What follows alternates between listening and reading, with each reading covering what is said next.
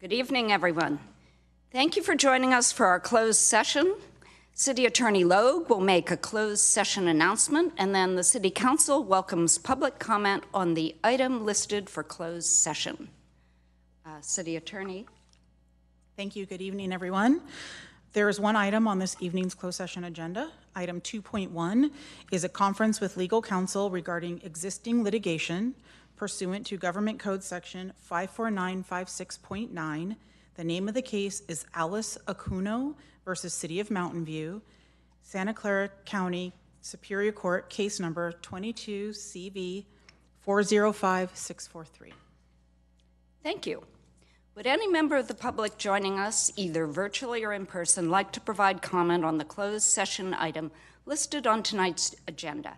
If so, please click the raise hand button in Zoom or submit a blue speaker card to the city clerk.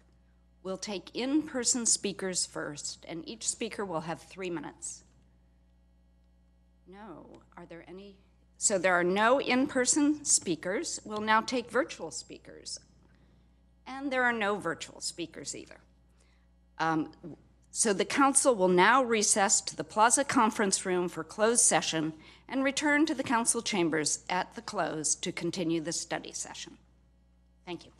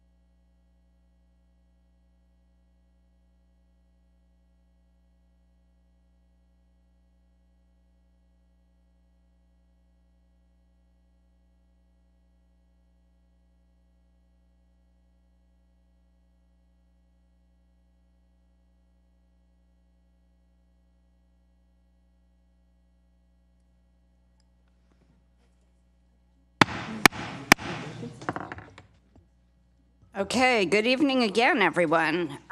We welcome you to our study session of September 12th, 2023. We will begin with a roll call. The city clerk will take attendance. Councilmember Abe Koga? Here. Councilmember Kamei? Here. Councilmember Matichak? Here. Councilmember Ramirez? Here. Councilmember Ramos? Here. Vice Mayor Showalter? Here. Mayor Hicks? Here. You have a quorum. We are now on item 3.1, which is potential revenue ballot measure for 2024. The purpose of this study session is to provide the City Council with an overview of potential revenues to consider placing on the ballot in 2024, including major considerations associated with each revenue type. Staff seeks any council direction or policy guidance related to the revenue options presented, and council adoption of an ad hoc committee to assist staff during the year-long ballot initiative process. Assistant City Manager Arn Andrews and Deputy City Manager Kimberly Thomas will present the item. Well, thank you. Good evening, Mayor and City Council members. The purpose of this study session is to provide the Council, as it was just recapped, an overview of the potential revenue measures to consider placing on the ballot in 2024. Staff will also be seeking feedback on the revenue options presented, in addition to the consideration of the ad hoc committee.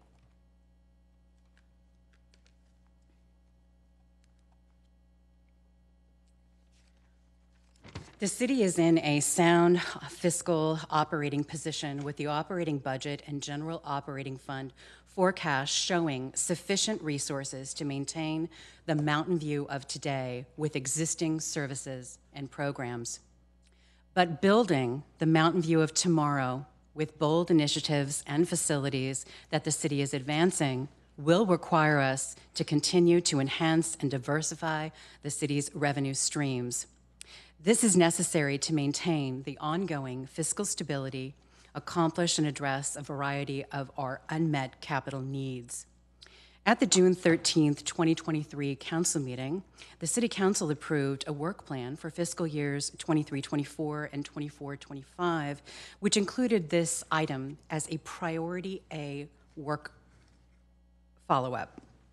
To this end, tonight, staff will cover an overview of the unfunded capital priorities, the regional and statewide ballot measures, city revenues and rates, regional revenue rates and potential new revenue, as well as the revenue measure adoption process and timeline. Shown on screen here are a number of critical unfunded Mountain View priorities. The Mountain View of tomorrow will require addressing aging facilities, citywide infrastructure, maintaining superior public safety facilities, building new parks and open spaces, implementing ambitious decarbonization and climate change mitigation programs, as well as building additional affordable housing. On screen are some examples of the unfunded capital initiatives: the Public Safety Infrastructure Emergency Operations Center with the 911 emergency dispatch. The current estimate for the new public safety building is approximately $160 million.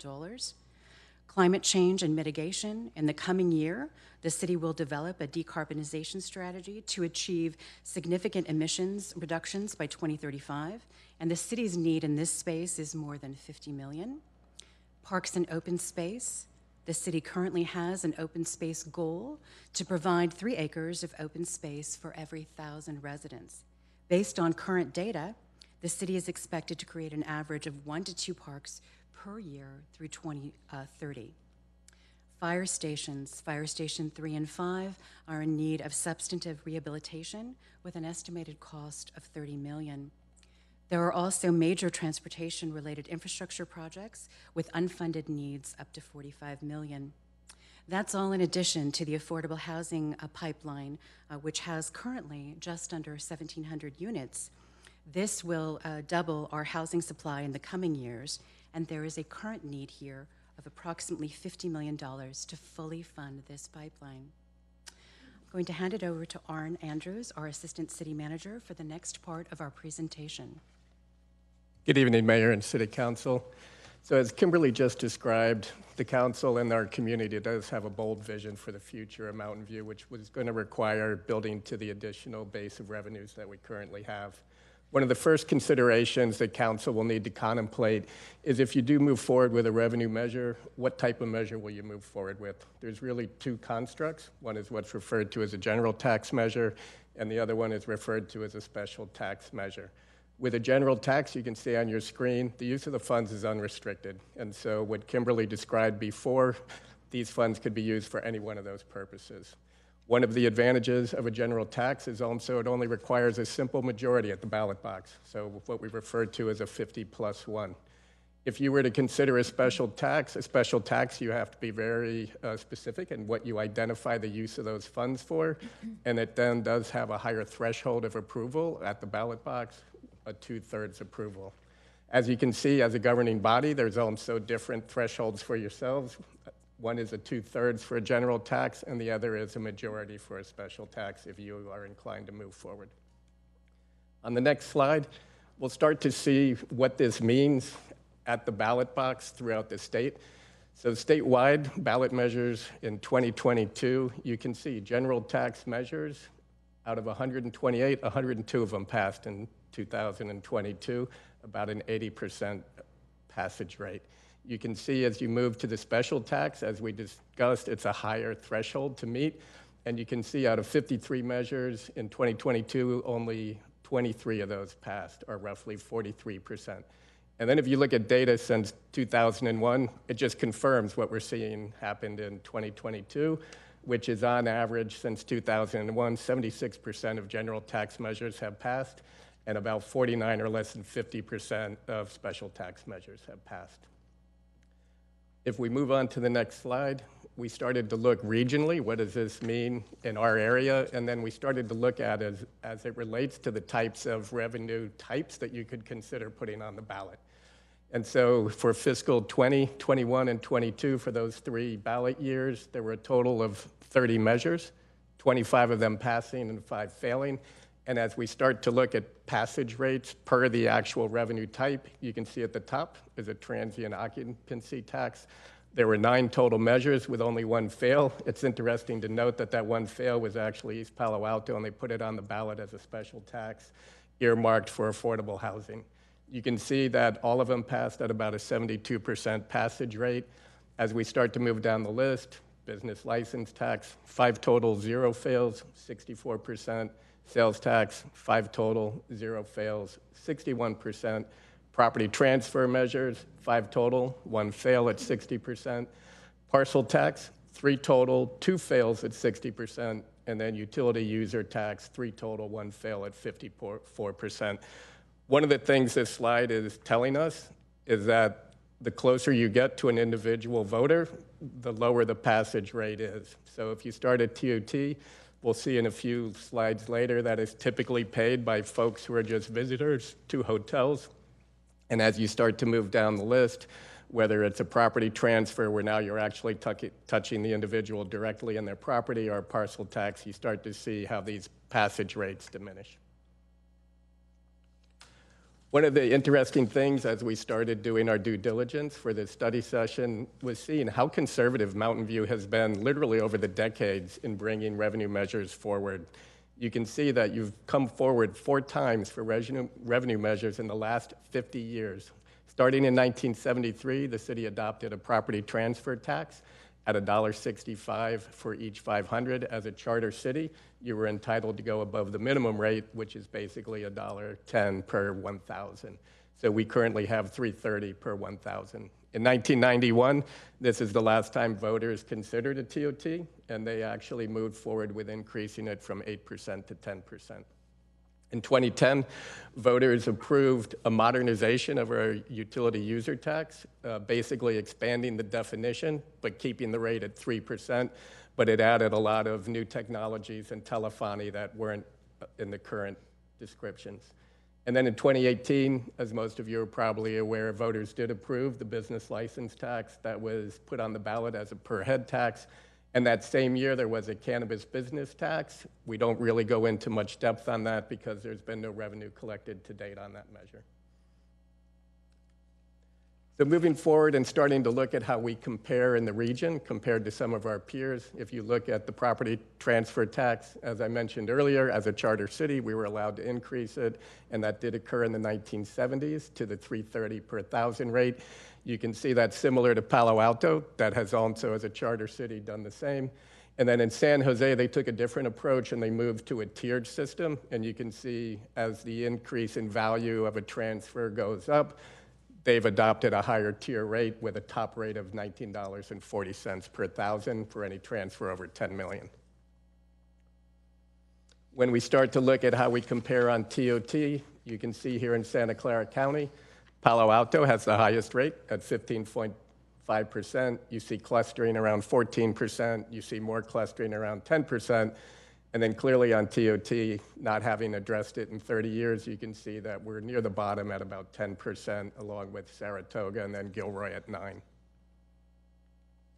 When we look at ourselves compared to utility user tax, you can see Palo Alto, San Jose, and Gilroy are near the high end at 5%. You can see ourselves at 3%, and then Sunnyvale at a lower end of 2%.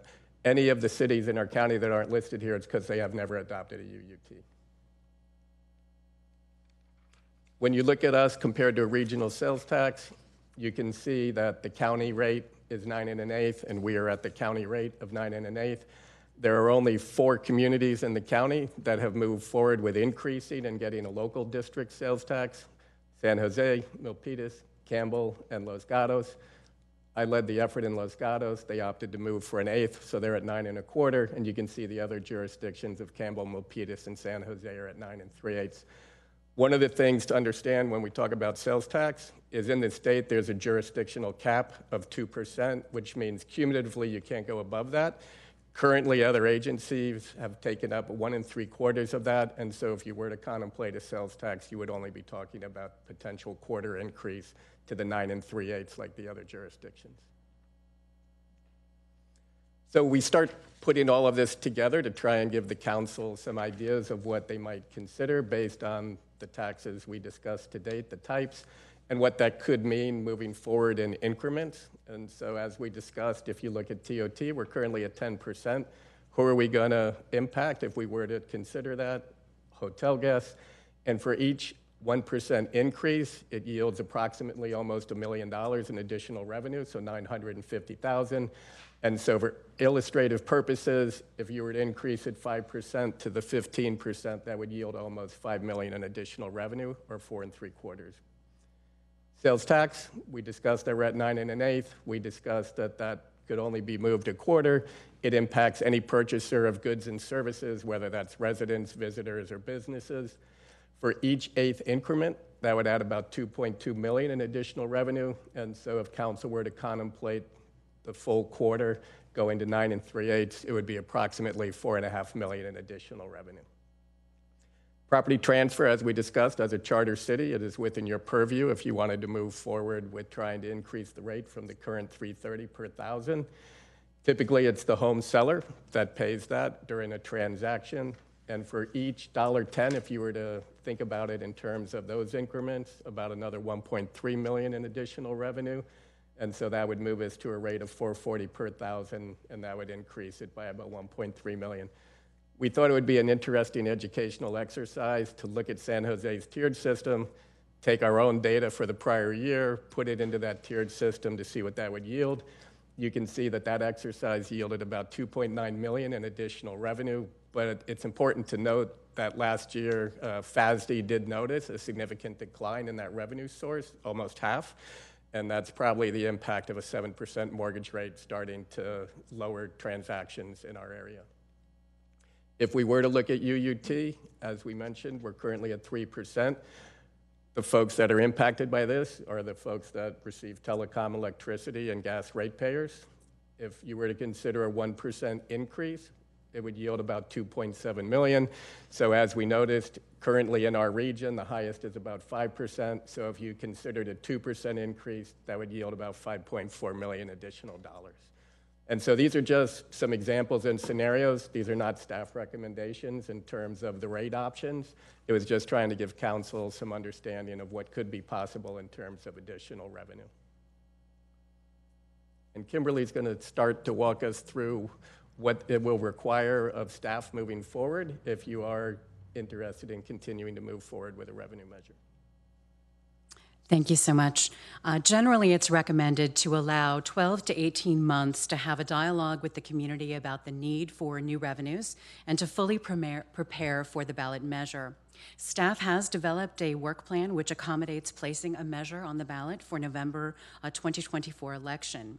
Shown on screen are the basic phases of a revenue ballot measure process, beginning with a community survey. This is an early survey that can be used to determine our citizens' overall satisfaction and priorities of services and facilities. This would be a first step to see what is most important to residents and begin to gauge support for a potential revenue measure.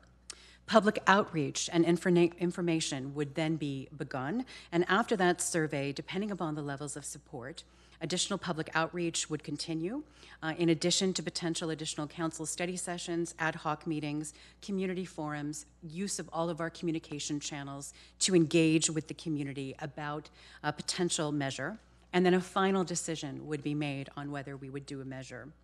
Additional polling after that may be needed as well, and then we would develop and place a measure on the ballot.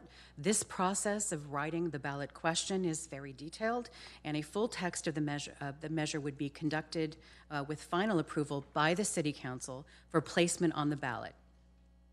A campaign that would be non-city driven would also follow on after the adoption. This phase does not include city resources. The city's role is limited to information only at this time. It will often involve community members and interested stakeholders. Shown on screen here is an overview of what the timeline is like. I won't go through each individual month, but what I can share is it essentially falls into three groupings of actions.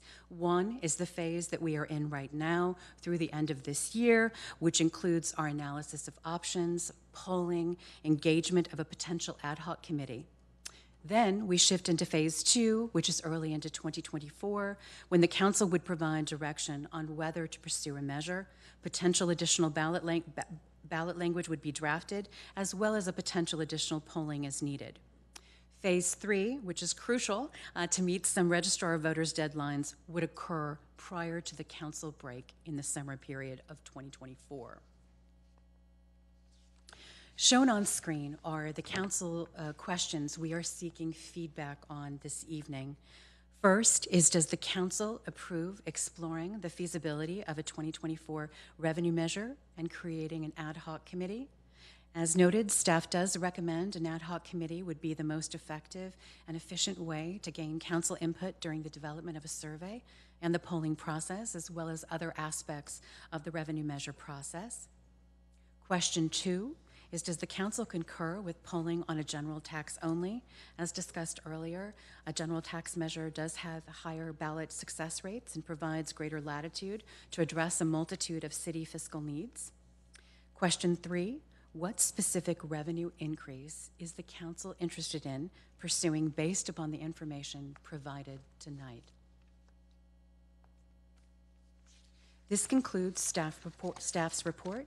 We are happy to take additional questions. Thank you very much.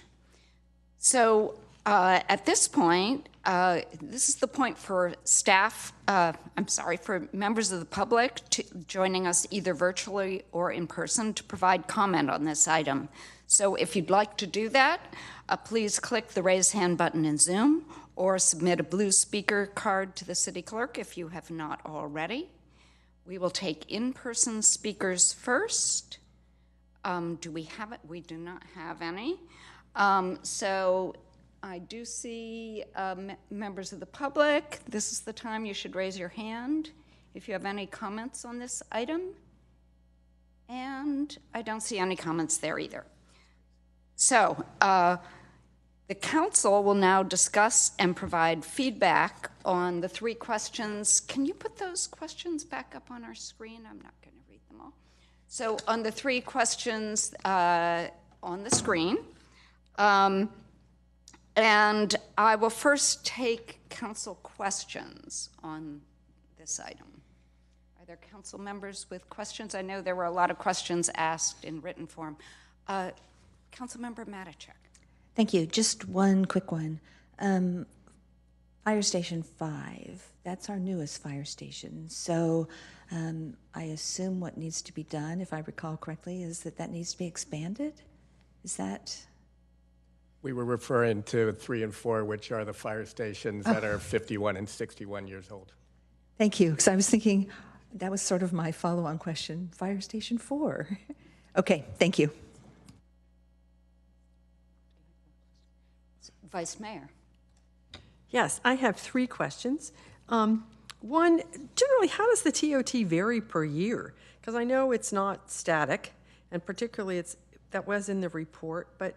And then, kind of coupled into that, we're in the process of developing 4 new hotels, so we expect to get more revenue from those. And kind of what does that do to the amount of revenue we would expect to get from a TOT?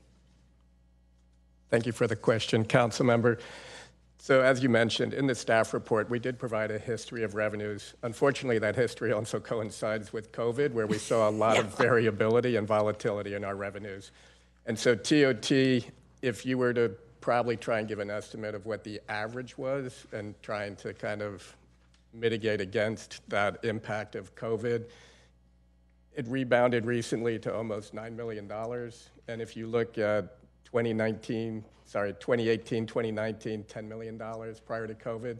So it probably is somewhere in the vicinity of $8 to $9 million on average.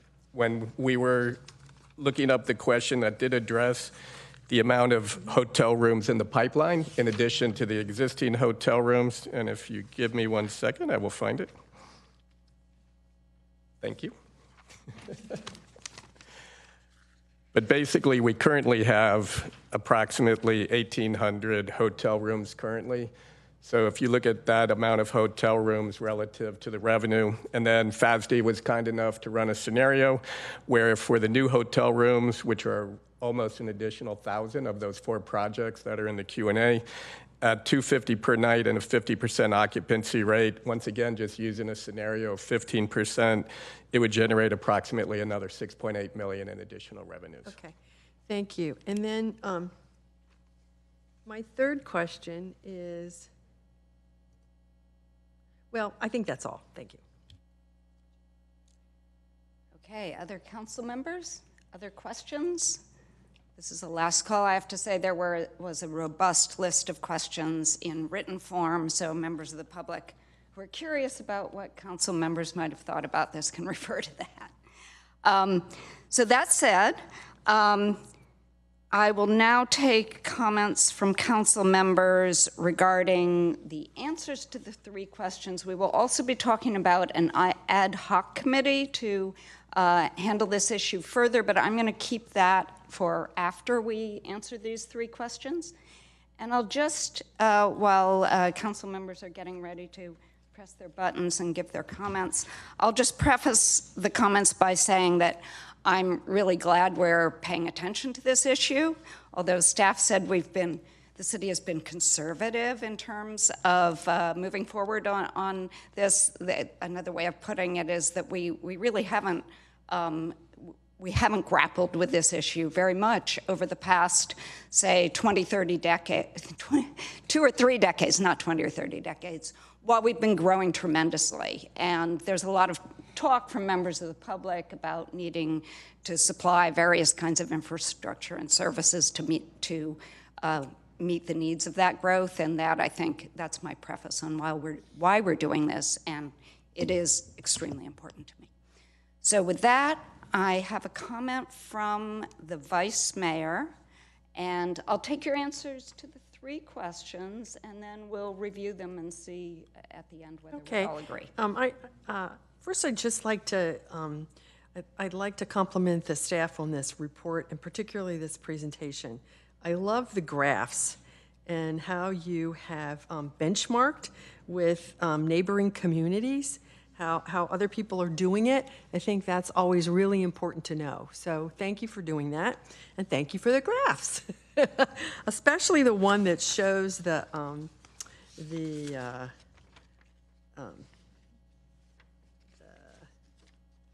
I guess it's this one, the statewide ballot measures and how much money would be, yeah, the statewide ballot measures. And I thought there was one about how much money would be produced. Anyway, the last one. Yeah, here it is. Where is it? They're sticking together in my page.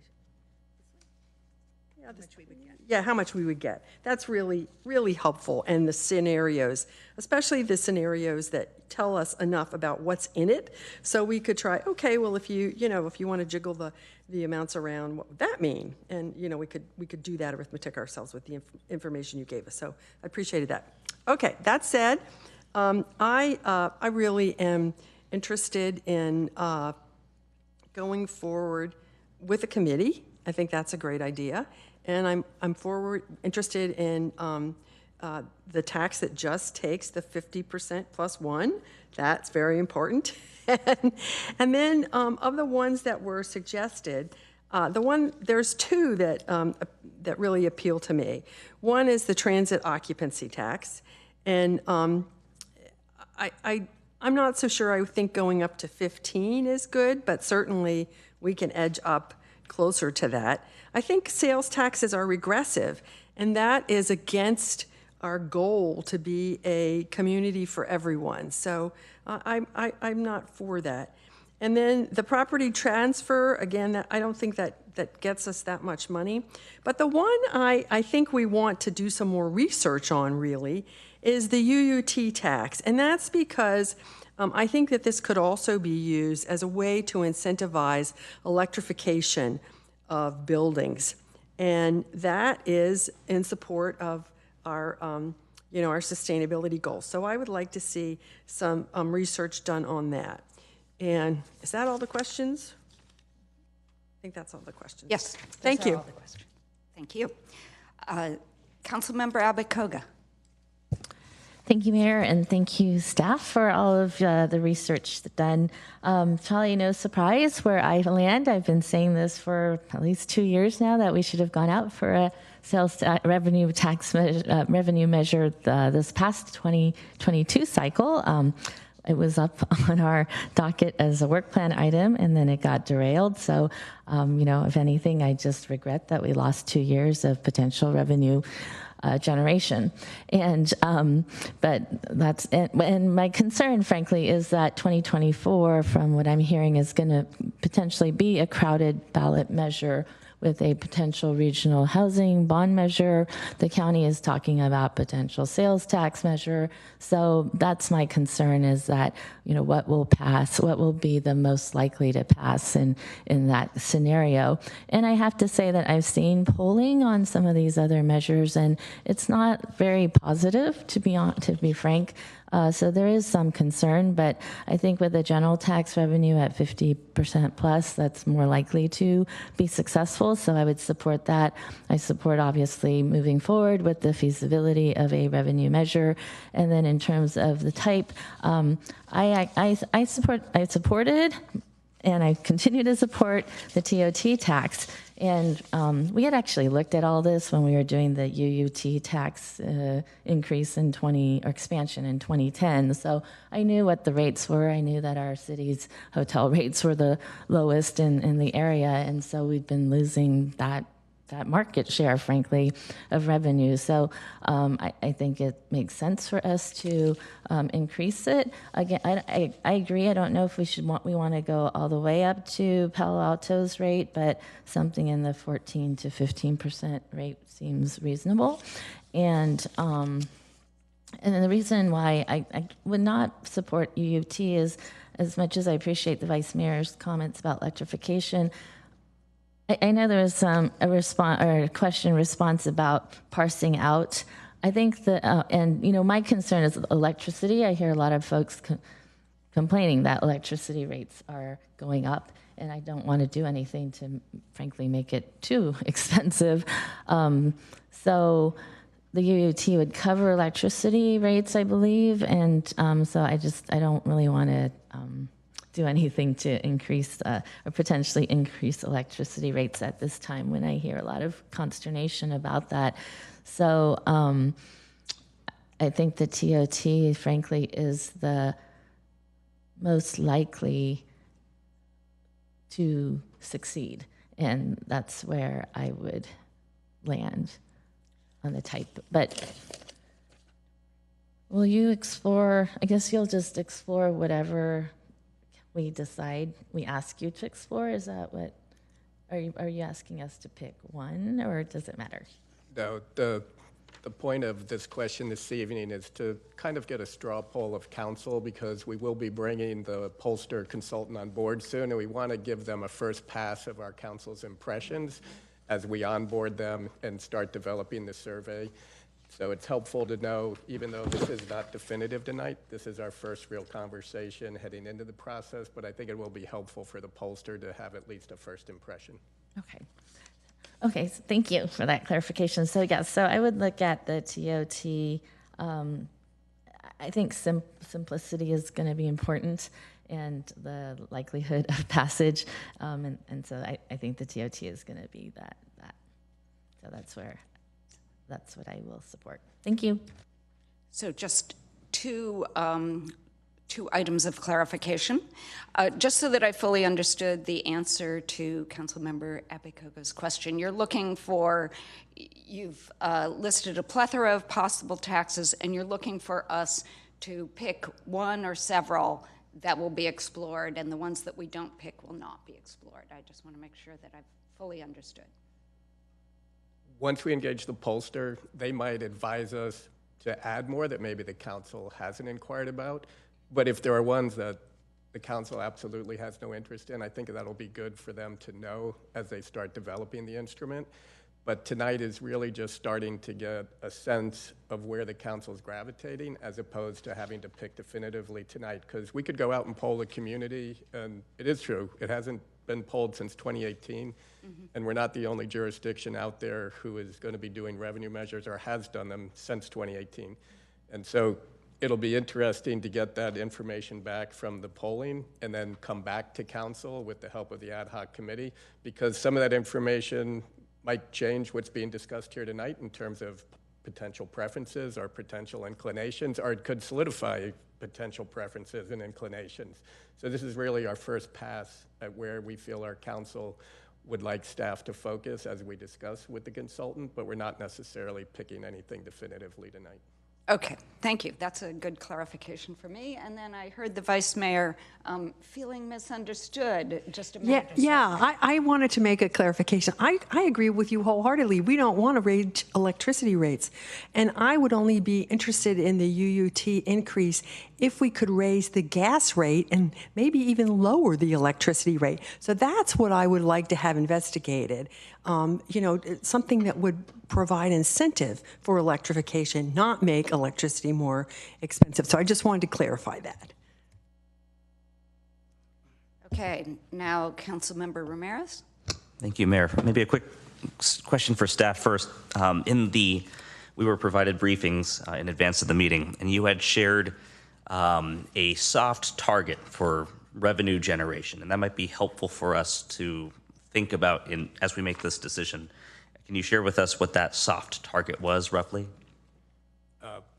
I believe you're referring to, we kind of provided context, because everything we generated for this meeting tonight talks about potential additional revenue, but what would that revenue equate to in potential bonding for the various programs we put up there that have unmet capital needs? And so, once again, FASD was able to work with their consultant, and basically, if we were in the current market at the current rates to consider bonding $160 million worth of bond proceeds to try and work on any one of those initiatives, that would equate to roughly a little more than $9 million in annual debt service payments. And so a lot of the scenarios that you saw tonight are somewhere in the $4 to $5 million range. So you can think that the discussion we're having currently could potentially yield half of that in terms of, us obligating those revenue streams to a potential bond offering. That being said, I would also enter into the conversation tonight that council has also taken prior action when it comes to the Amswell development. You committed the majority of the revenues generated off of that development, whether it's TOT, whether it's property tax, to be held aside in abeyance, in a reserve for what could potentially one day be a new public facilities building with the dispatch and with the EOC. That yields about $4 million a year in additional revenue, and to date, that revenue has just been accumulating in a reserve, and it has approximately $20 million in it already. So you can start to see, as we start working towards trying to put the pieces together and build the blocks to eventually get revenues we need for any of those, this is another step along the way to doing that. Okay, that's helpful. So we're not required to, but it feels like it's safe to think of $5 million as a baseline, because that gets us pretty close to where we need to be, presuming we want to use this measure to achieve our infrastructure goals, right? That's a fair goal, I guess, for us. It would achieve, many of the scenarios staff provided would achieve between $4 and $5 million in additional revenue, which if council were direct staff in the future to use that against bonding, it would get us to another about $80 million in bonding capacity. Okay, thank you. That's helpful.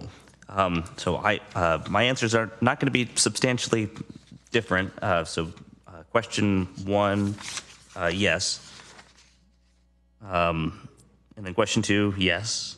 Question 3, I'm thinking about this in terms of both the viability of a measure and getting the most we can realistically get with this opportunity. And TOT actually performs better than I was expecting, so would love to continue to explore that. I'm not interested in a sales tax, and I appreciate some of the policy goals that you're discussing, Vice Mayor, but the concern I have is, especially if we're looking at lowering the rate for electricity, we're not really, that achieves a policy goal, but it doesn't achieve a revenue generation goal. And so I feel like focusing on those opportunities that maximize revenue really ought to be our priority. And we talked about this in the context of a vacancy tax, for instance, in the briefing. A vacancy tax achieves a policy goal, and it provides an incentive for property owners to fill vacant units, but it doesn't really generate a lot of revenue. And so in this case, as interested as I am in that, I feel like it's not really achieving the goal that we're establishing tonight. I'm so not really interested in sales or UUT right now. I am interested in a property transfer tax if it is tiered, kind of like San Jose's. San Jose has a $2 million threshold, so anything under $2 million is exempt. Mountain View might need a little higher of a threshold, maybe 3 or 4, but something tiered, I think, could actually produce a healthy amount of revenue. So even though the number on slide 12 is underwhelming, the table provided on page 3 of the staff responses to the council questions is actually pretty favorable, right? The minimum there, if you apply a San Jose-like tier structure, historically the minimum would have been an additional $10 million in revenue, and the most would have been 27 million additionally in fiscal year 2018-19. So that's pretty healthy. So I would be interested in exploring that, at least to see if there's support from the public to consider it. If it polls poorly, then obviously we wouldn't want to pursue it. And then there was also some staff discussion about alternative revenue sources that I'd be interested in exploring. A gross receipts tax, again with a threshold. It wouldn't be, in my opinion, intended to apply to smaller businesses, restaurants, and retail, but some of the bigger businesses that do quite well. And same thing with the commercial office space parcel tax concept, like East Palo Alto has, presuming that with some additional analysis, it actually provides a meaningful amount of revenue. If it doesn't, then again, not worth exploring. That is my input for now. Thank you. Thank you. Councilmember Ramos. I have a very optimistic point of view on what we can study. So in terms of question 1, I agree with my colleagues. Does the council approve exploring the feasibility. And as we explore the feasibility, as Councilmember Abe-Koga mentioned before, there's going to be a lot of things on the ballot, and I would prefer to view it as complementary to the other things that will be coming down on the ballot. And we know of some already, and then there will probably be more coming down the line. And if that means that we have to adjust on what we tax and what we spend for, I do want us to, like I said, be complementary to the other things that would be coming down, not in opposition of other tax goals, I guess. Does the council concur with polling only on general tax revenues? Yes. And then what specific revenue increase are we interested? The TOT seems like the easiest one. I think that's everyone else seems to be coming down on that. I agree with the vice mayor on the UUT. I actually don't think it'll pass, but it'd be interesting to see if that is the hardest one to pass. It'd be interesting to see how passable it is. I don't know if that makes any sense. Like at like the worst case scenario, I would love to see how that would actually work. I do like the property transfer tax with the tiered system. I think that might actually work out pretty well. I did not think about a commercial office space tax. I like that idea. I'm not against a grocery receipt tax, but that would be something that we would have to study more, and I don't know if I'm putting way too much stuff on your plate to do. But yeah, those are overall my answers to those questions. Thank you. Thank you. Councilmember Matichak. Thank you. So I am concerned about the amount of funding the city needs, not just what we're talking about here tonight, but I feel like there's even more. I think we've underestimated the cost of the fire stations because, frankly, I think those are rebuilds as opposed to modernization and repairs, especially Fire Station 3. And I am concerned that we really don't have a good grip on the amount of revenue we need to reach our park and open space goals. We don't have a number listed there, but I guess the point of all of that is I think we need to be very candid with our community to say, while this is what we're doing now, we certainly have a lot more need. I don't want to just talk about part of it. I want to paint the big picture for everyone. Let's see. So with that said, yes, I agree that we should do this. And yes, I agree for question number 2. When it comes to question 3, while I feel like we're probably going to end up with TOT, but I view this as an opportunity to also learn and get information that can be useful, not just for this round, but for the next round, because we could obviously see how things change over time. And so I am interested in maybe more than others have mentioned. I'm interested in TOT and UUT, if it can, and I am kind of interested in can it be parsed out by type of utility. And I am interested, I'm surprised that sales tax passes at such a high rate in comparison to some of the others, and so I don't mind exploring that. It's not to say I'm supportive of doing that, but I think it'd be interesting to have that information. I am not interested in any sort of change to our business license tax since we just did that. I think it's too soon. And I'm not interested in changing the property transfer tax. I just don't feel like this is the time, and this is such a high-cost area. I'm not sure I want to add to that cost. And let's see. I hadn't thought about commercial office parcel. I guess I don't mind getting information on that, so I wouldn't totally eliminate it. And I think I've covered them all. Thanks. Thank you. Councilmember Kamei? Great. Thanks, Mayor. I'll answer the questions first, and then I do have a couple comments. So for question 1, yes. Question 2, yes. And then for question 3, I really kind of echo Councilmember Matichek's sentiments, which is I just want to be really open about what the city explores, and that kind of goes into my comments, which is a little bit of what Councilmember Matichek was talking about, because just in the staff report alone, we're talking about the city's unmet needs of over $200 million.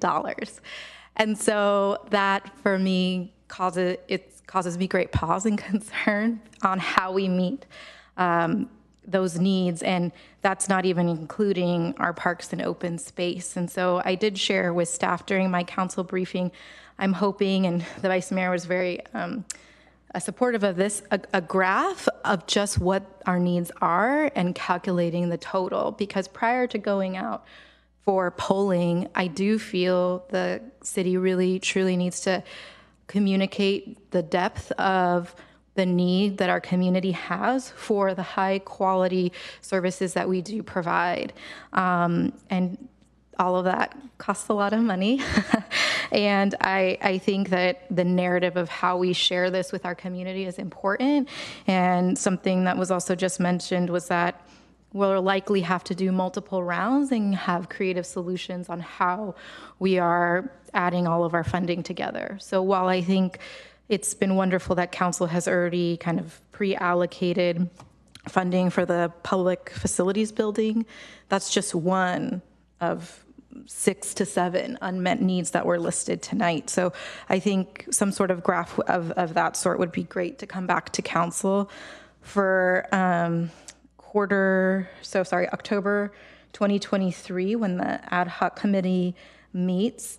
I think it would be great to know, is that, and I'm sorry I didn't think of asking this question before, will the recommendations come back to council as a consent item or a regular item on whom we choose to use for the, who we select for the RFP? I forget. For the RFP, if it's under 100,000, it'll be done administratively under city manager authority. Right. And if it's over, it will come back to the So council. it's coming back as a council agenda item in October. Is that what I'm hearing? If needed, depending upon what the price is for, what the quote is that comes in on the RFP. Okay. So I think that's good too for council to know that this item may be coming back. And when it does, I'd love to know if any of those who are applying have history in Mountain View, have done any of the 4 prior taxes. I think it would be informative for council. And then as the ad hoc committee meets, because I'm hoping not to be a part of it, I do think it would be great if we could share the agendas with the full council, just so that we can be informed. And I think this is such a high visibility issue that we'd all like to stay informed. And so I think as things are moving through, just like we get different city commission agendas sent to us, if we could get the ad hoc committee agenda sent to us, I think that would be really great. Thank you. Those are my comments, Mayor. Thank you so much. So my comments on the 3 questions are, yes, I approve of exploring the feasibility and having an ad hoc committee. I concur with polling only on general tax revenues. And as for the 3rd question, I'm agreeing with what several council members have said, that we have great need. I personally think we probably should have visited this more frequently over the past several decades. So I think I do want to, as other council members have said, be open to a lot of, to several different revenue generating mechanisms and learn from this process. And I think we're all interested in learning. I am personally interested in the hotel tax, the TOT, like everyone else. I'm also interested in the tiered property transfer tax. And I just want to clarify on that. My understanding is it's not just residential, it's all property? Correct. It's all property, but if you actually look at the receipts, it's primarily residential for the most part, with occasional blips, depending on what some of our commercial companies are doing in the area, but it's primarily residential. Okay, Thank you. Yeah, I'm interested in looking at various ways of structuring that. I am interested in possible tweaks to our business license tax, for example, a gross receipts tax. I'm interested in commercial office space tax. I'm not interested in the sales tax. And I am interested in the UUT, but only if it could be separated out to incentivize cutting back on gas use. And I don't know whether that, we've talked about the vacancy tax, I think being, correct me if I'm wrong, housed under economic vitality. Perhaps any exploration, I'm open to whatever staff suggests on the UUT, whether splitting it out, splitting gas from electricity, et cetera, whether that's better handled through sustainability or through this particular, this particular ad hoc committee. So maybe you have the answer now, or maybe you can tell us in the future.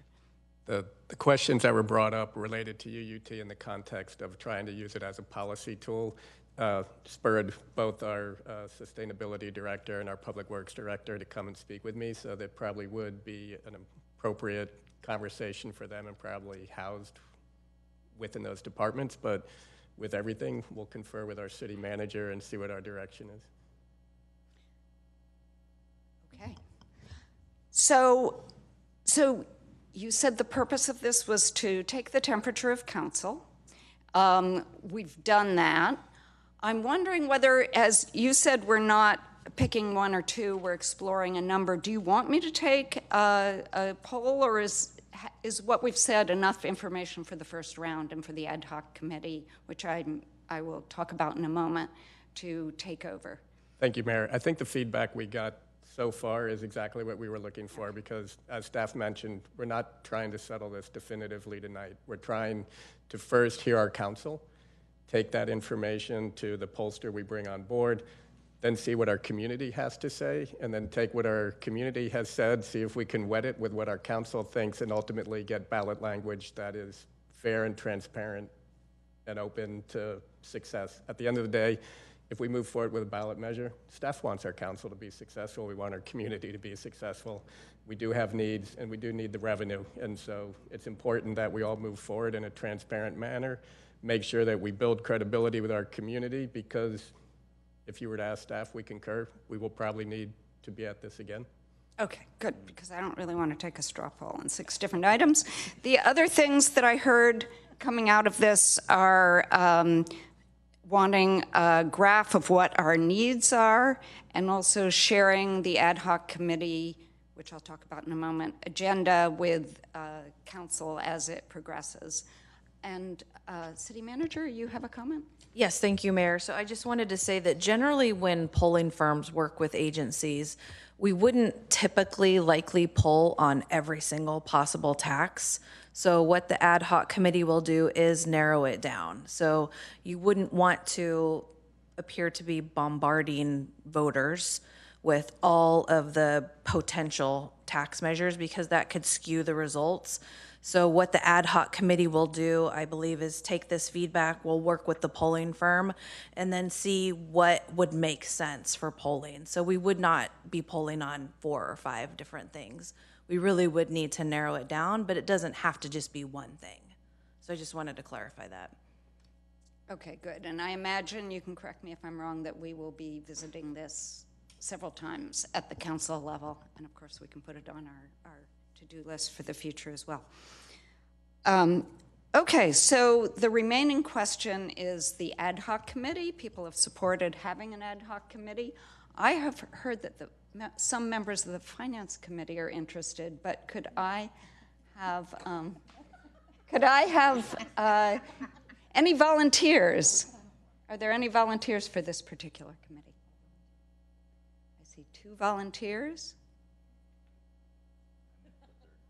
So I don't want to draft you. It's fine. It's okay. Are you sure? That's okay. No problem. Okay. Well, a quick question. So for staffs, I mean, if it is the finance committee, Do we need to create a special ad hoc subcommittee, or can we just use the infrastructure of the CFC? I think we have a CFC meeting coming up, so why not can we just use that? And if I can defer to the city manager, the question was, can we use the existing finance committee as our ad hoc committee? It seems reasonable to me, but I'd like our city manager. Thank you, Mayor and Councilmember Ramirez. So it does need to be a separate committee. It also has a separate charge than a standing committee. An ad hoc committee does not have to go by the Brown Act rules. Typically, when discussing revenue measures for an ad hoc revenue measure committee, they would not be public meetings. So it does need to be different. And that's just because of the strategic and confidential information that is gleaned. So that's how it would work. It would be a separate, finite, short period of time ad hoc committee. In the agendas, we will have to discuss that as staff, how we would be able to share that information, which certainly we would, but just the process for doing so we'll talk about.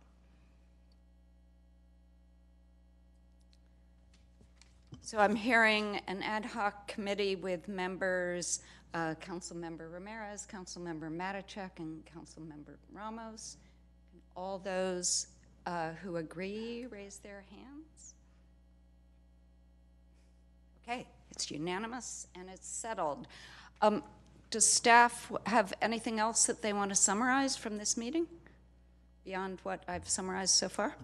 We don't. We would just like to thank the council for your participation tonight in this study session. And as the city manager mentioned, most every council member agreed that we should only pursue 50+1. However, there was curiosity expressed about some 2/3 measures. So we'll speak with the pollster because, as the city manager mentioned, we don't want to do anything that'll taint or bias the survey, but we'll see what we can do. And then the ad hoc committee, there might be a way where we could schedule it the same time as the other committee. Since the council members are already here, maybe we can at least try to make it convenient for you.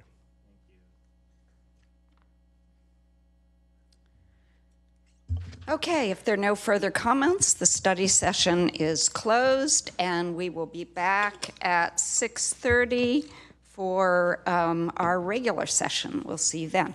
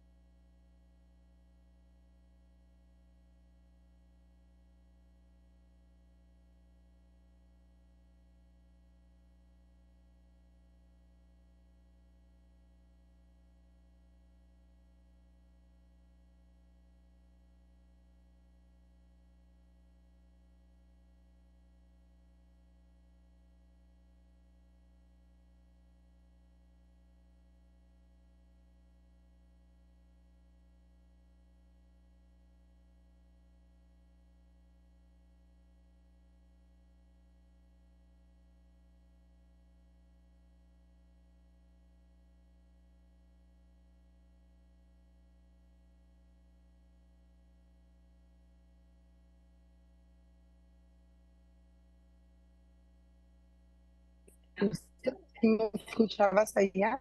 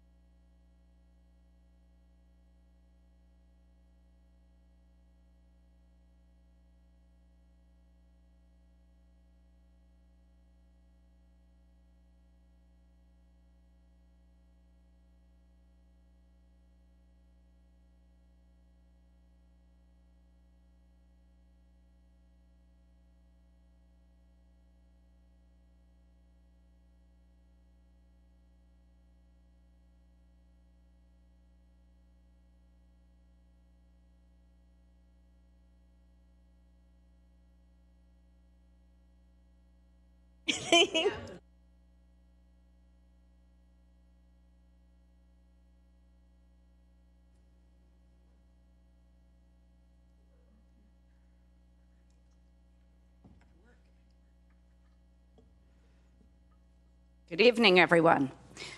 Welcome to the regular meeting of the Mountain View City Council of September 12th, 2023. Please join me in the Pledge of Allegiance. I pledge allegiance to the flag of the United States of America and to the republic for which it stands, one nation, under God, indivisible, with liberty and justice for all. We're now on item number 2, which is roll call. The city clerk will take attendance. Councilmember Abe-Koga? Here. Councilmember Kamei? Here. Councilmember Matichak? Here. Councilmember Ramirez? Here. Councilmember Ramos? Here. Vice Mayor Showalter? Here. Mayor Hicks? Here. Mayor McCord? And we're now on item number 3, which is presentations. Please note, these are presentations only. The City Council will not take any action. Public comment will occur after both presentation items. If you would like to speak on these items in person, please submit a blue speaker card to the city clerk now. Also, Spanish translation services are available in person for item 3.2. We will now hear from our interpreter. Buenas noches. Esta tarde vamos a tener interpretación en español para el artículo 3.2.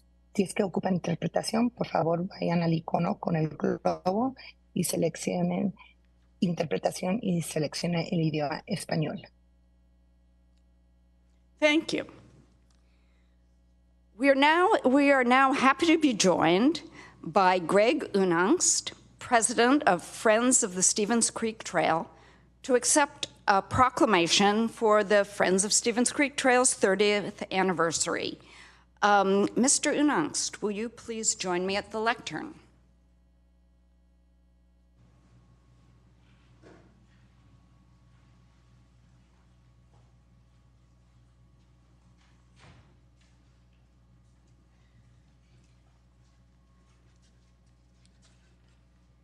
Let's make sure, is this on? Yes. And also make sure I'm giving you the right one, because we have 2 this evening. So, welcome. Thank you. This is a proclamation for your 30th anniversary. Whereas the Stevens Creek Trail and Wildlife Corridor is an important segment of the Bay Area Regional Trail System and traverses Mountain View, and whereas Mountain View's portion of the multi-use trail provides important regional recreational and transportation benefits to South Bay residents and employees, connects business centers with transit centers, provides students safe routes to their schools, and reconnects neighborhoods. And whereas the Friends of Stevens Creek Trail was incorporated as a 501c3 public benefit nonprofit in March of 1993, and whereas the Friends I'll just call you friends from now on, have played an important role in promoting community pride and involvement in the completion, enhancement, and enjoyment of the Stevens Creek Trail and Wildlife Corridor, as well as the Permanente Creek Trail. And whereas events such as the Stevens Creek Trail Cleanup Days and the Trailblazer Race are worthwhile activities, and whereas the Friends have provided project leadership in protecting and restoring steelhead populations in Stevens Creek, and whereas the Friends' policy is to support the efforts of public agencies in planning, funding, constructing, and maintaining the Stevens Creek Trail, advocating passionately for issues and concerns related to trail safety, environmental preservation, public access, and more. Now, therefore, I, Allison Hicks, Mayor of the City of Mountain View, along with my colleagues on the City Council, do hereby proclaim the 30th anniversary year of the establishment of the Friends of the Stevens Creek Trail. Congratulations. Thank you. Would you like to say a few words? And I'll stand by. Yes, I just want to thank the City Council for their support of the Stevens Creek Trail. Not only the City Council now, but also the City Council over the past 30 years has been a leader in developing the trail, whereas the other cities involved have been a little bit slow on the uptake, and now they're starting to get started on getting going in Sunnyvale and Cupertino. So thank you, City Council for Mountain View. You guys have been a leader in having the foresight to develop the trail. I'm talking to you, but I'm talking to the 30 years of City Council members before you that have helped develop the trail in Mountain View. It's now a regional asset. It's cherished by the population, and it's growing. So thank you.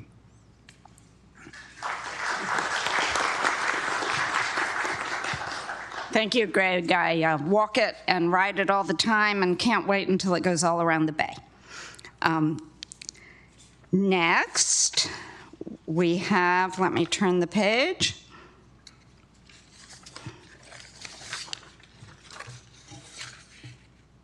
Next, we have a National Hispanic Heritage Month proclamation, and for this one, we're happy to be joined by Carmen Quintana, Spanish Language Civic Leadership Academy Ambassador and Graduate and Community Action Team member, to accept this proclamation. Will you please join me at the lectern?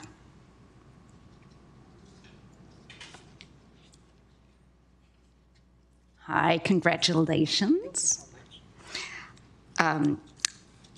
So, the proclamation reads, whereas in 1968, President Lyndon B. Johnson first introduced Hispanic Heritage Week to recognize and celebrate the independence of our neighbors in Central America and Mexico, and 20 years later, the recognition period was expanded from 1 week to a month, beginning September 15th through October 15th, and whereas the Hispanic and Latino communities in Mountain View, who call our city home and help Mountain View thrive, represent a diverse group with roots throughout Latin America and beyond, and many Latino residents also trace their heritage to the original indigenous communities of Latin America and Africa, and whereas in recognizing and celebrating the achievements of our Hispanic and Latino community, we honor them and recognize all they've helped build in our state and city. They are civil rights leaders, community organizers, first responders, healthcare professionals, teachers, artists, athletes, entertainers, colleagues, and friends. Considerando al reconocer y celebrar los logros de nuestra comunidad hispana y latina, los And whereas the Hispanic and Latino communities make incalculable contributions to our neighborhoods and community in every sector of the economy, and we are a greater and more vibrant city because of that.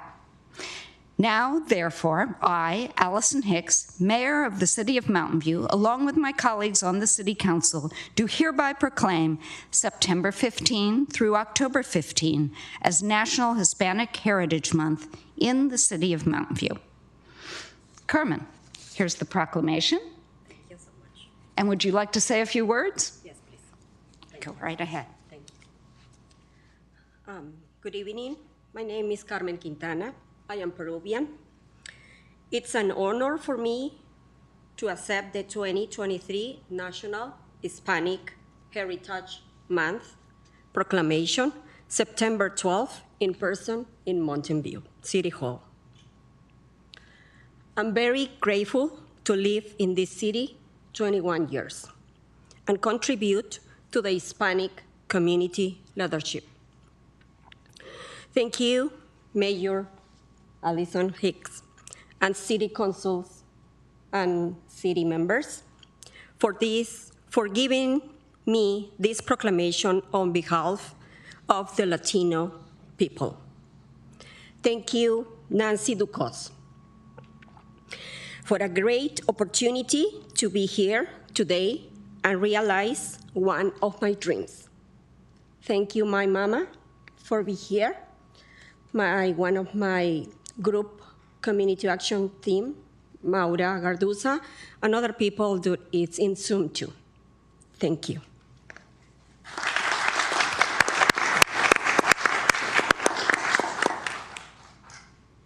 Again, thank you. We'll now take public comment for both presentation items. Would any member of the public joining us virtually or in person like to provide comment on the items listed on the agenda? If so, please click the raised hand button in Zoom or submit a blue speaker card to the city clerk. We will take in-person speakers first. And I see none. I do, however, see one virtual speaker, and the speaker will be given 3 minutes to speak. So Valeria Anderson.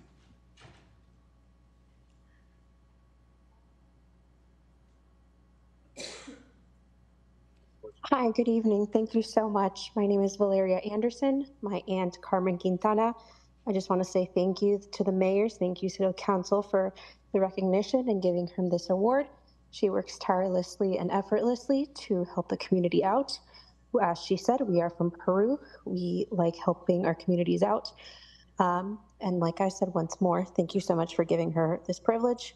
We are very happy that her hard work has been recognized. So thank you, and kiss from Carter and Tyler. Thank you. Thank you as well.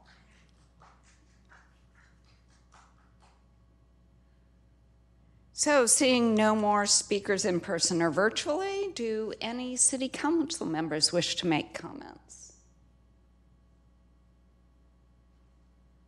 Okay, seeing no comments, we will now move on to our, let's see, we will now move on to our consent calendar.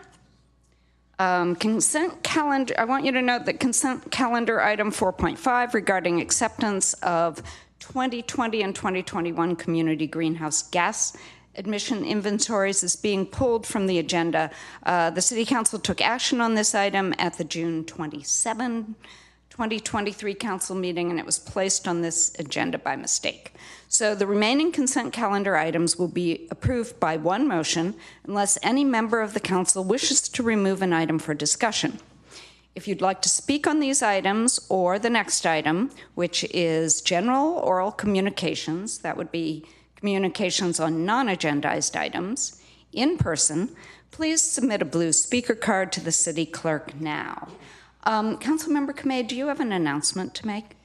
Yes, thank you, Mayor. I am recusing myself from participation in item 4.12 on the consent calendar regarding acceptance of construction for well abandonments in Pyramid Park due to the proximity of my residence to Pyramid Park. Thank you. Thank you. Would any member of the council like to pull any other item? Vice Mayor, I see your name. Is that to pull an item? No. Councilmember Matichak, is your name to pull an item? Yeah, I'm not sure if this needs to be pulled or not. Item 4.14, in there it talks about the number of net new parking spaces downtown, and I think we need to take a second look at the number there. So I'm not sure if we can just direct staff to do that as part of the motion before it's finalized. Can we do that? Mayor, Councilmember Matichek, I'm going to find out from the Public Works Director if that would be okay or if we need to take some other action. Thank you. Okay, so when will we be finding that out? Right? Right immediately. Okay, great. Good evening, Mayor and council members. Dawn Cameron, Public Works Director. I could use a little clarification on your question, please. Sure, and I don't have the report in front of me, so what I remember it said was that for the parking structure where currently there is lot 5, the net new parking spaces would be 375. And I sent in a bunch of questions about how many current spaces there are at the Hope Street lots, how many would be replaced, how many there are at lot 12, and how many would be replaced. And then in other areas of downtown, how many parking spaces are being removed. And I come up with a number quite a bit lower than 375 net new spaces. Okay, I think, so a couple pieces. We can definitely do a deeper dive for you and provide an off-agenda response, giving this more detail if this doesn't delay you approving this agenda item, which is, I believe, to accept the parking and lieu fee report. But otherwise, I could try to dig into it right now with you. What's your preference? No, I don't think we should dig into it now. I guess, is there any implication of accepting the report and then adjusting the number later? If we find, or clarifying what the number is? So this is something I'm going to have to lean a little bit with the Finance Administrative Services Director, Mr. Raponi, because it's their report and helping to understand what are the legal implications requirements of, are. yeah. Yes, Yeah. yes. Thanks. Hi, good evening, Derek Rampone, Finance and Administrative Services Director. We'll need to dig into the report and look at it, and it may cause us to postpone because we've got it for coming up on an agenda, so I don't want you to accept this now and then have us change it. So let's pull it and we'll investigate it. Okay, thank you. Clarify that. So I guess I'm pulling that one for later consideration. Okay, duly noted. At a different meeting, that is, not tonight. Right.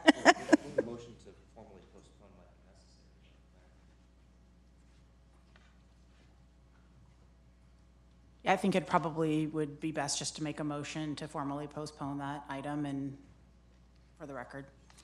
Okay, should I do that now or do you want to wait till at the end? Okay, so I'll move that we postpone item 4.14 until a future meeting.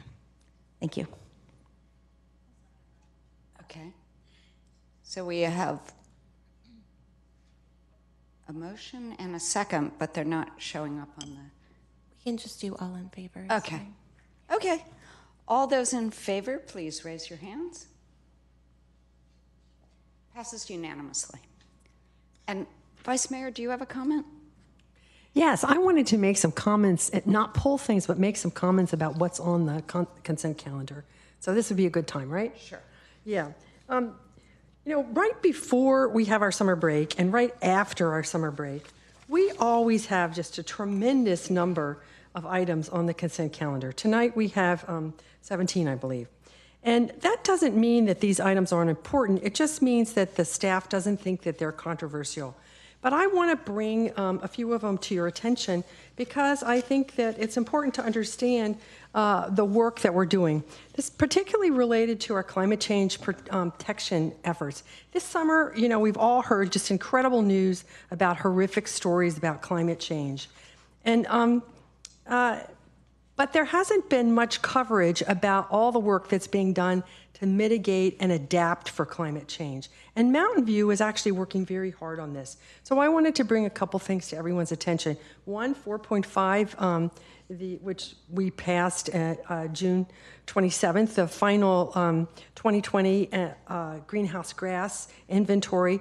That showed that we are on task to meet our greenhouse gas reduction goals. And our greenhouse gas reduction goal is basically to reduce by 2050 our greenhouse gases 80% from what they were in 2005.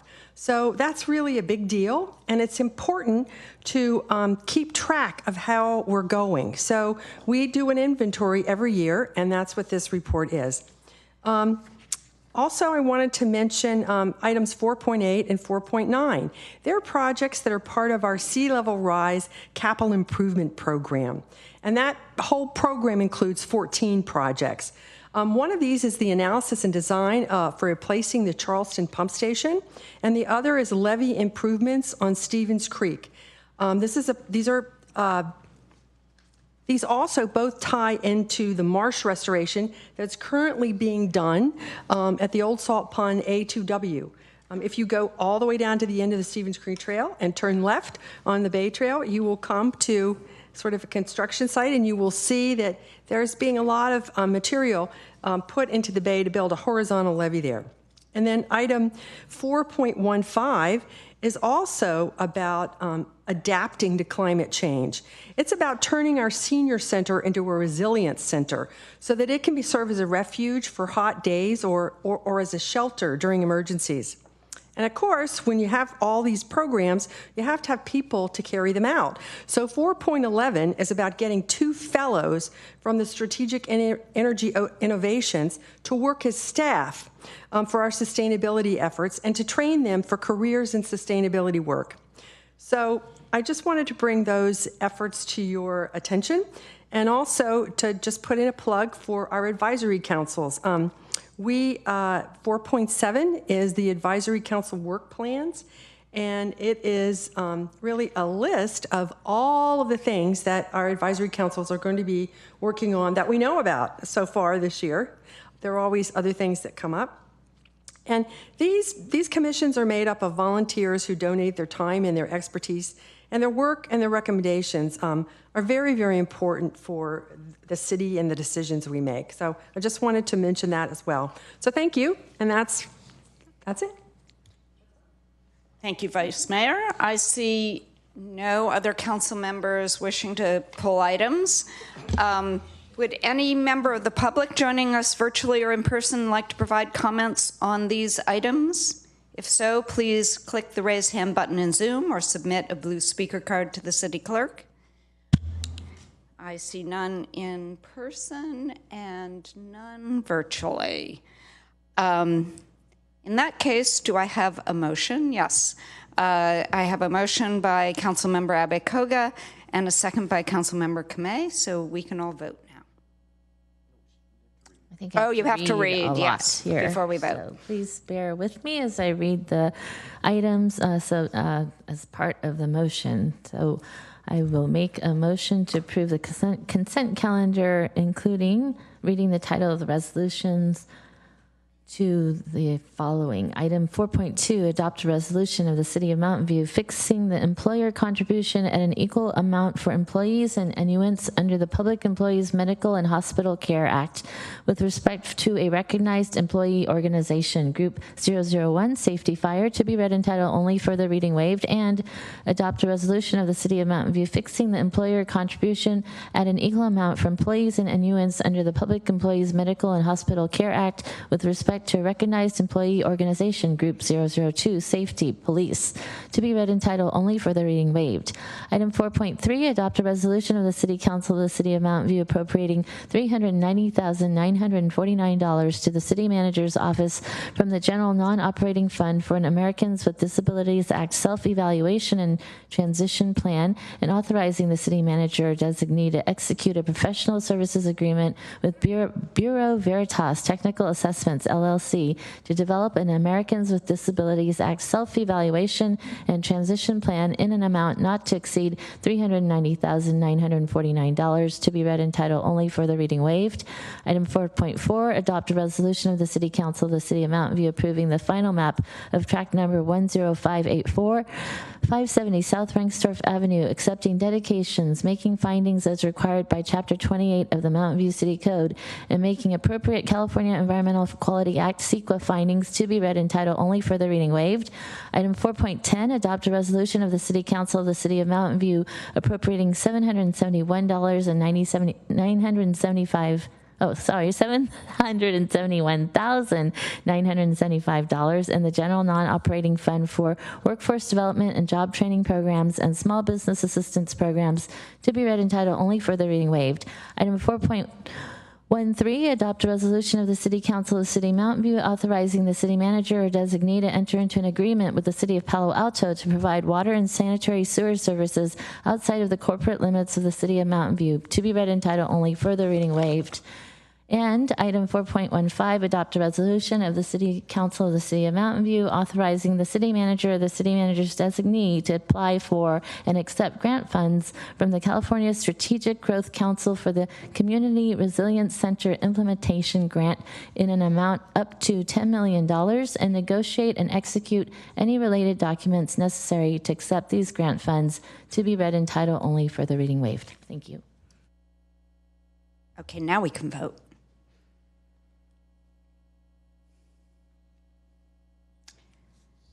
Motion passes unanimously. So we move on to item number 5, which is oral communications. This portion of the meeting is reserved for persons wishing to address the council on any matter not on the agenda. Speakers are allowed to speak on any topic for up to 3 minutes during this section. State law prohibits the council from acting on non-agenda items. If you would like to speak on this item or the next item in person, please submit a blue speaker card to the city clerk now. Would any member of the public joining us virtually or in person like to provide comment? If so, please click the raise hand button in Zoom, or again, the blue speaker card. We will take in-person speakers first, and each speaker will have 3 minutes. Yeah. So we have James Zaorski, who I understand has additional minutes.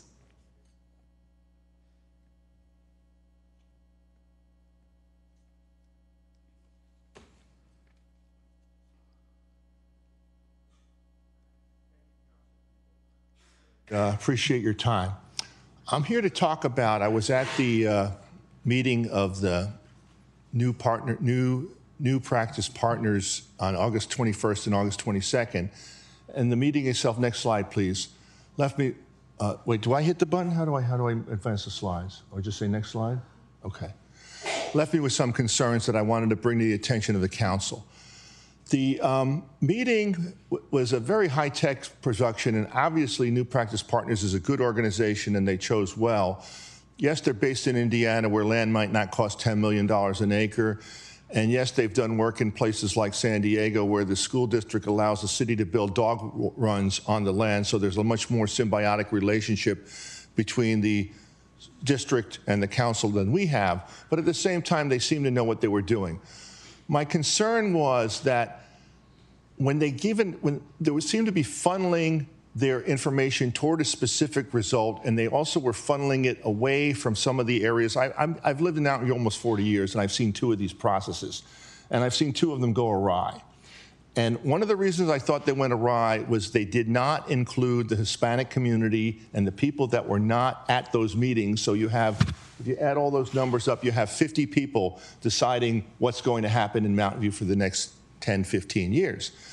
The other thing is they seem to funnel the votes toward things that they're comfortable with. So the choices offered were like more playgrounds, more shade stuff, obstacle courses, splash pads, upgraded restrooms, sports courts, and more indoor facilities. We live in a city that doesn't have enough parks. There was nothing offered about more parkland. There was nothing offered about more trees. There was nothing offered as an option about more undifferentiated play space or more native plantings or more biodiversity, which are the concerns of a lot of members of this community. Unfortunately, when you don't put these down, people don't vote for them. I don't know how many people on council would have the confidence to run as a write-in candidate. But when you're looking for more parkland and more trees as a write-in candidate, you can kind of predict what the result's going to be. Next slide, please. So that if we look at Mountain View right now, I don't think it's a secret to anyone in this meeting, because we've been talking about this for 3 years, that we have less park space per person than our neighbors. Next slide, please. So if we take our different planning areas and we break them up, there's only one planning area that, if we take out the school space, next slide, please, that has sufficient park space based on the 2014 plan, and that's the Miramonte area. Even Graham, which seems to have a lot of land, is basically leaning on the park space from the Cooper land that's owned by the district, and the Mountain View High School land that's really unusable by the community. So almost every community in this area does not have 3 acres per 1,000 people. Next slide, please. And if you look at it, some of these areas are chronically short of park space. You look at Rengsdorf, you look at Sterling, you look at Thompson. They have less than 25% of what we want to offer our community. Unfortunately, these are the areas where most of our growth is taking place. And so we're putting more people into the areas that have no parks, and we're not offering in our strategic plan the option or the goal for the very difficult task of allocating how we're going to have enough room for our kids to play. How are we going to be able to have neighborhood parks that people can walk to? How are we going to be able to have multi-use environments where people can have biodiversity, trees, and things like that? Next slide, please. So the city actually has less park space per resident than in 2014, which is sad. I don't want to have, it would pain me to see another strategic plan that results in less park space 10 years from now. We really want to have a strategic plan that addresses the needs of the community, both the community at these meetings and not at these meetings. I think the meetings got off to a bad start. Next slide, please.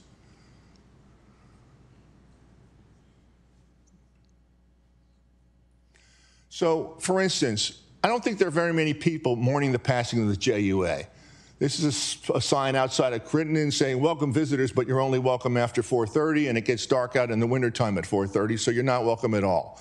The JUA provided very little. I think the council's making a good decision and not wasting any more time on the JUA, because it's taking them away from what they should be doing, is looking at a better, more permanent solutions. Next slide, please. If you look at our park census that was published by the Parks and Rec Society, I think I can almost say a fraud is being perpetrated on the city. If you look at all the things they list as park spaces, 88 acres out of a little more than 200 is JUA space, which we couldn't use anyway, and we can't use at all now. So if you look at that, and it's too small to read and too hard to read, but you all have a copy of it. If we take that out of the mix, we're down below 1 acre per person, and it's something that we have to address as a city. Next. This is a really sad story for me. I almost got kicked out of a meeting 2 weeks ago for getting into an argument with the Honorable Steve Nelson. Steve brought up the fact that one of my neighbors, who claimed that they felt really bad because they bought their house because it was close to Mauna Loma Park, shouldn't have believed the city in the first place, and they should have looked at the county's maps before buying the house, because it was something that was mislabeled as city land and it was really district land. I really don't go for that, even though I felt bad because Steve was right. I really feel like the citizens should believe the city and that they should be able to count on the city to meet their needs. And in this case, it pained me that I was wrong, and it pained me that I was wrong. So for a lot of people, even though this district has made a good, honest effort to try to meet some of the needs, and this is only in the last 2 months, of the citizens, there's a great deal of distrust of the district. The sports teams do not trust that things aren't going to change with the district, that the 3 fields that they're using over from the district at Mauna Loma, at Bub, and I think the other one is at Stevenson, might disappear someday. And then what? They worry about that things might change with the district, and then all of a sudden any land that we have is being taken. I've heard people worry about that the trees aren't going to be as well taken care of as they are from the city. These are all real concerns, and these are concerns that we as citizens hear all the time and we want to address, and we're asking the city, look, we want our services from the city, and we feel bad that we're dependent upon the district to find our park space wherever we can get it. Next slide, please. So what the community is looking for from the council is clarity. We're looking for clear articulation that there's a problem, that there's an identified source of funding. We're not going to solve the problem if that for every development, because we've had to cut park in lieu fees, that it makes the situation worse. That's not to say we shouldn't have cut park in lieu fees, but we have to find another source of funding to make up for that, no matter what that is. This is a hard problem, but it can be solved. We have a lot of land. We have places. Google has land. It can be a town, but it's going to be done slowly, and we need a plan of attack, and we need to dedicate sufficient resources for planning and implementation. Next slide. So the community is looking for vision. I don't think a potpourri of POPAs, existing park upgrades, and pocket parks spread over several new developments is going to make a dent in this problem. In fact, it's going to make things worse based upon where the new developments are. I think on focusing on improving and remediating existing parks will only exacerbate the problem. At the meeting I was at, someone raised their hand and said, how come there wasn't any new park, buying new parks as an option? And the moderator told them, well, why don't you just vote for pickleball, so maybe the city will build pickleball parks in your neighborhood without any parks. Maybe that will spur them to put a pickleball court in your area that doesn't have any parks. That went over real big. So I suspect there'll be no magic bullets. Fixing this problem will require time, effort, and resources. I know most of you, and I know you can do it, and I thank you very much for your time. Take care. Thank you. And just as a note to the public, we do not comment on the public comments at this point. The next in-person comment is from Steve Minden. Mr. Minden?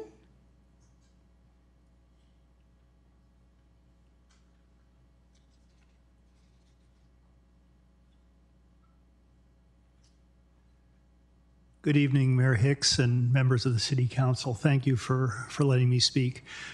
The reason I'm speaking tonight is regarding the new playground that's starting construction in Ringsdorf Park. As some of you know, I know Mayor Hicks, you're aware of this, that as part of that playground, a number of trees are slated for removal, including 4 healthy specimen trees that are very large and beautiful trees, as well as a number of other trees that are not per se specimen, but large trees that provide a lot of shade and aesthetic benefit to the park. My understanding from talking to Public Works and others that the reason for the removal is that San Francisco PUC has an easement which runs through the park, the new park, or right next to it, where these trees are located. And in the course of getting review and comment for environmental clearance, PUC noticed that the trees were there. I think they weren't even aware of the trees until then. And as a condition of their consent or approval for environmental clearance, insisted that the trees be removed. From what I understand, there is a fairly wide right-of-way that is for a large water transmission line, but the line in no way takes up the full right-of-way, and the trees are not immediately encroaching on the pipeline. And what I am here to request the council to support is, number one, asking or directing the Director of Public Works to have the contractor hold off for the time being removing those trees. And the contractor is already in the process of mobilizing, and I think one of the first things they'll do is remove the tree.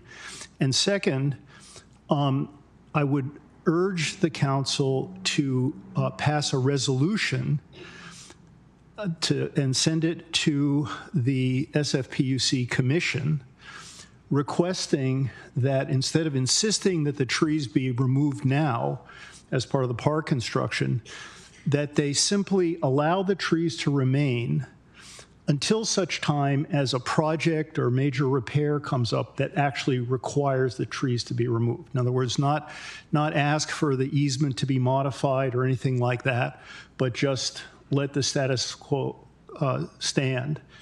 I think that it's highly unlikely that in the near future there'll be any major project that would require the trees to be removed, and I understand if there is, but absent that, I think it would be worth appealing one last time to PUC. I think we all agree that you know, it's the city's policy and the policy in general to keep such trees and to not cut them down. Thank you very much, Mr. Minden. And just a reminder that as a matter of protocol, council does not comment during public commentary time. There's also the next speaker is Alex Brown.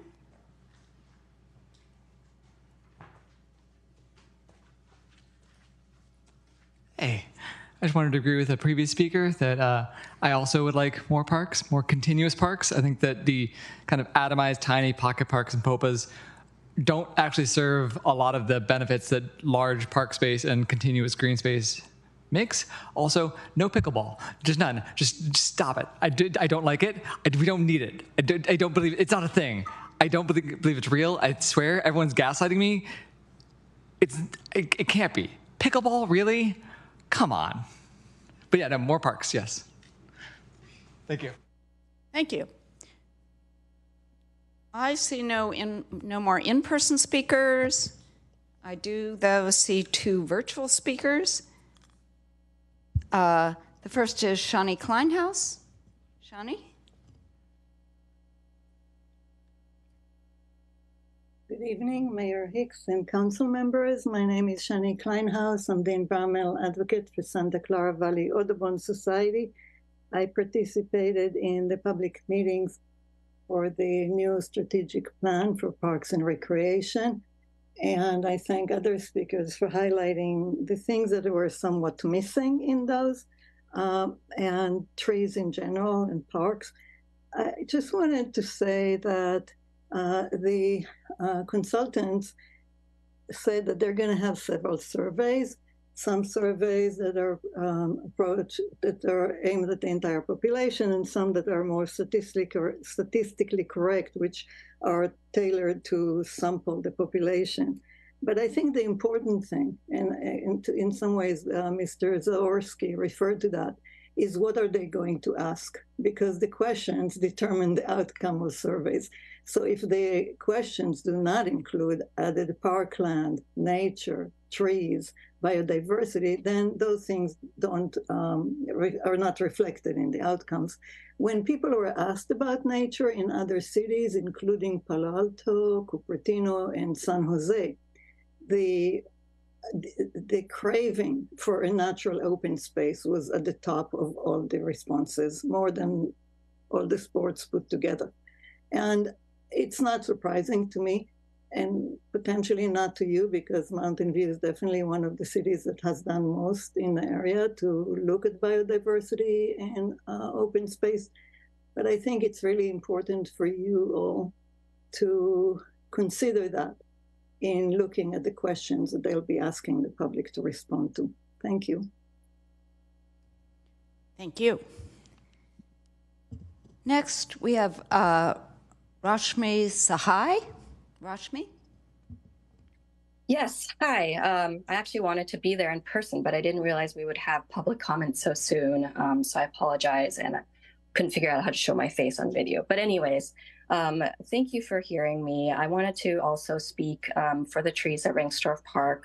I've emailed all of you several times, so you probably know me and my concerns about the destruction of the open space to put in a magical bridge playground. But I wanted to speak today on a way of moving forward in alignment with what Steve was saying, Steve Minden, that, you know, if we really want this magical bridge playground to be useful for those folks who donated, who really want it, then we need to keep those shade trees there.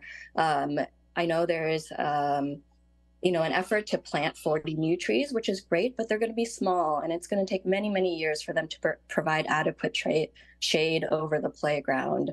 So, and this is a problem at the Palo Alto Magical Bridge Playground currently, that it's very unusable for many of the summer days. So if we want this project to be successful for everyone, for those who want it, and save some semblance of natural beauty in the area, then I would highly encourage you to consider saving those 15 healthy trees that are there, 4 of them which are heritage trees, and then 15 others that are providing great shade for the area right now. And I guess I would end on this note. We probably all grew up reading the book, The Lorax. I just urge you to use your position as a city council member to dig deep into that childhood memory and speak for the trees. Thank you very much. Thank you. So seeing no more raised hands virtually or blue cards in person, we will now move on to item 6.1, which is our study session on the gatekeeper process updates. The purpose of this study session is to obtain council direction on the timing of future gatekeeper authorization hearings, future modifications to the zoning ordinance, regarding gatekeeper exemptions from council authorization hearings, and updates to the gatekeeper amendment authorization criteria. Assistant Community Development Director Lindsay Hagan and Assistant City Manager Community Development Director Arti Shrivastava will present the item. Lindsay, are you starting? Yes. Good evening, Mayor Hicks and council members. As Mayor Hicks just read, the focus of tonight's study session is really to get input on some gatekeeper process updates.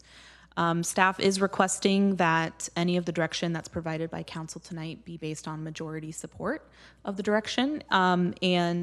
Also, if there's any other input that council wants to provide or share on the gatekeeper process, to please share that with staff tonight.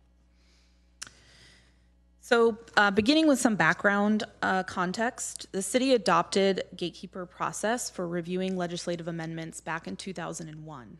It was really based on the need to balance policy planning and private development applications that the planning team was working on at the time. Specifically at that time, staff was processing development applications with legislative amendments as they were received. So they were directly processed by city staff with no kind of council authorization process. These projects would go directly through the development review process. Concerns were raised at that time, even some by council members, that were frustrated that staff was sort of expending time on projects that were not seen as beneficial to the community in lieu of working on council-directed policy projects. As a result, the gatekeeper process was born to really manage staff resources while also allowing an avenue for the city to consider legislative applications. The city is not required to entertain any legislative amendment proposed by a private party.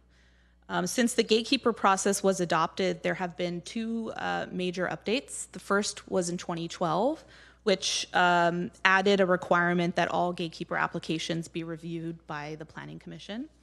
In 2017 and 18, a more robust update was done to add a lot of clarifications and framework around how gatekeepers are processed, including application requirements, procedures. This is when it was introduced, the amendment authorization criteria were introduced, as well as the introduction of gatekeeper exemptions.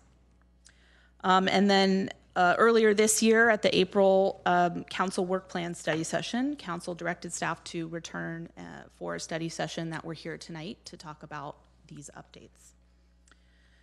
A gatekeeper is a private development project that includes a proposed legislative amendment update to the city's current general plan, zoning, or precise plan. So it could be an amendment to a map or a text amendment. And so essentially these are requests to change the existing city rules and regulations. The council has full discretion to approve or deny a gatekeeper application, whether or not it goes to a council authorization hearing or not. So on this slide, we've sort of laid out the two processes we have for gatekeeper projects. The top timeline here is the process for a standard gatekeeper project. There's an application submitted, at which time staff will conduct a very cursory review of the application and review its consistency with the authorization criteria. We'll bring that assessment to a council authorization hearing, which is really when council can either authorize the application to proceed to a formal development application, so allowing them to even submit a formal application to the planning division. Or there's an option to defer an application to a future date, or to not allow a project application to proceed at all. So if it's authorized, then the applicant can proceed with submitting a planning application and start going through the city's standard development review process. These applications will go to EPC and council study sessions for policy direction, as well as go through the standard city staff review, environmental review, and public outreach process before returning to public hearings with EPC and council. For the gatekeeper exempt applications, these are really more streamlined, which is represented in this bottom sort of timeline. The difference between the two really is that exempt projects do not require the council authorization hearing, and instead those projects can go straight to a formal development application and go through the development review process. These exempt projects will typically go to an EPC study session, but do not typically go to a council study session. And these projects, as shown on here, will proceed through the development review process, similar to how the standard gatekeeper process works. So looking at the frequency of our authorization hearings, so since the gatekeeper process was enacted in 2001. From 2001 to 2019, the city has had annual gatekeeper authorization hearings. From 2019 to present day, there has not been an authorization hearing due to the COVID-19 response and the efforts around that, as well as staff vacancies. Additional thing to note is in earlier this year, the housing element was adopted. That includes a program 1.3G that requires the council to hold an authorization hearing annually for residential or residential mixed-use gatekeeper projects. So taking all of this history and the housing element program into consideration, staff is recommending that we return to holding annual council authorization hearings for all gatekeeper projects, residential and non-residential. This is based on sort of our past practice. We would target or anticipate these hearings to typically occur in Q3 of each calendar year. So this brings us to the first council question. Does council support establishing an annual gatekeeper authorization hearing each calendar year? Moving on to the amendment authorization criteria. So these criteria are essentially an objective tool for evaluating gatekeeper applications' alignment with city objectives and council goals. I won't read through all 7 on this slide here, but generally these are really focused on providing some kind of context on where or whether the gatekeeper application is consistent with city goals, general plan, as well as if they exceed any city standard requirements.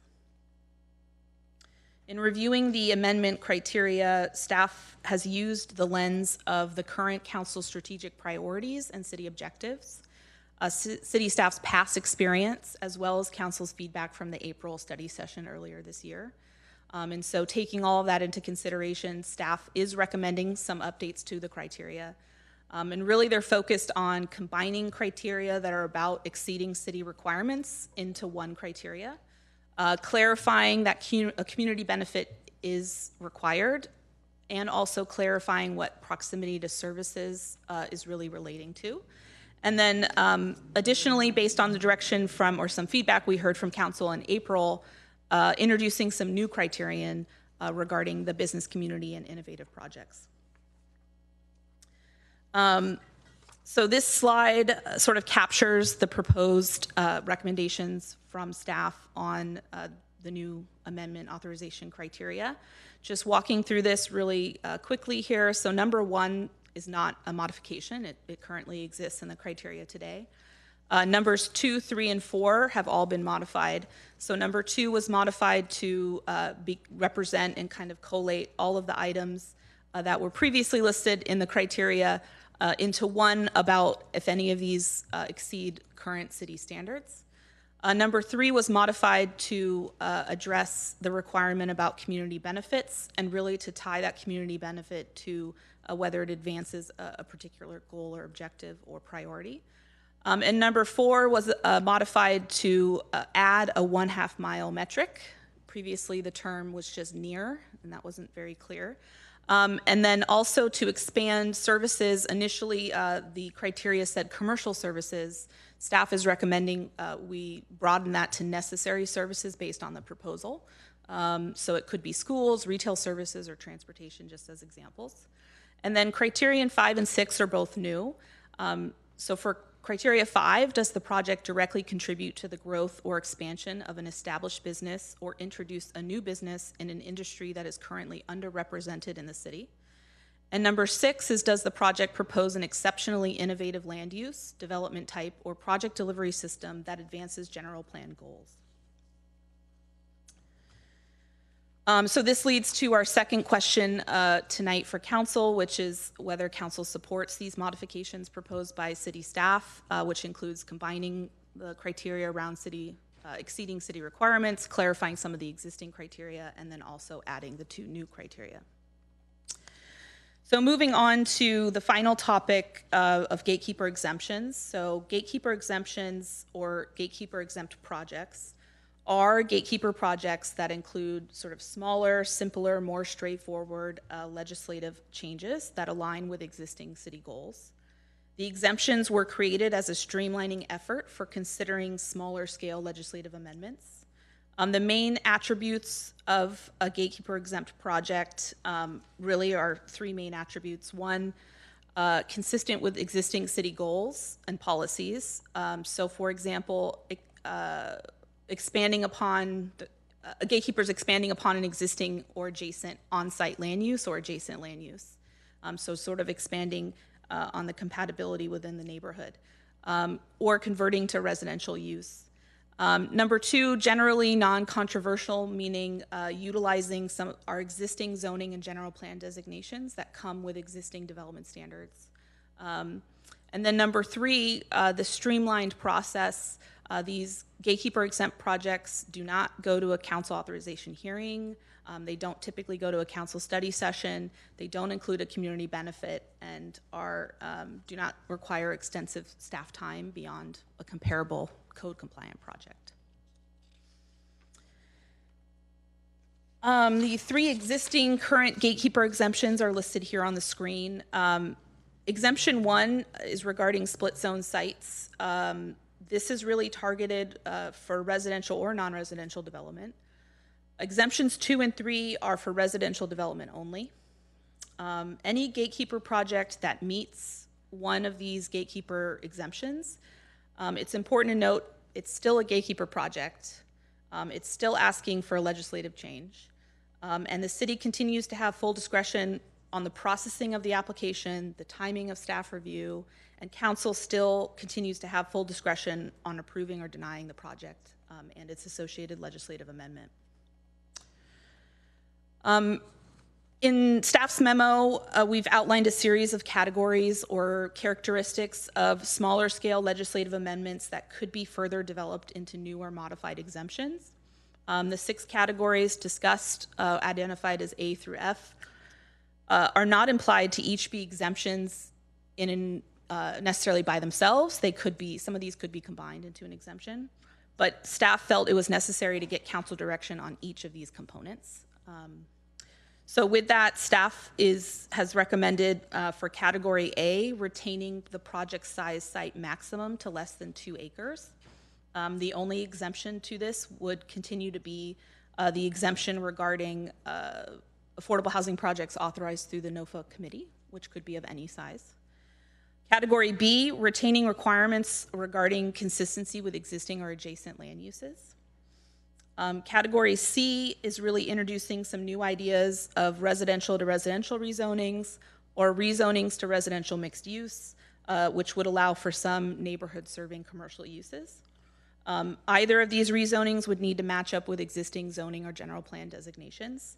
And really the idea behind this category is to potentially further support residential development or introduce a smaller scale mixed use development to support walkable neighborhoods. Category D is staff recommends for 100% affordable housing projects less than 2 acres in size to be exempt irrespective of where they're getting their funding. So the current exemption in place is only applicable for projects that are essentially get some kind of funding assistance from the city. So this category would be sort of expanding it so that affordable projects could go down multiple paths for a streamlined approach. And then for category E, staff is introducing another new category here of residential upzoning of no more than 25% above the existing or adjacent site density, whichever is greater. The upzoning would need to align again with an existing zoning or general plan land use designation. And the idea here is really whether there's a reasonable amount of density increase that could be considered exempt. The current exemptions that allow for residential development that are in place today do not currently have any kind of residential cap or density increase cap.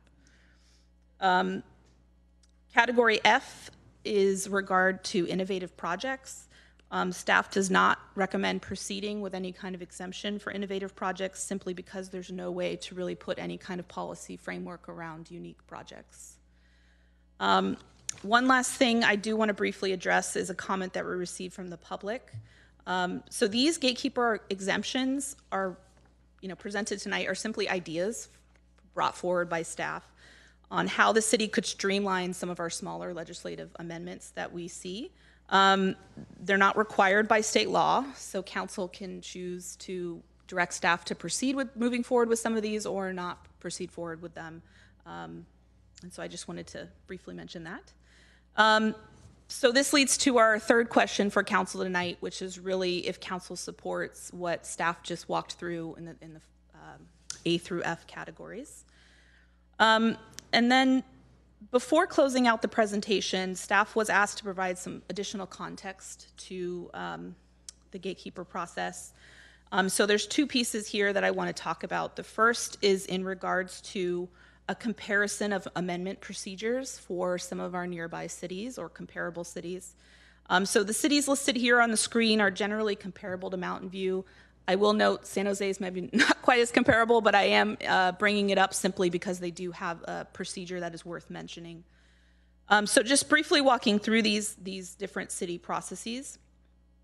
The city of Sunnyvale holds authorization hearings with the Planning Commission and Council to authorize all legislative amendments. They do it up to 4 times a year. If authorized, staff will study just the legislative amendment itself. And so council at times will suggest that staff study actually more parcels or more area than what maybe was initially proposed. So staff will, that study will be funded by the applicant, and we'll go through the process of studying it, maybe doing some environmental review associated with it before bringing it back to the Planning Commission and Council for consideration. So if the amendment itself is actually adopted, only then could the applicant proceed with a development application under that new legislative amendment that was adopted. So it's kind of a 2-part process. Sunnyvale receives about 2 requests a year to go through this process. The City of Redwood City requires a council authorization hearing for any legislative amendment, which they do, and they schedule sort of ad hoc as needed. If it's authorized, the applicant can then proceed with a formal development application similar to Mountain View's process. And the city receives about 2 to 4 applications per year. The City of Cupertino adopted a council policy requiring council authorization hearings on general plan amendments prior to allowing an applicant to submit a development application. The authorization hearings are held twice annually. However, the city hasn't held one since 2021. But in general, they receive 1 to 2 applications a year when they have had those hearings. The City of Santa Clara accepts all zoning and general plan amendments directly to staff, so there is no council authorization hearing. There's also no planning commission or council study sessions held on these. So these projects go through the development review process and environmental review process before returning to the planning commission and council at public hearings. The city does not receive very many general plan amendments, but they do receive multiple zoning amendments a year. Previously, the city adopted a council policy that required council authorization hearings for general plan amendments, but that was rescinded in 2021 due to the lack of applications, and the council decided to pursue other policies.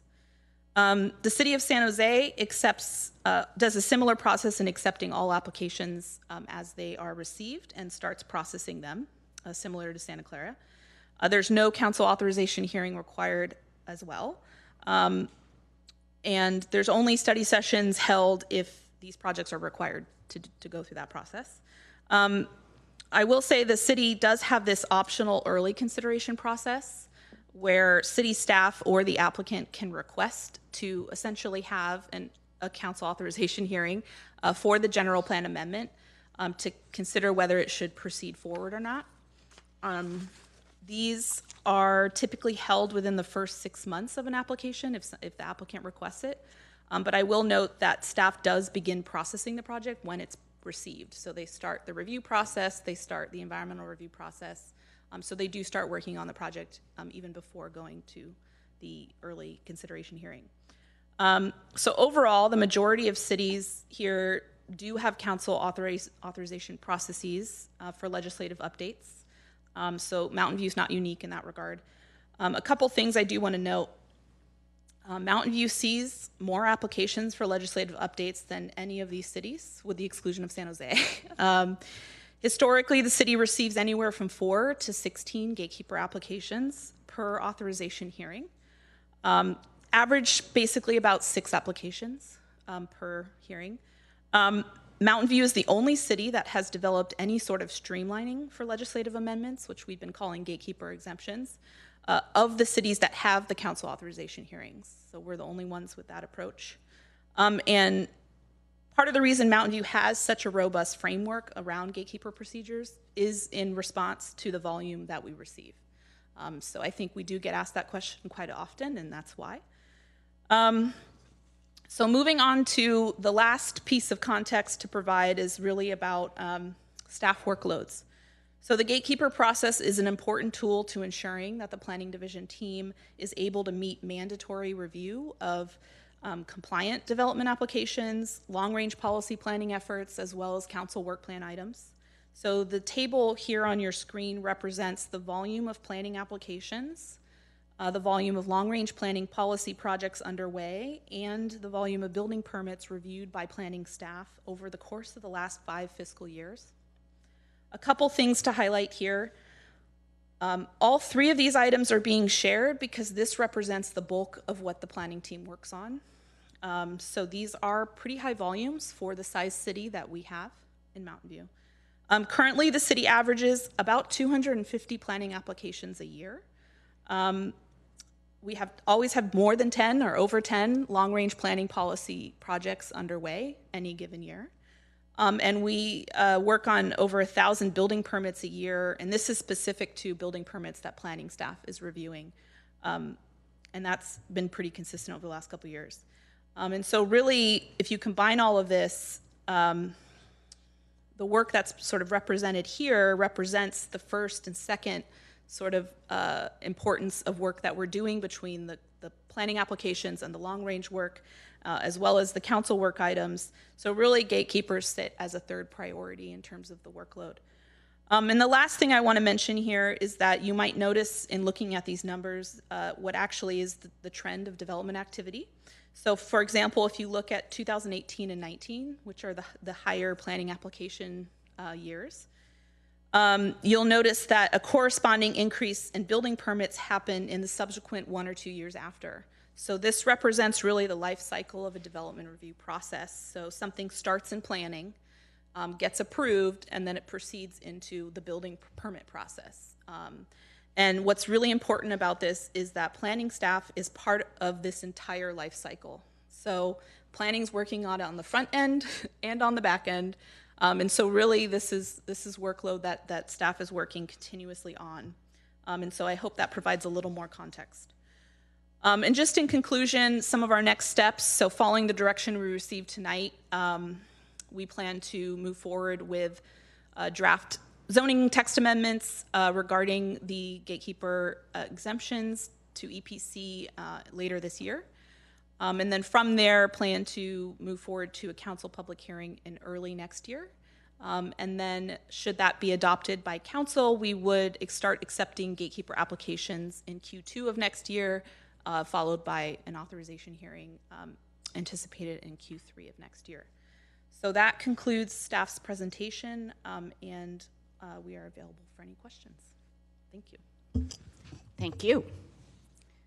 So the next step in this study session is to ask members of the public joining us either virtually or in person to provide comments. If you have a comment, please click the raise hand button in Zoom or submit a blue speaker card to the city clerk. And we will allow 3 minutes for each speaker. In-person speakers first, we have Peter Katz. Mr. Katz?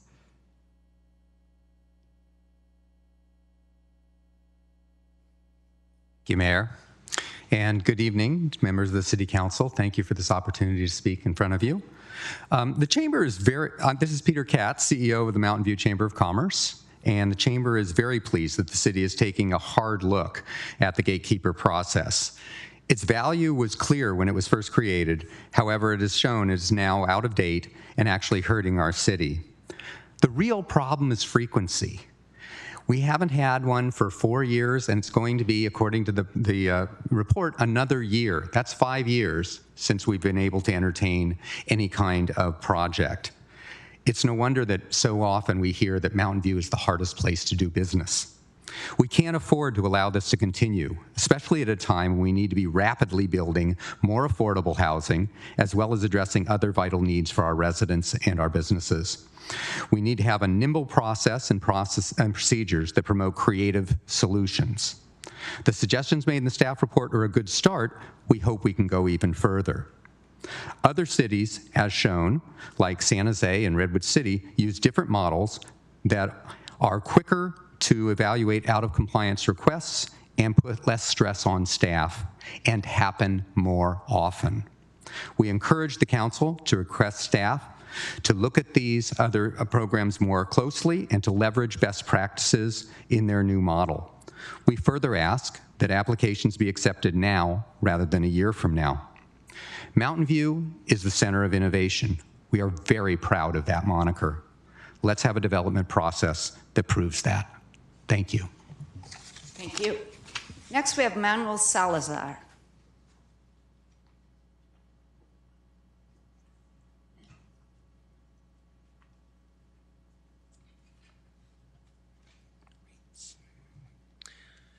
Good evening, Mayor Hicks and esteemed members of the council. My name is Manuel Salazar, and I am a production and planning associate at SV at Home. We want to acknowledge the work done by the city staff and the commitment of this council in reviewing and updating the gatekeeping process. We believe this work both improves the efficiency and transparency of this critical aspect of the city's development process. We believe it does so while acknowledging the constraints posed by current processes.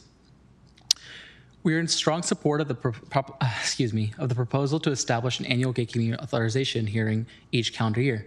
This will support a more predictable framework that benefits both developers and the community at large.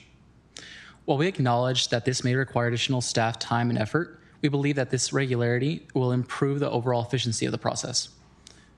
We do, however, have two concerns. First, by collapsing affordable housing into the list of any of the following, we believe the city may be walking away from important opportunities to have market rate developments that will otherwise stretch beyond the current inclusionary requirements. This may be particularly important for moderate income units. In the last RHNA, you hit about 25% of your RHNA allocations for moderate incomes. We recommend that the additional affordable housing remains separate from the other priorities. Second, we believe that staff recommendation not to change the current rule regarding adjacent uses may be a mistake. Residential uses are clearly compatible and, the fact, often complementary with commercial, office, and retail spaces. They may, however, be incompatible with some manufacturing, industrial, and light industrial uses. Staff recommendations here is too broad. We recommend that the use be updated to specify that residential projects should be supported when adjacent to compatible uses, including retail, commercial, and commercial offices. Again, we appreciate the work that has been done and look forward to the robust engagement from the council. Thank you. Thank you. Next, we have Bill Maston. Good evening. It's nice to see that we're moving this along. Just as usual, I try to frame some thoughts that we'll be able to have a little bit later. I guess I would start by the question of opportunity lost. Whatever we do, we want to make sure that those few projects don't fall through the cracks, because when I talk to developers, they're usually limited on time. They have so much time available to engage the people they're working with to develop a property. And when we, through a process, or in this case, a lack of a process of the gatekeeper, we lose opportunity not only in the development community, but as a city and as a community. So I really like the idea that we're basically going to, hopefully with council approval, look at something that's taking place on an annual basis. And I think that would probably get rid of some of the log jam.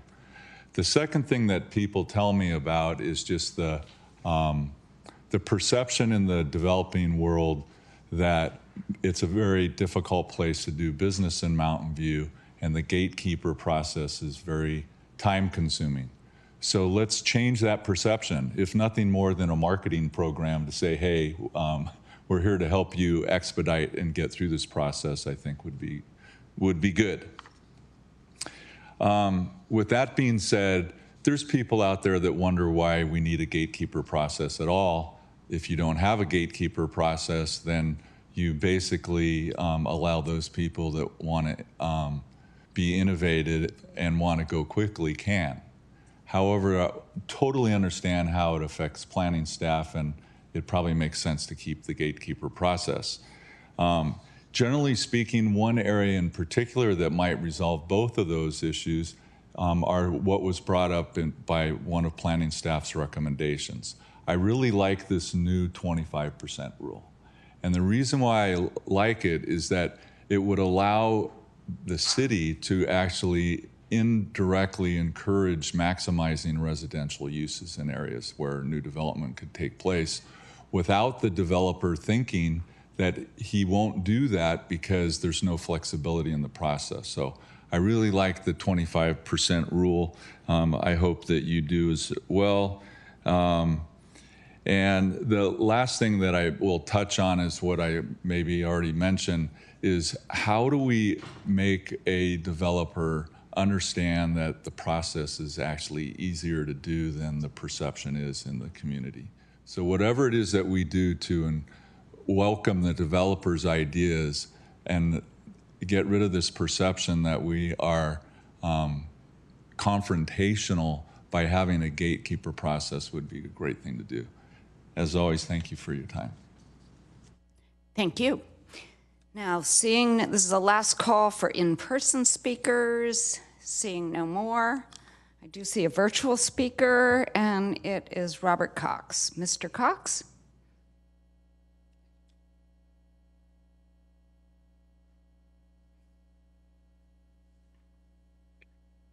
Can you hear me? We can. Okay. Honorable Mayor Hicks and council members, now for a different take on the 25% rule.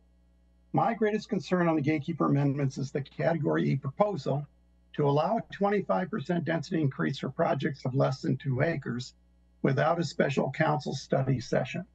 Our council members are elected representatives. They should weigh in on all significant zoning changes before the project is in process.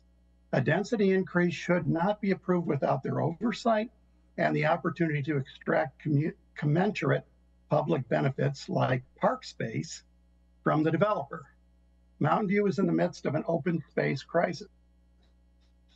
We need to make sure that the amenities we current residents enjoy, like park space, will also be available to our new residents. If streamlining is the key issue, we should require a stated public benefit contribution commensurate with the density increase in the revised gatekeeper rules. For example, if somebody wants a 25% density increase, they should have a 25% increase in the park space requirement and in lieu fees. Just my opinion, but thank you for the opportunity to address this important issue. I yield my time. Thank you, Mr. Cox. And next, I see Louise Katz.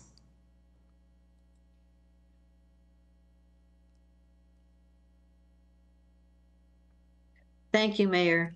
I agree with Robert Cox's position and wanted to point out that the speakers did not seem to offer an actual reason why it is somehow inappropriate for the city council, this council and others who have, I think, a pretty good record of considering and approving projects, why the city council should not have the voice that the voters elected them to have. And instead, why we should be turning over all of this authority to often overworked staff and with minimal, if any, opportunity for the public to actually have any sort of actual understanding of the process from the beginning. I think this does a tremendous disservice to the city council members, and it basically continues as sort of a pattern of eroding what is the essence of our democracy. This is our city. The residents have a vested interest in what it will look like and how it will be built, in the trees, in the parks, in the sidewalks, whether there'll be family housing, whether there'll be more rentals or condos, the missing middle, as you've often referred to it. And to hand all of this power and authority over to a developer whose allegiance is to themselves and or their shareholders, again, I believe this seriously erodes our democracy, and I think people are becoming increasingly sensitive to this problem as it seems to invade many aspects of how our city and our governmental agencies work. So again, I would hope that you would not be using this 25% increase, and that the city council would retain the authority for review of projects on behalf of the voters who put you in that chair. Thank you. Thank you. So last call for virtual speakers. I'm seeing no more hands. And still seeing no more hands. So public commentary is over. And now the council will discuss and provide feedback on the questions. I want to know from staff, do you have one slide with all the questions? Yes, we do. Yes, we're going to have questions from the council first, but I thought you might want to refer to the questions that we're being asked. So yes, now I will take council questions, and first I see Councilmember Ramos. Thank you, Mayor. Just for clarity for everyone, I'm very grateful for the pre-submitted questions and the answers for that. So I did want, at least for the public record for people who are watching, particularly question 1 on the council questions. If a gatekeeper project goes through and they're allowed to submit an application, council does have the discretion to approve or deny the project. Is that correct? Sorry. That is correct. All right, so like we still have our democracy.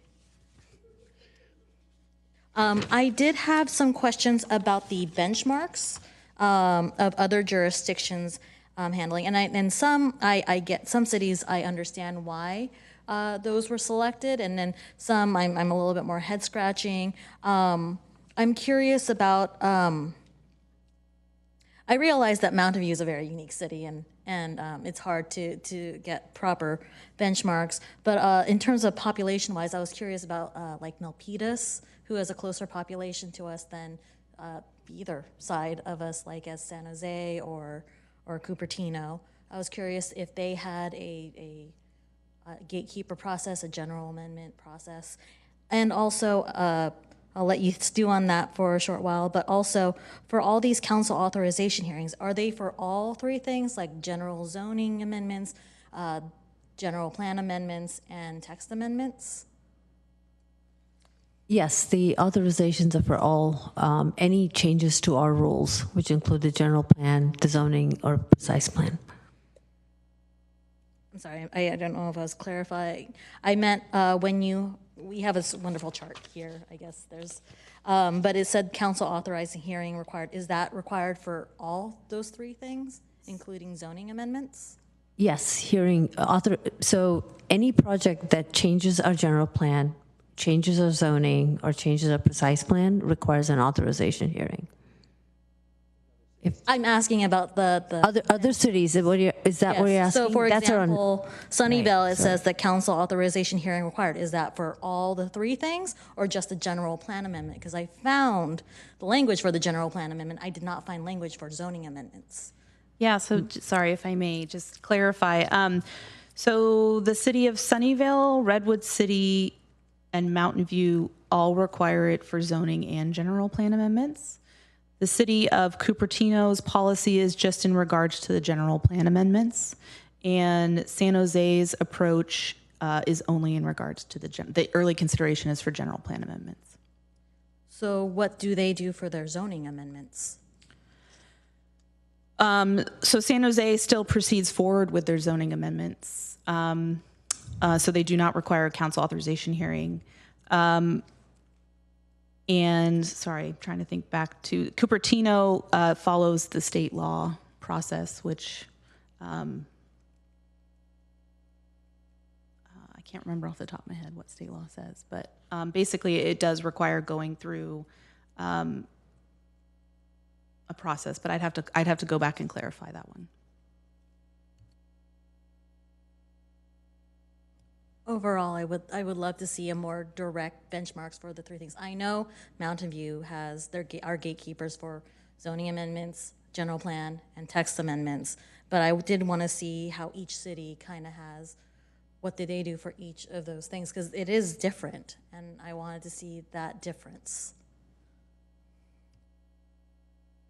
So as chair, I just wanted to say that one of the things that members of the public have been asking is whether we could ask staff to explore more extensively what different cities do, but I think that was not their assignment for this particular staff report, but we could request it for the future because it would be interesting. Councilmember Ramos, did you have more questions? One more follow-up question to that. If we do direct staff for that, does that, I remember when gatekeepers were last before us, because we wanted changes, it pushed back the gatekeeper. If we did want those kinds of changes, would it push back the gatekeeper again? Thank you for the question. It depends on ultimately what path we'd go down. So I think the one issue would be that there is language in our code that does talk about, going to a hearing. So if it involves needing to get direction on whether to amend that to say, don't have council authorization hearings, just as an example, that would be a text amendment. So I think we'd have to figure out exactly what the directional change is that would be proposed to really know what the impact that might have. Thank you. I don't have any further questions. Are there additional council questions? Councilmember Matichak. Thank you. So I want to follow up on the Sunnyvale approach. where they study the legislative amendment first and then the project. So if they study, I guess I'm kind of wondering different scenarios there. So if they just study what the proposed development is requesting, then I assume the proposed development has to just meet whatever is changed. But if they broaden it, you said they sometimes broaden what's being studied, then the proposed development, could it be something different? We actually have Amber Blazinski, our Assistant Director for Community Development, who led the process in Sunnyvale, so she can explain. It's my expertise. So the reason in Sunnyvale we kind of went that direction was because a lot of times people were asking about properties that were just very isolated and they weren't surrounded by anything that was a compatible use. So typically during that authorization hearing, we would have made a recommendation to the council that we include additional parcels so that we're studying the use as a whole. And if we're going to change an area, then we're creating consistency with something that's adjacent to it, or that we're creating kind of, maybe they wanted a high density zoning and we put, a little lower in between, and then it merges into maybe single family or multifamily. And so we often made the study area larger, and then the applicant was still the one who was paying for that. And then when we were done studying that area, then individual projects could come in for any of those properties. Including the applicant that started the whole thing. Correct. And did you ever have a case where you did something different than what the applicant was looking for?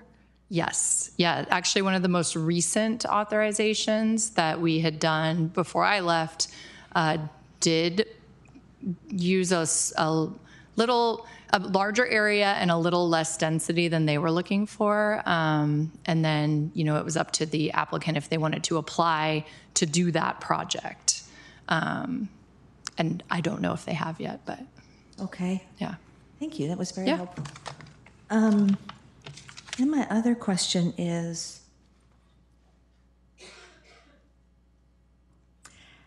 what would prevent an applicant from dividing their project into a series of smaller projects?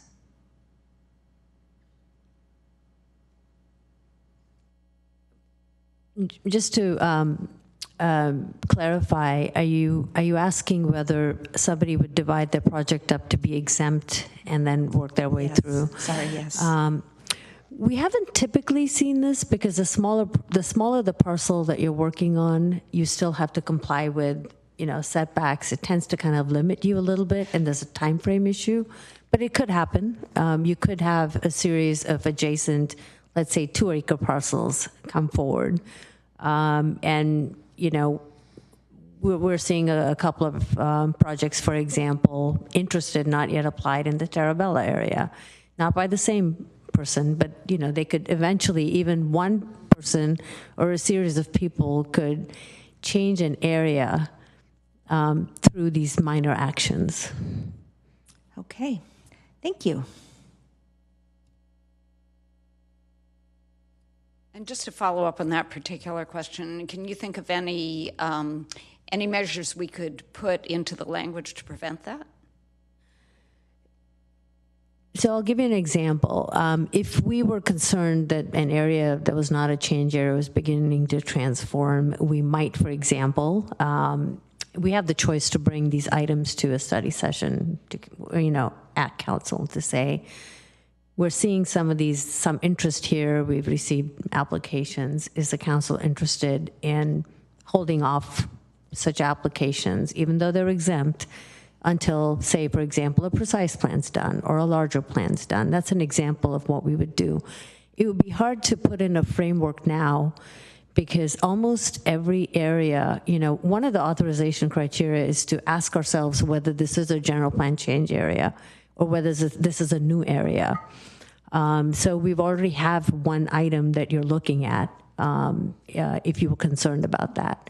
It's not, however, in the exemption categories, and maybe that's an example of a criterion you would use, that it's not changing out an area that's not expected to change.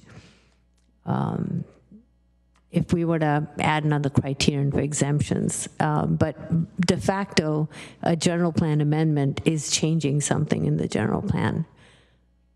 So if your question is, can we add a specific criterion in the exemption category, I think that would be hard to add in such a way that it would meet all of the intent that you wanted it to meet. Okay, I'll mull that over. Councilmember Abicoga. Thank you, Mayor. Just along the questioning of the Sunnyvale model, do you know if they've done a recent general plan update? Oh, yes, thank you. Hi. So the most recent was 2000. I want to say 16. So it's been a little while. However, I will say that we typically felt like what was in the general plan there was what we wanted the city to look like. And when we would get some of the authorization or questions, we, sometimes would just, discourage. And that's, I think, why there were not that many applications because of that. Yeah. And then a few more on that, on Sunnyvale. In terms of that expanded area with the legislative amendments, were there experiences where you would have multiple parcel owners, and how did that?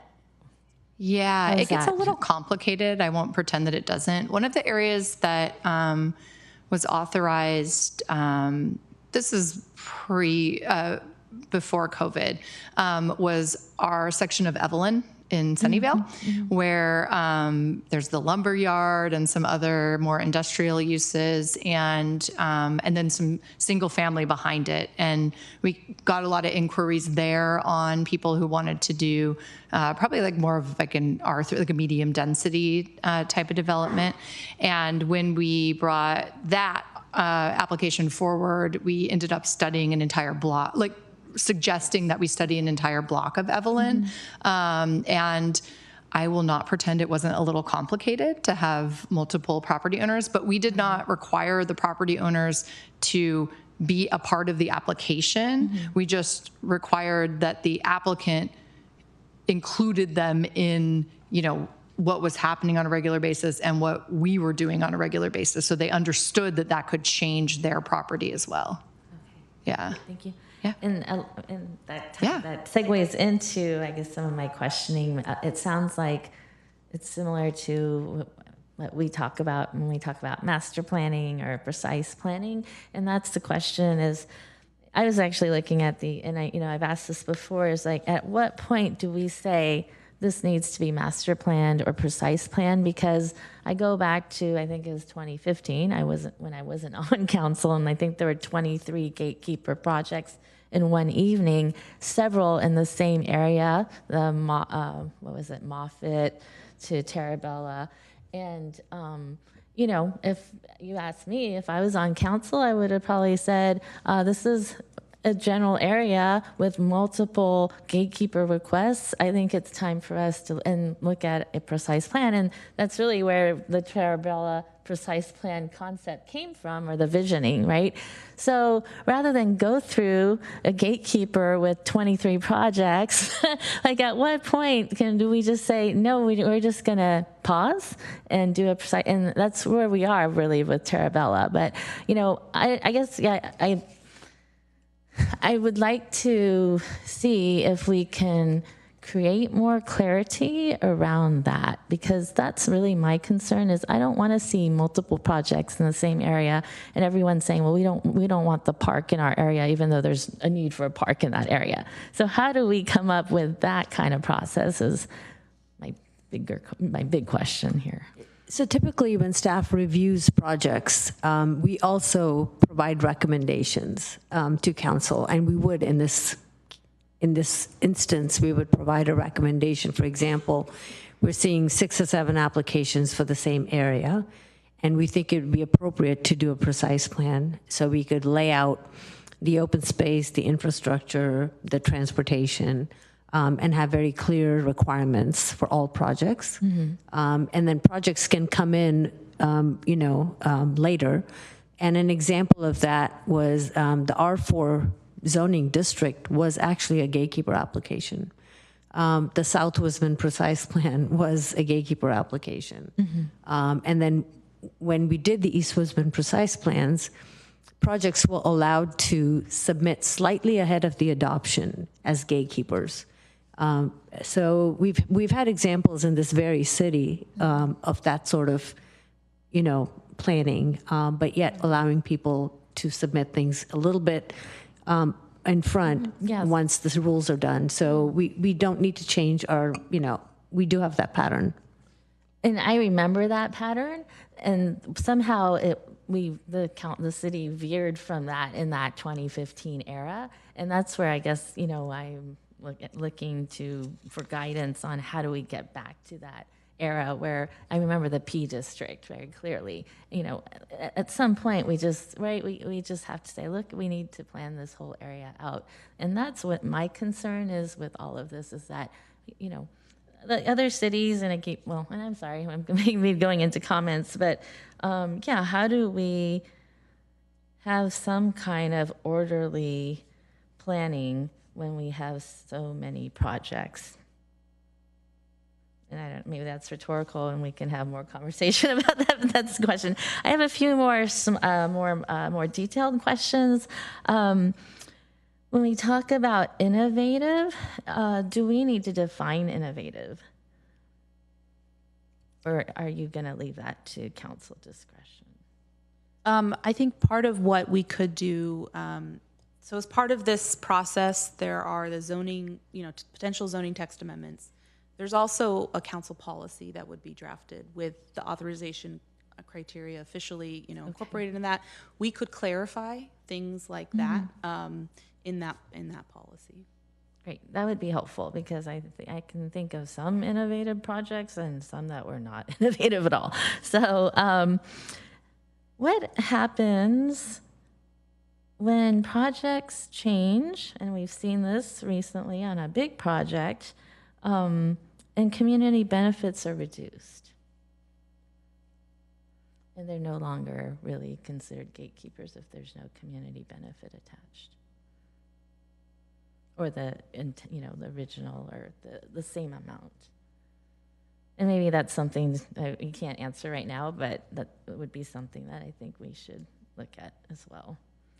And then, let's see. Oh, on slide 13, item C, allow residential to residential rezonings.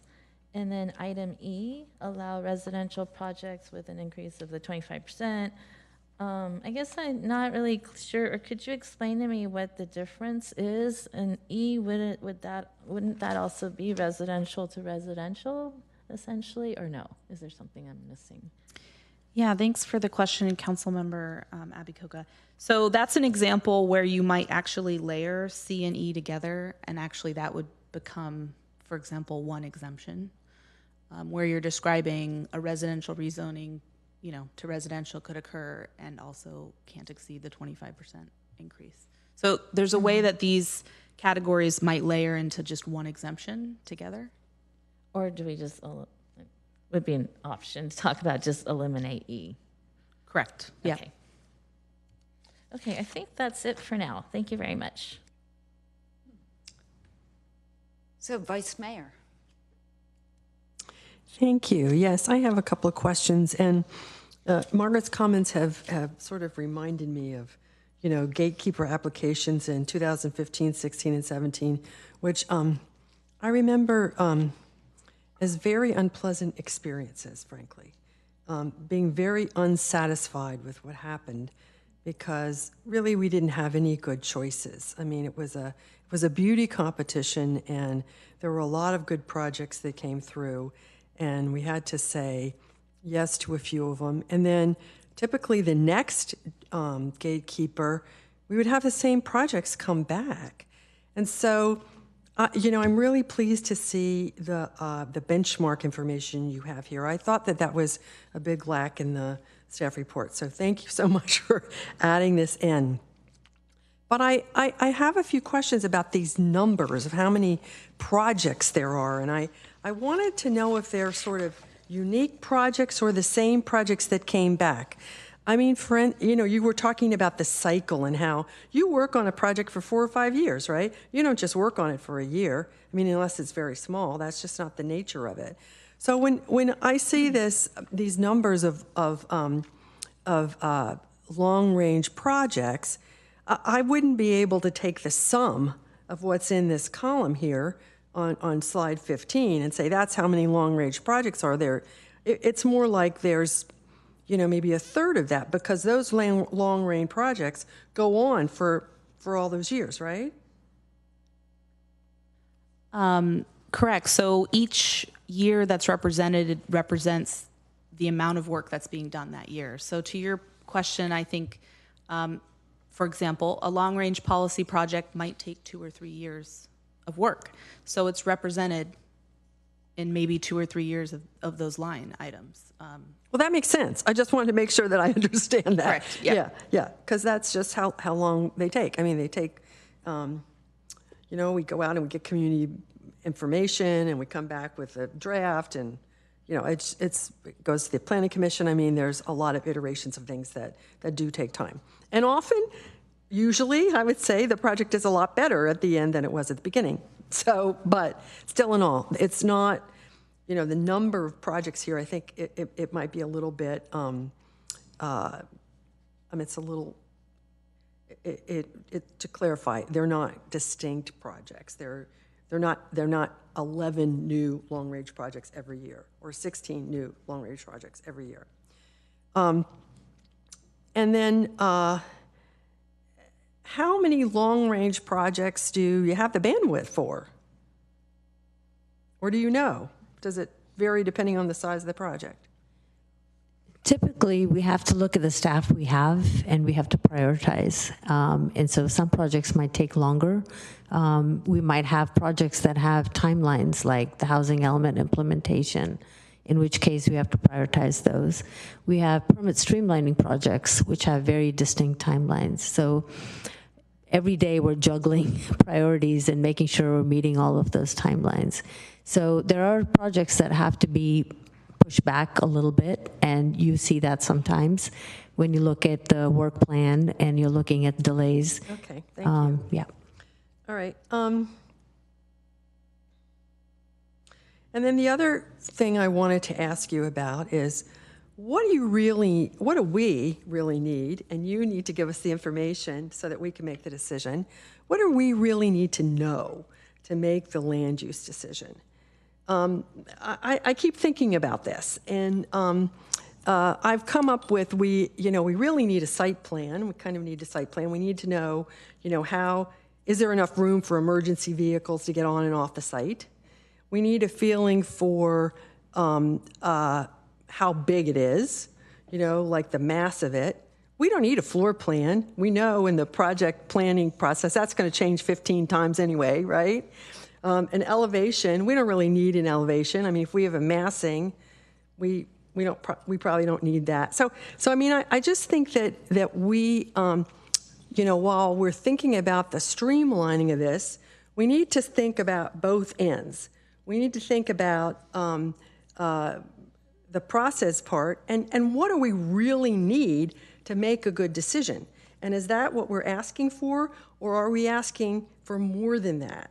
And if we could get these, if we could get these projects to us at an early stage with just that information, then the ones that we didn't like, we wouldn't be wasting any more of their money or any more of your time, and you wouldn't be, evaluating. So I would really like us to think about, what do we really need to make those decisions? And that's not necessarily an easy answer. I mean, I've been thinking about it. I'm sure you have a much more detailed list than I do, but I just think that's part of the process we need to think about. So thank you. That's my questions for right now. So I'm not seeing any more council questions.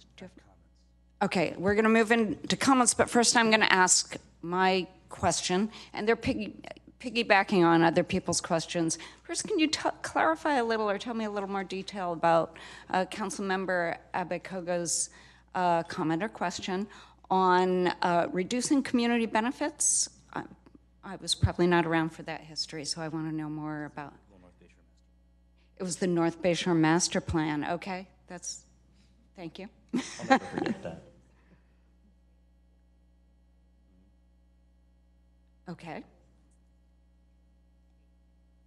Okay, that's good to know. And then the second, I'm going to ask a follow-up question to the Vice Mayor's question about what we really need. I guess I'll put that in the context of, I'll flesh that out a little more. I'm thinking, so to me, the key, and I don't want to go into comments here, but to me, the key to a good gatekeeper or some other process like this is alignment with city objectives rather than innovation and any, which I don't even know what that is really. And so, I mean, I imagine I would like some innovations and not others, so I'm not even sure that should be a criteria, but I'm moving into comments now. In terms of what we really need, I think we need to know things that help us determine whether the project aligns with city objectives. And for me, those would be things like city objectives or things like housing and affordable housing, quality of life, increasing economic diversity, and increasing alternatives to cars. So what we need, I think, to flesh that out, and I'm hoping you can help me more, is asking questions that tell us more about whether those city objectives are being met. That's the information that I feel that we need. And I'd love you to, like I said, help me flesh that out more. And I feel that I haven't, the gatekeeper projects that I've been in on the tail end of, such as 555 Middlefield, kind of, I felt I was at the end of it, and we didn't even have the information for some of those questions. So I'd like that to be fleshed out more. You can either say that now or at some later point. One way to flesh those out would be to amend the authorization criteria to better reflect those objectives, and to refine those, because we think those are very important. For the applicant as they put their project together, for staff as they review it, and for the public as they look at how the council's making decisions, and of course for the council to make the decision. Yes, so I would agree with that answer. Okay, now we're moving into council comments. And I guess we can, these are a lot of questions, so I'll try to take notes. I'm going to try to take all the questions at once, but we'll see if that works. I hope that staff can take good notes as well. So first I see Councilmember Ramirez. Thank you, Mayor, and thank you, staff, for preparing the study session. I'll just go through each question. The first one is pretty easy. We have an obligation to adhere to our housing element, which includes a program that requires us to hold one session per year. So the answer is yes. I am actually open to more frequent hearings, and how I think about that is really informed by what decisions the council makes for the remaining two questions. But as a baseline, yes, and that's the bare minimum, and that's not something that we should necessarily restrict ourselves to. For question two, I think in the staff responses to council questions, you indicate that you're intending to bring back a formal council policy with the authorization criteria, which I really appreciate. I was concerned that they don't really exist anywhere. They don't live in the municipal code. They don't live in a council policy. And so I think formalizing that is good. And also, I actually don't like the criteria as they're laid out. Rather than questions which are qualitative for the most part, and we could have different perspectives on whether a gatekeeper application meets or doesn't meet the questions. I would rather be more prescriptive and state very clearly in the council policy, here's what we want, and I don't have strong ideas on what that should be. I would rather that staff take a first pass at that and then come back to council again in a study session or CPBC and then council, whatever makes sense, where we get to be prescriptive in what are the things that we want if we're going to make a discretionary legislative decision like amending the general plan or rezoning. So I don't have great feedback for you for question 2 other than, yes, please bring back that council policy. I think that's a terrific idea. And when we do that, I think we need to rethink criteria, not as a series of questions, but rather affirmative, prescriptive requirements. And then question 3, this is where I'm probably going to deviate the most from the staff report. I think as I thought about exemptions, I realized I just disagree with a lot of the presumptions that are made in the staff report. So for instance, an exempt project, I'm looking at page 12 in the staff report, when we're thinking about certain rezonings, and the exempt project that comes to mind very clearly is the Latham and Escuela project. Staff says something along the lines of there's a level of comfort with the exemption because there's no policy question being asked of the council. And I disagree. I think there are 2 with that one. One is we're amending the zoning and the general plan. That's a policy question. I don't think that we should ignore that because those are decisions that we don't make lightly and shouldn't make lightly. But in that one, the bigger policy question was, do we support or do we care about the displacement of existing businesses that have been there for a long time? That's a policy decision, and that's one that we actually had a tool to do something about, but we elected not to use that tool because we said exempt gatekeepers apparently don't need to provide community benefits, which I also disagree with. I don't think that, I think anytime we have a request to amend the general plan or to rezone or for a text amendment, unless it's something that clearly helps achieve a council or community goal, I think we should take advantage of that and ask for something. And in that case, I would have said, okay, we're comfortable with your proposal to rezone or amend the general plan, but you gotta provide some relocation assistance for the businesses or retain them, right? We've done that effectively in other projects. There's also a presumption that, or a suggestion that smaller projects tend to not be controversial. And I disagree. We talked about 590 Castro Street, which is a code-compliant project that meets that criterion, right? It is less than 2 acres. Hugely controversial. Just because a project is less than 2 acres doesn't mean that it's not controversial. And the converse is true too. We've had very large projects where we got very minimal public engagement, right? And the Prometheus project on East Evelyn comes to mind. There just wasn't the same community concern about that. And even with the streamlined process question, I think the concern, I think we should actually have a council policy, if not stipulate this specifically in the zoning code. I think we need to provide some parameters on when we want study sessions. Because I've been going through some of the history and it feels capricious and whimsical. Sometimes we have study sessions where it doesn't feel like we really needed one. And the example that comes to mind is the Alta Affordable Housing Project on Terabella as part of the public storage project. We had a study session about that, even though we say that projects that go through the NOFA committee don't need a study session. In that case, we required one, and it doesn't. I'm not sure why. It seems counter to, the policy that we otherwise have that's not written down anywhere.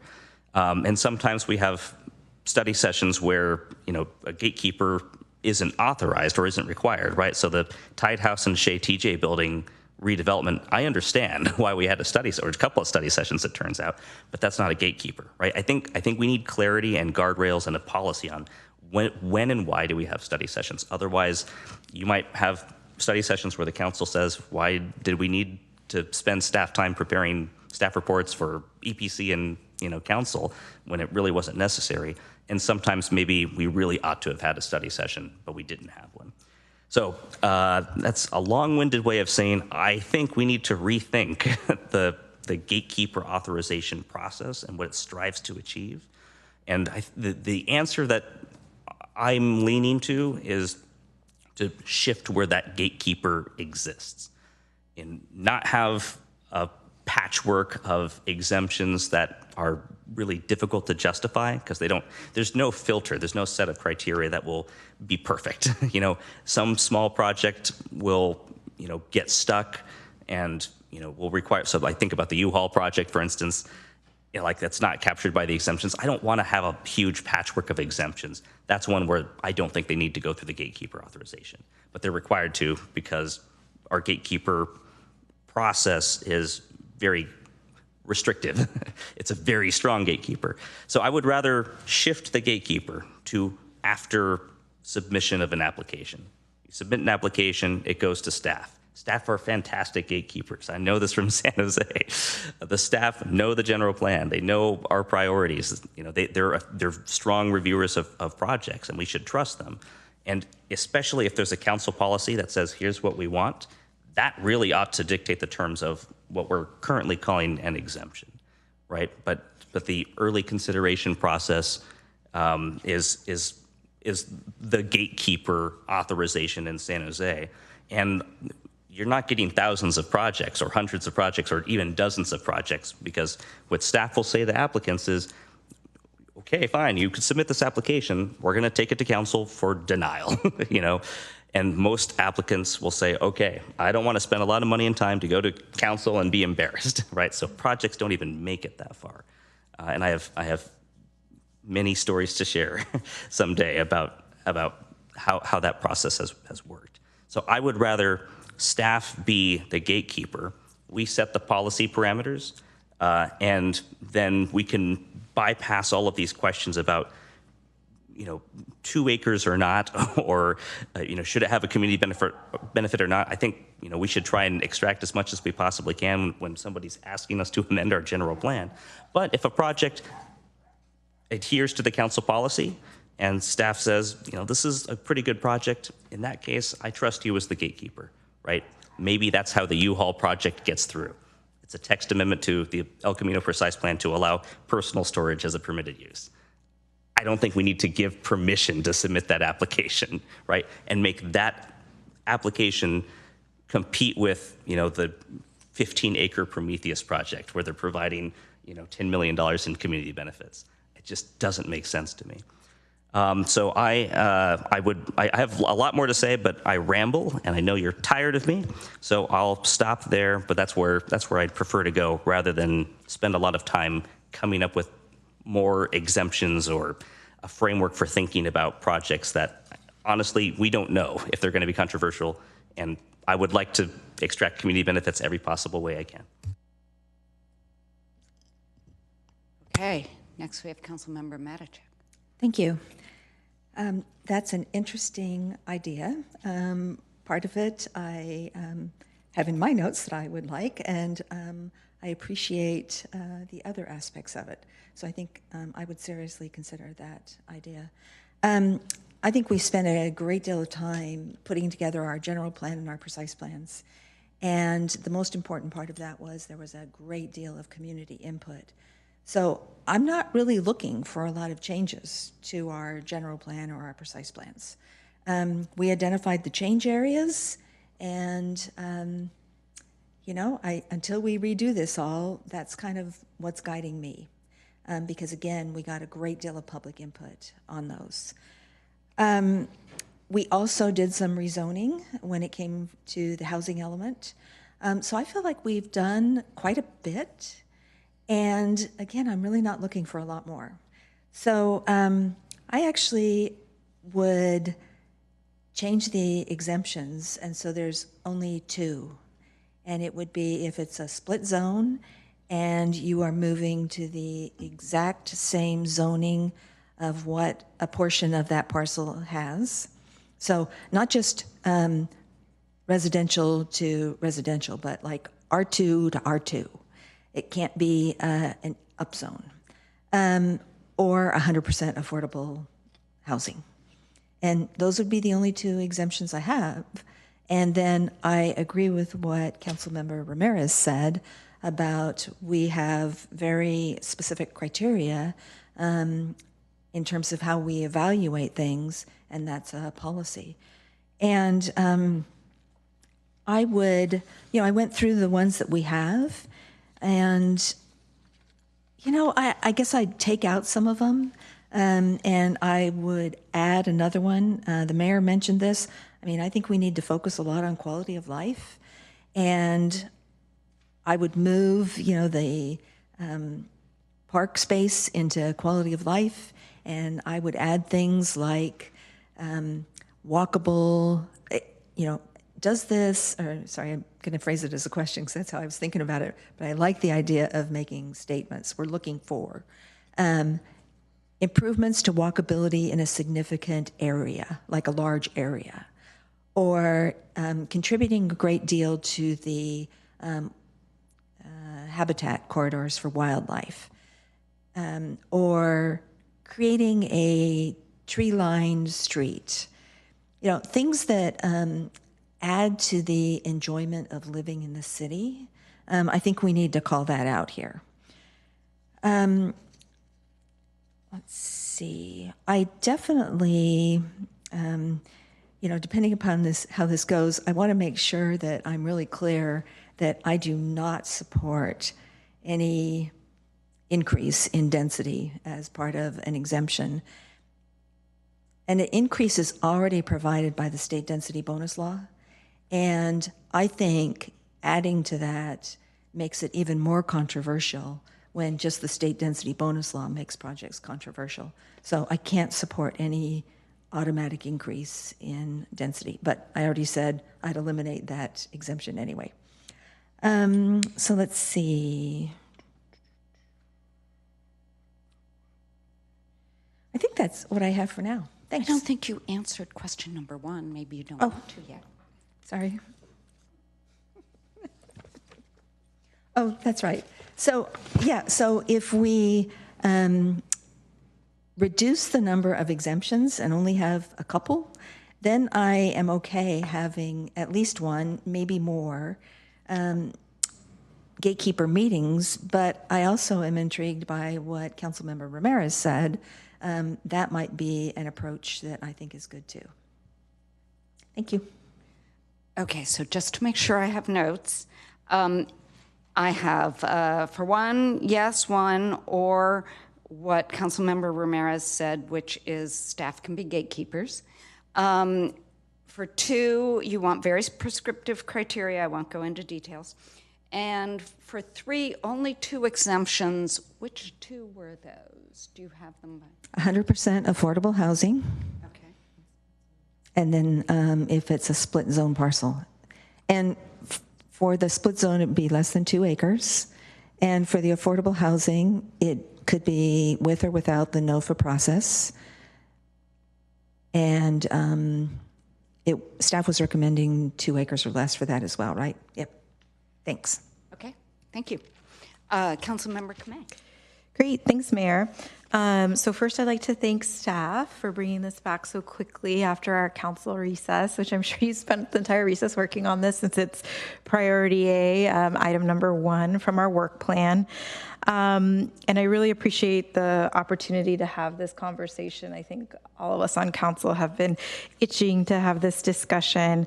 And so what I'd like to do is I'm going to try to go through all 3 of the questions and then provide some comments. So for question number 1, does council support establishing an annual gatekeeper authorization hearing?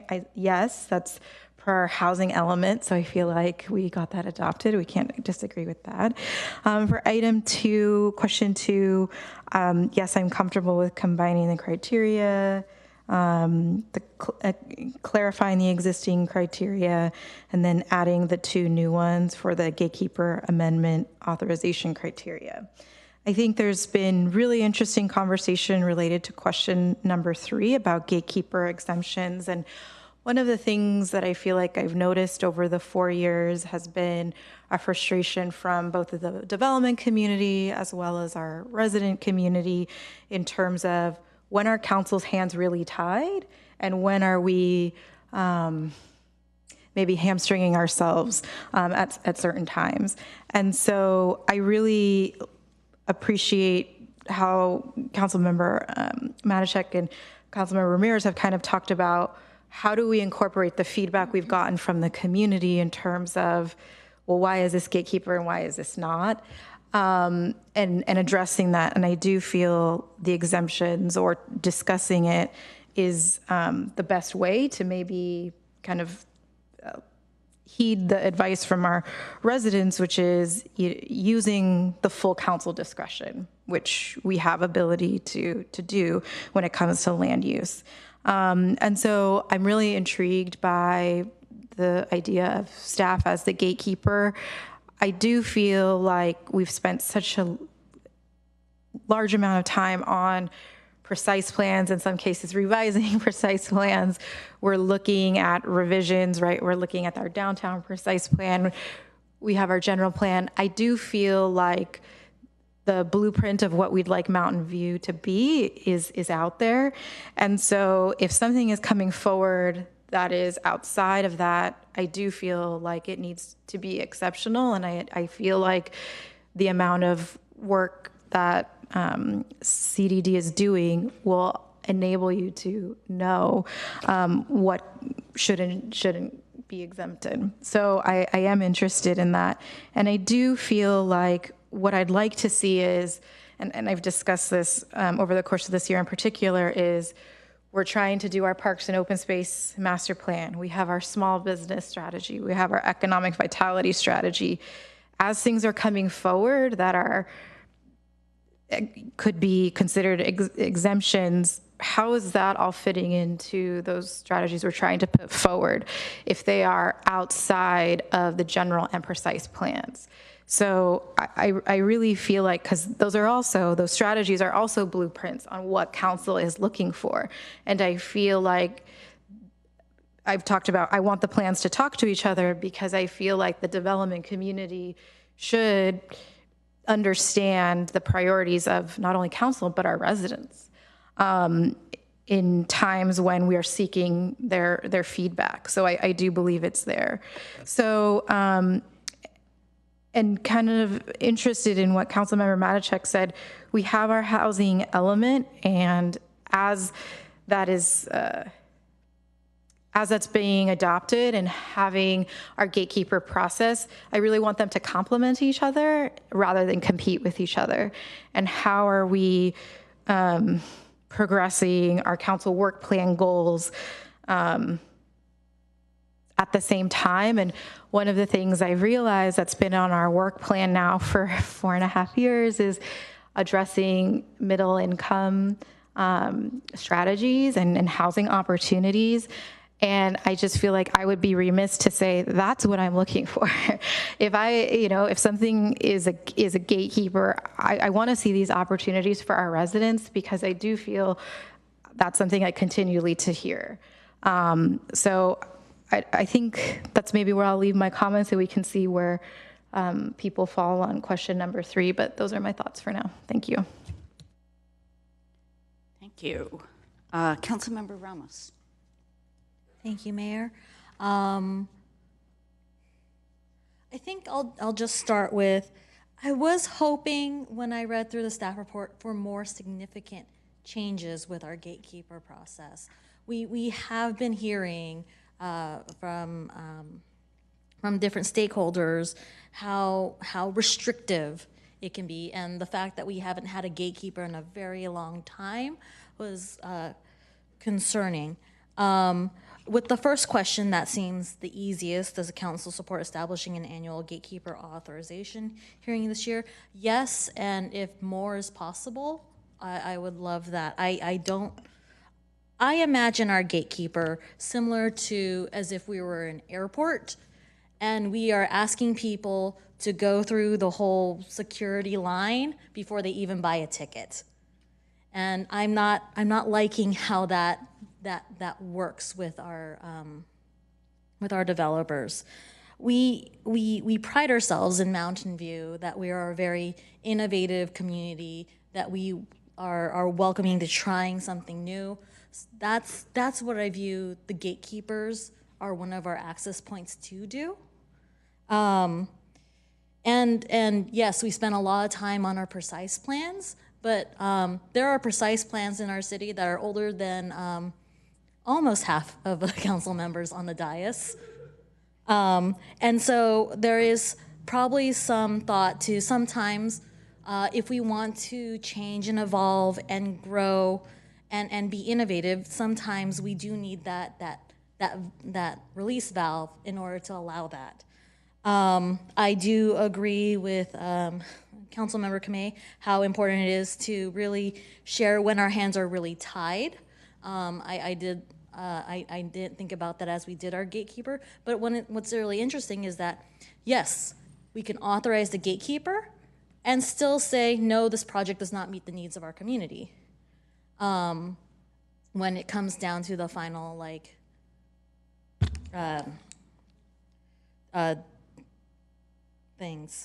approval. So I like the idea of relying on, as Councilmember Ramirez was saying in the early consideration model that San Jose has, that staff acts as a gatekeeper based on the criteria that council has in our regular goals. And I believe, what is the third and final question? I do support having written down the authorization criteria. I think that's actually very important for our stakeholders and developers to know what are the things that we care about to allow for things to break the mold, essentially. And then the final question is, what was our final question? The final question is, does council support the following gatekeeper exceptions? Yeah. Thank you.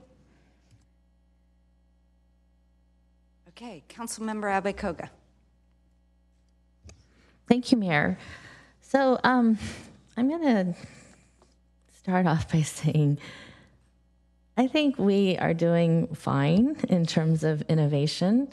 And the whole purpose of doing the general plan update and the precise plan updates that we've done over the last several years was to allow for more development and growth and have the community input so that we have buy-in as to where that would happen.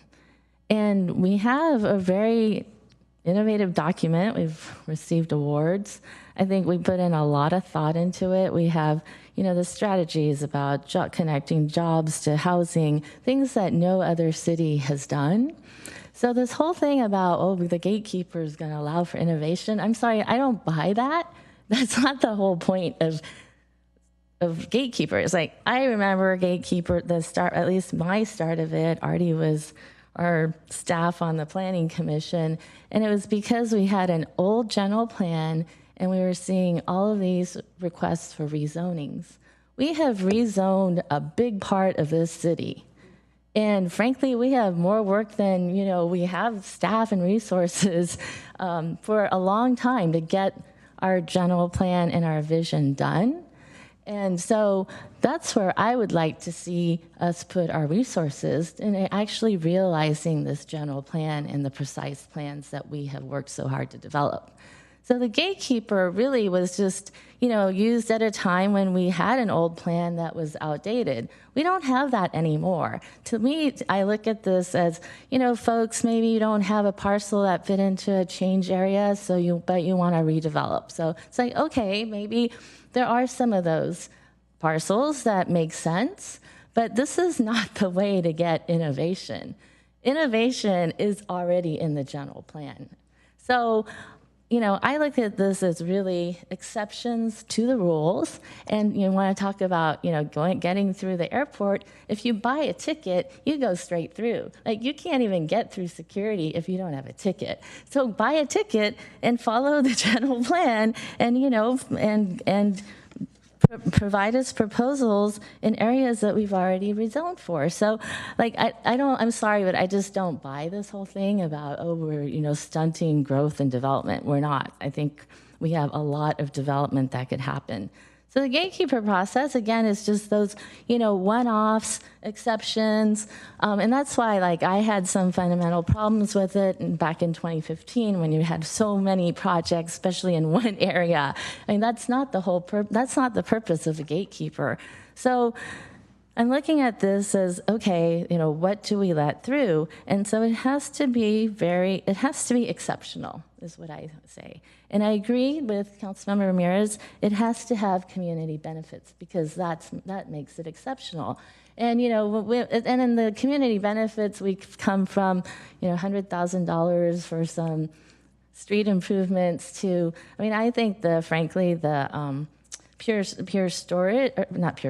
public storage project was exceptional. And, that one I personally talked to the developer and said, they came in with, I forget how many affordable units originally. And I told them, unless you can get 100, I'm not going to look at this. I'm not going to support it. So that's what I'm looking for, is something, above and beyond what we see normally. And unfortunately, I've seen gatekeepers, and that one was exceptional and innovative, but there's been a whole bunch that to me were just mediocre and regular. And they just frankly got around our general plan update because they had parcels that didn't fit, So that's what we're talking about here with this gatekeeper.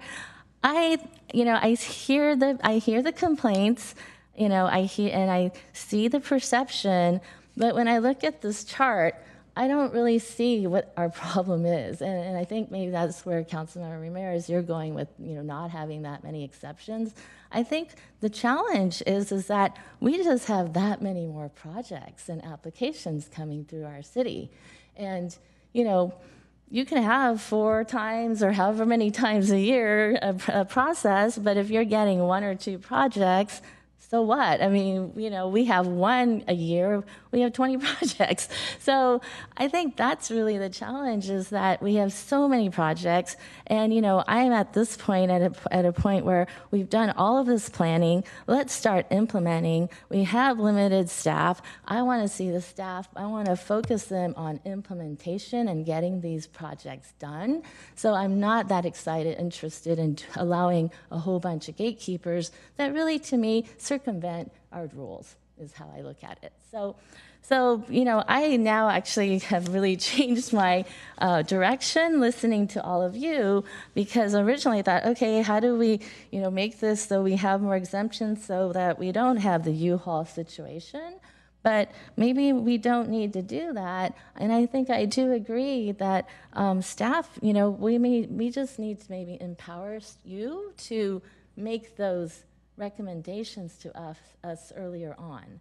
So instead of collecting all these projects to bring to us, maybe you in this whole thing about doing it however many times a year or taking it in at any time, I can actually support taking in projects anytime, but then I would say staff, you go ahead and look at them and then deny the ones you don't think fit our criteria or our policies, and then only bring forward the ones that you think do. And that's how I would that's where I would put the gatekeeper. So I agree with that. And then in terms of exemptions, actually I do agree with Councilmember Matichak. I think I'm down to the split zone, which is what we had, affordable housing projects, and yeah, that would be the only 2. And then again, if we give staff more authority, perhaps then, when staff, you start to see multiple projects in proximity to each other, you can hold them and bring them forward to us and say, maybe it's time for a master plan or a precise plan, however you think works best to have a bigger zoning process so that, you know, we look at the area more comprehensively and make sure that our needs or our goals are being met. Does that make sense?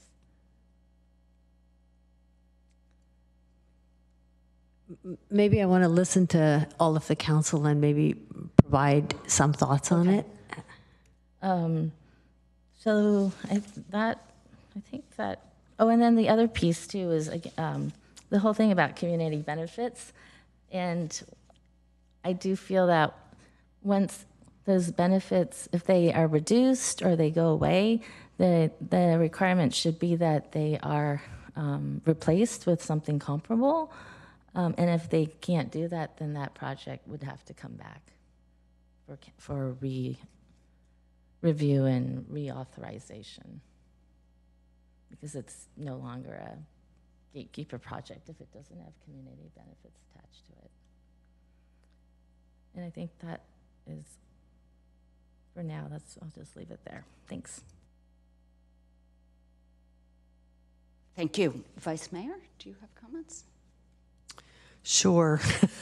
I tend to agree with what Councilmember Ramirez and Matichak and Ramos and Kamei have said about this.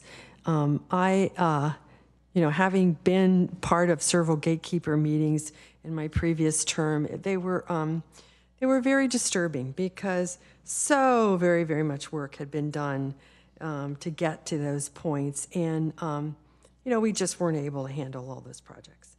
But one of the things that I think we haven't talked about much is how the world has changed since 2015. I mean, Mountain View has just had this incredible boom over the last 10 years previous to the pandemic. We had, so many tech jobs come here, so many housing units need to be built. The cost of housing went up so high. And then we've had the pandemic. And I don't think we're going to have this kind of boom continue. I would like to hope that we'll have a lot of housing development continue, but I don't think we're going to see much office interest. I just think that that's too risky.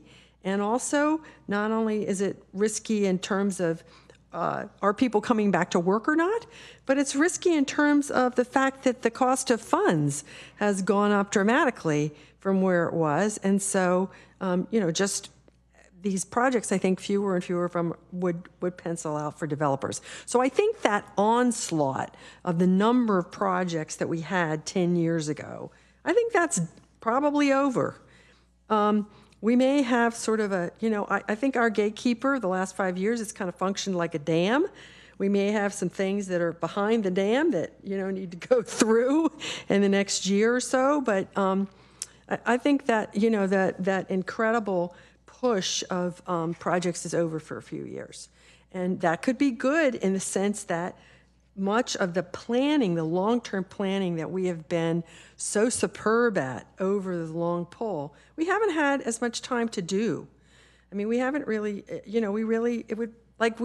would really like to do a Terabella, or I'd like to see a Terabella precise plan.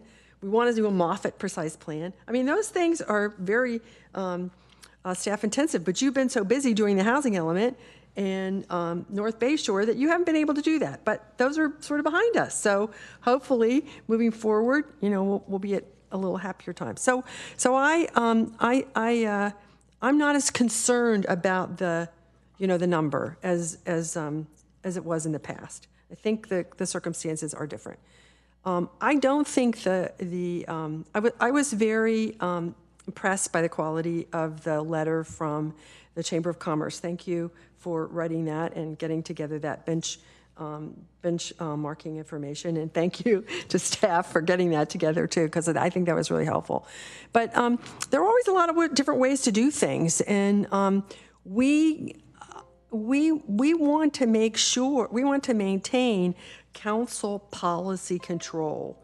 So I think the idea is when something comes to you, when a project comes to you that you really think is at odds with the policy that we have been talking about the last 5 years, then you should definitely bring it to our attention. And that is what it seems to me is the San Jose process is kind of all about. And the other thing I think is that the discussion of community amenities. One of the things we get with gatekeepers that's so great is community amenities. You know, we get to ask for things that we couldn't otherwise ask for, and you know, the community really enjoys those. So I don't want to leave those behind. So I suppose we have to have a gatekeeper authorization meeting at least once a year, or something that we can substitute as the equivalent for our housing element. But I think if we use the San Jose process or a San Jose-like process, that would probably work. I thought the criteria were reasonably well thought out, but I still like the, you know, I like the idea of moving forward with the staff being more of the gatekeeper and having an early consideration process. And then in terms of the exemptions, I really think the most important ones are the affordable housing. The most important one is the affordable housing, and I also like the idea of innovative projects or projects that bring in a new industry that we hadn't considered before. Innovative is a very open-ended word, and it would be helpful to have some clarification about what we mean by that. Councilmember Abikaga used the word exemplary. I could see how in many cases they could be equivalent, innovative, exemplary. But so I think those things are, you know, allowing for innovation is very important. And then the other thing I want to say is that I like the comment by Councilmember Ramirez about, Councilmember Ramos about the gatekeepers kind of functioning as a release valve for something that comes up that we didn't consider in the planning. We've done really good planning, we've done really extensive planning, but we haven't remembered everything. There are things that were left out. So this allows a release valve. And I think that we should see this as sort of a positive thing. So that's my comments for right now. And thanks, everybody. Thank you. So I'm going to sum up what I've heard from council members and then add my own comments, and we can move on from there. I'm hearing, I thought this was a overly complicated set of questions, and I wouldn't be able to summarize, but I've seen kind of remarkable convergence, and you can disagree with me if I'm summing your comments up wrong. So as for question 1, I heard everybody say yes once or more frequently. As for question number 2 on supporting the modifications to the gate, well, I won't read the whole thing, you can read it. Supporting the modifications, I mostly heard people saying make the policy more prescriptive regarding what we want. And I'll say a little more on that later. I also, as for question number 3, I either heard people say, picking out several exemptions, and I'm not going to read them all off, or saying that, and maybe I'm summarizing this wrong, you can tell me, but saying that staff should be the gatekeeper. We set the policy and staff is the gatekeeper, instead of looking at these particular exemptions. So that could, I think, use more refinement. I guess the way I see this, and other council members have said this, is that both running for office and afterwards, I talk to a lot of residents, and also we have a lot of resident input into our general plan and precise plans. And to me, that's what I want to focus on for development. And I think that we do have a lot of development, so I don't think that we're squelching development in particular. I do think there are reasons to have gatekeepers, and those would be when we see a reason to make a major land use change that we have not had time to update the general plan or precise plan or other documents. And that in order, and I'm just repeating what other people have said now, in order to decide when, I think we need to be more prescriptive in terms of saying which ones of those we choose. And I think, so they have to be in alignment with our city objectives, and some of those objectives, I mean, I think we've talked about what some of them are. They would be housing and affordable housing. They would be quality of life things, and I would list things like the gatekeepers I've seen, we come to the end of them, and residents come in and want to save a particular set of trees that could have been saved in the beginning fairly easily, and we're so far down the road it's like a surprise, when at this point it shouldn't be. I'm not saying save every tree on every plot of land, but there are times that it would have been simpler if we'd said that from the very beginning. Other things like increasing economic diversity, increasing alternatives to cars, things like more public space, green space, and circulation that involves active transportation, walking, biking, et cetera. I think we need to be very clear to developers from the outset. I don't want ending surprises if possible. I guess I'm just saying, again, in different words, be more prescriptive. And I agree with people who've said that gatekeepers need community benefits. I also think we need to take the long view on community benefits,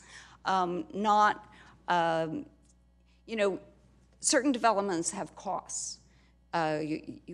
We develop certain things and later develop an office, for example, and later we have to add housing, we have to add parks, we have to add transportation. So to me, community benefits they can't be benefits in the short term and then the city picks up the cost in the long term. We kind of have to see how is this going to play out.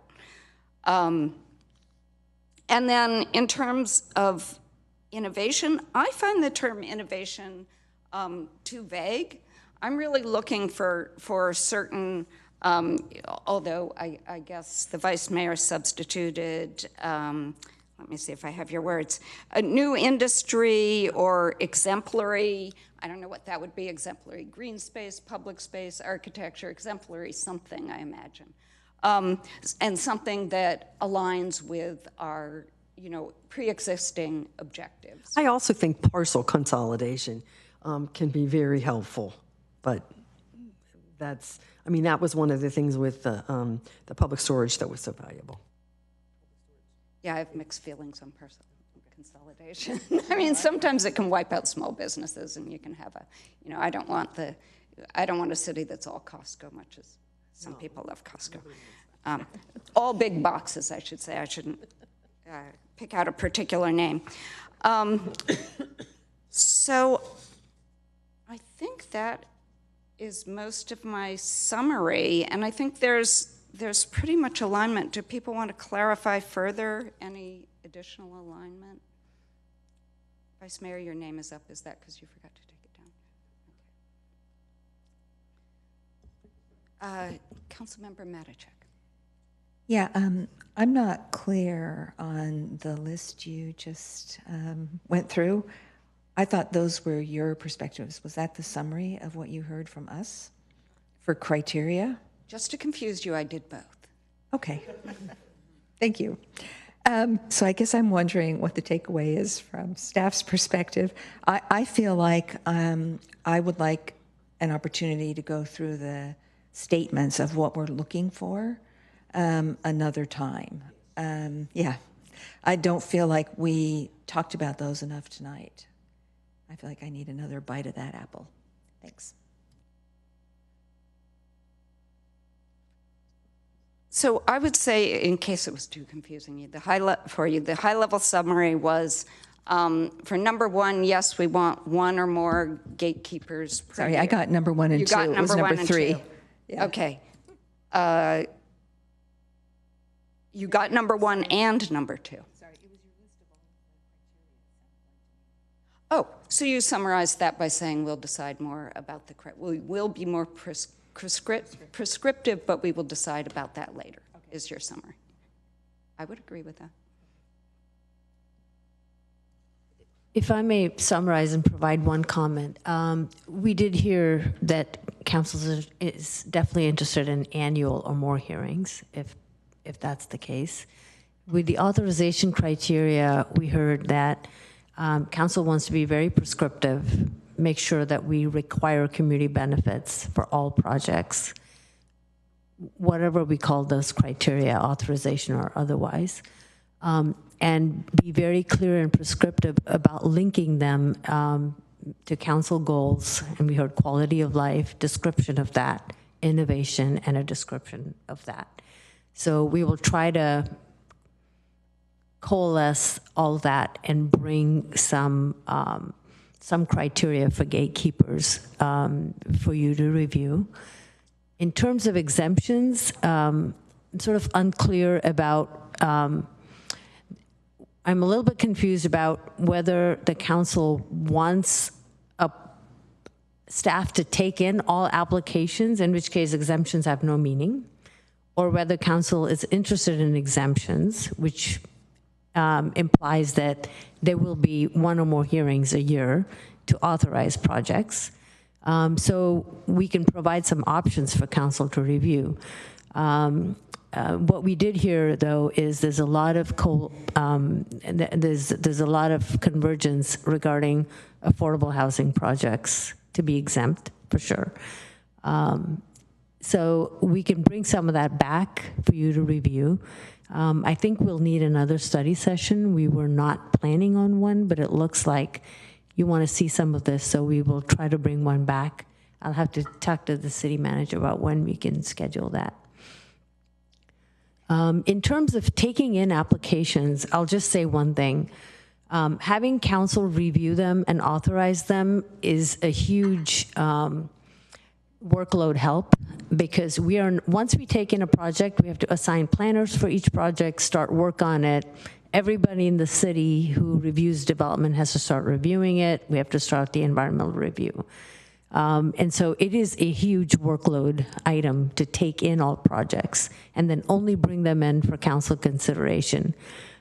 Giving staff the ability to deny projects means there will be an appeal process, which becomes pretty involved. And so what I'm going to say is we might bring some options, but also some pros and cons for you to consider.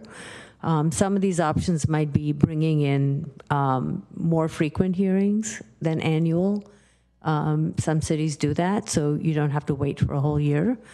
But I think taking in applications and starting to process them is a big workload item that we would be concerned about.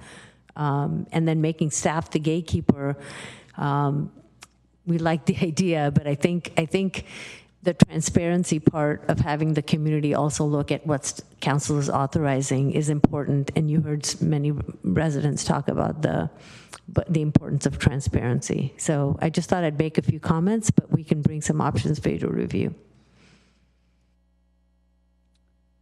Okay, I'm going to add one more comment that I neglected. I just also strongly agreed with what Councilmember Kamei said about some of the prescriptive criteria aligning with some of the larger plans that we're working on, like biodiversity, park and open space, economic vitality, and probably active transportation. Yes, we will add those, and they are actually all aligned with the council's strategic work plan goals. So, yes. Councilmember Ramirez. Thank you, Mayor. So City Manager, did you want to speak first? Okay, I'll be quick. I think I appreciate staff's suggestion to come back with ideas and some different ways of approaching this, I think that will be very helpful.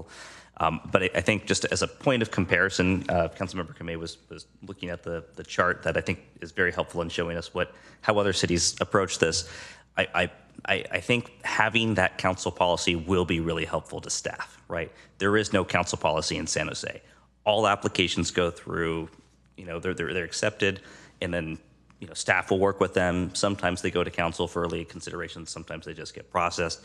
But there's no overarching guidance from council, which can be very challenging for staff. In this case, I really like the fact that we're contemplating a council policy that says, here's what we're looking for. And then we get to decide if it's different from that, maybe it's just a categorical, we don't accept that application, so we basically get to provide a high level of guidance, and I think this is where staff's input will be really helpful. What kind of guidance would be helpful in staff's evaluation of these applications? But it would basically be that framework of if an application meets the prescriptive criteria, not some subjective set of questions, then it could go through. It could be processed, right? It's consistent with these very prescriptive set of criteria. If it's not, then maybe it's a categorical rejection. It doesn't comply, right? We don't have to take in applications. We haven't for years. So that's how I think we can address the problem that you've identified for us, and I think that's something that hopefully we can learn more about in a future study session. Thank you. Councilmember Kamei. Great, thanks. I just had a question, and mine was, of the chart provided to council, the city of Mountain View is the only city that allows any exemptions. And we're having quite a bit of discussion about exemptions. So I don't know if staff wants to kind of illuminate why we are the only one who allows exemptions, or maybe when this comes back, we can get a more full picture in the chart of what not having exemptions in these other city means in terms of maybe staff capacity or city workload, or what types of projects those are. Because I think rather than going through the list of exemptions, I'd love to understand why we're the only city that allows them. Thank you. City Manager McCarthy. Thank you, Mayor. So I just want to reiterate what I'm hearing and make this perhaps a little bit easier for staff. So what I'm hearing is both that there is interest in reinstituting the gatekeeper process. That's clear. What is not still clear to me is what that process might look like. Because in question 1, we're asking for a hearing every year. And then we're also talking about just having staff do all of the intake and either fast tracking some of them if they match the exemptions, or bringing some of them forward. So what I'm hearing is that council's interested in policy alignment. So having some sort of guidelines on whether they match the 7 policies, whether they match a lot of the visioning and a lot of the things that we have already in the general plan or the precise plan, but maybe this project is a little outside of it, but fits with the spirit of what the precise plan or general plan has intended.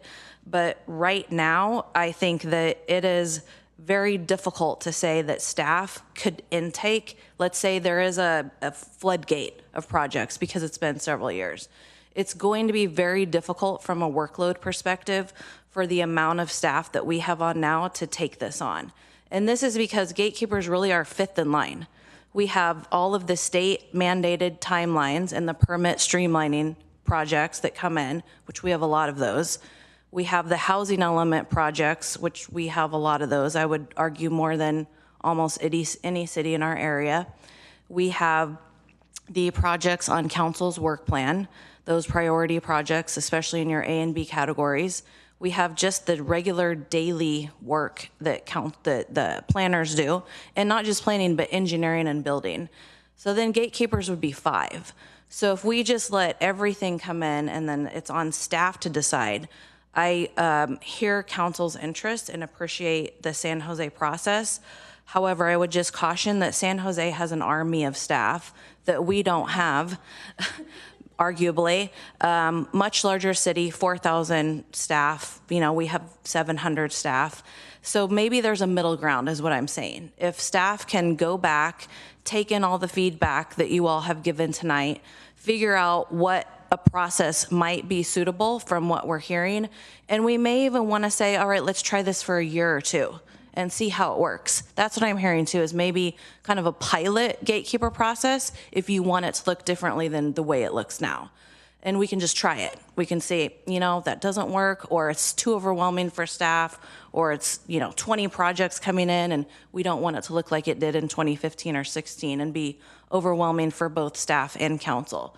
So I think we need to just put our heads together and bring something back to you with the spirit of all the guidance that you have given us, but then come back with a study session and then say, okay, here's what we put together from the feedback you all gave. Here's what we think might work, whether it is an annual process or just staff accepting applications, being very prescriptive. But I think we need to talk it through because we've heard a lot of feedback. And what I'm hearing is some sort of perhaps a pilot process that we would want to bring back to you all to react to. Okay, well, that sounds good to me, but Councilmember Matichak, you have comments? I do. I just want to clarify with staff.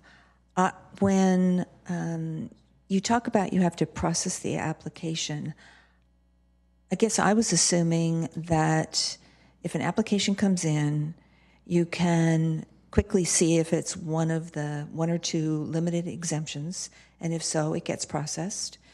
If it isn't, then you see whether or not, and I don't want a laundry list of criteria. I think it's the most important things that we're looking for, a handful. If it meets those, it goes to a gatekeeper meeting. If it doesn't meet those, it's rejected. And I would assume that would cut down on staff processing time of applications. That's how I was assuming. That's my interpretation of what we were describing, but I don't know if that's everyone else's interpretation of what we were describing.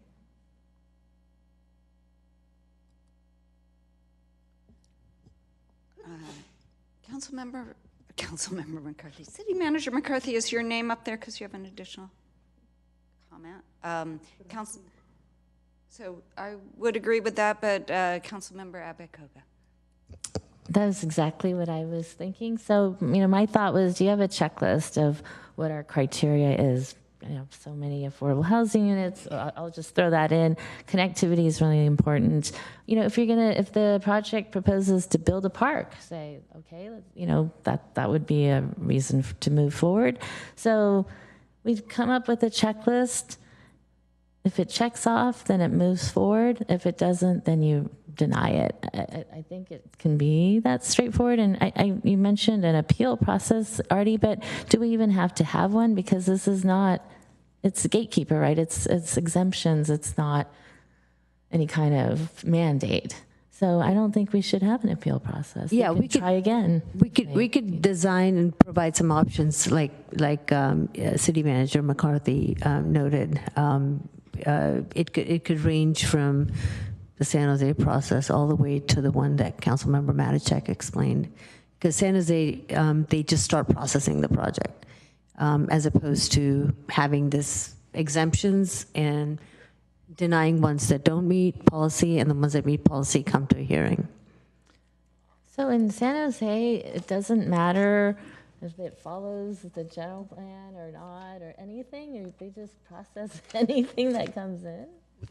So process is a term of art, right? So as an example, I remember in, I think 2018, there was a guy who submitted a preliminary application to staff to build like a skyscraper heliport in Coyote Valley.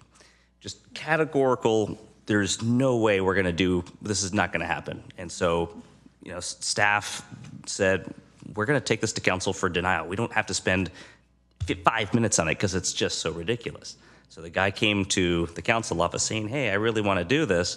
You know, staff says they're gonna recommend denial. Would the council member support it? We would say, no, of course not, we're gonna support it. It's a ridiculous idea, right? So the application was submitted. There wasn't a need for the council to authorize him to submit the application, right, in competition with a bunch of others. We took it in and it was processed, but it was basically a categorical rejection right then and there because it was just so fundamentally inconsistent with anything that the council in San Jose is doing. And that's kind of how I envision this council policy to work, right? Sure, you could submit some ridiculous idea, right? We'll give you the courtesy of 5 minutes, right? But it's a stupid idea. We're going to recommend denial, right? And the concern I have is I'm not sure that gatekeeper process as it exists is actually effective in managing staff time, right? I would love to ask you how much time you spent on the Castro Commons project, which has never come to council, but it's taken hundreds and hundreds of hours of staff time, right? And the same thing with the Ambra project, which was an exempted gatekeeper that never went to council. How many hours of staff time? So I'm thinking that this is why I think it bears some deeper thought about what is it really that this process should do for the city. You know, I appreciate that explanation, and maybe that would resolve some of this issue of, oh, well, you know, it's gone through gatekeeper and it's come so many years in the making, so it makes it just that much more difficult for staff or even for council to say no, right, by the time it gets to us. So if that denial happens sooner, you know, it just saves everyone a lot of time. So however we can work that to just get, maybe that's what, you know, the developers are looking for, is an answer sooner than later, not necessarily, you know, it may not necessarily be a yes answer, but at least it's an answer. Thank you. Okay, well, I'm seeing some nodding in the audience. So have we gotten to where we need to get? Staff, have we gotten far enough? Yes, I think you've given us a lot to think about, so we can come back with some options for you. Wonderful. Okay. So at this point, we're going to... Oh, okay. At this point, we're going to close out this item and move on to item number 7.1, which is a public hearing. It's the CalPERS contract amendment for all unrepresented safety PEPRA employees, and Human Resources Manager Lindsay Bishop will present the item.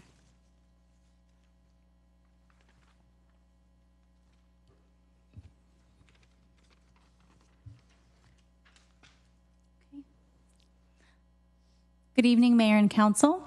I'm returning on behalf of Human Resources to continue the process to amend the cost share for unrepresented safety employees under the Public Employee Pension Reform Act, otherwise known as PEPRA. You may recall that CalPERS publishes an actuarial analysis to set the employee normal contribution on an annual basis. For fiscal year 2023-24, the employee normal contribution for safety PEPRA employees has increased from 11.25% to 12%. In order to maintain the agreed upon total contribution paid by safety PEPRA employees, the amount of the employer contribution that employees pay, otherwise known as the cost share, must be reduced by 0.75%. Please note, updates for represented groups have been completed via side letter, and this process is related to sworn positions that are unrepresented and therefore are not covered by a memorandum of understanding or a side letter. There are 3 steps required by CalPERS to implement this change for unrepresented employees, each of which require legislative body action with a presentation at a public meeting. The first step was completed in May with City Council's adoption of a resolution outlining the intended employee contributions. I'm here before you with the second step of the 3 steps required by CalPERS. Tonight's item is adoption of a resolution of intention to approve a contract amendment which will incorporate the employee contributions as intended, as well as the introduction of an ordinance authorizing the said amendment. Following City Council adoption of the resolution and ordinance, staff will wait the CalPERS required 20 days and will return before you with a recommendation to adopt the final ordinance in October for an anticipated effective date in November. This concludes my presentation. I'm available for questions. Thank you. Thank you. Do any members of the council have questions? Seeing none, I'm going to take in-person public comment. No in-person public comment. Virtual speakers, I see no hands raised. So we now have we're coming back to council. We have a motion by Councilmember Kamei and a second by Councilmember Ramos. So we can vote.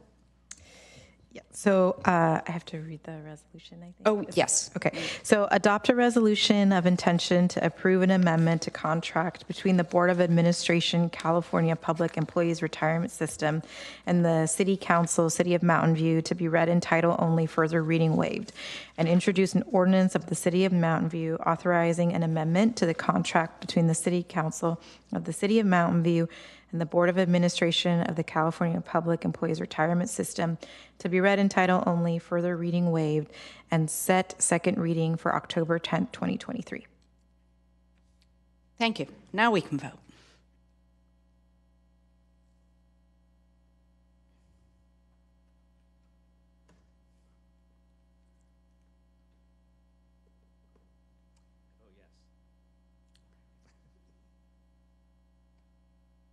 Okay, passes unanimously.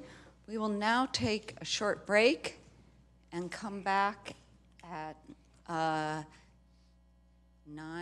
approximately 9:35. You want 9:40? 9:40.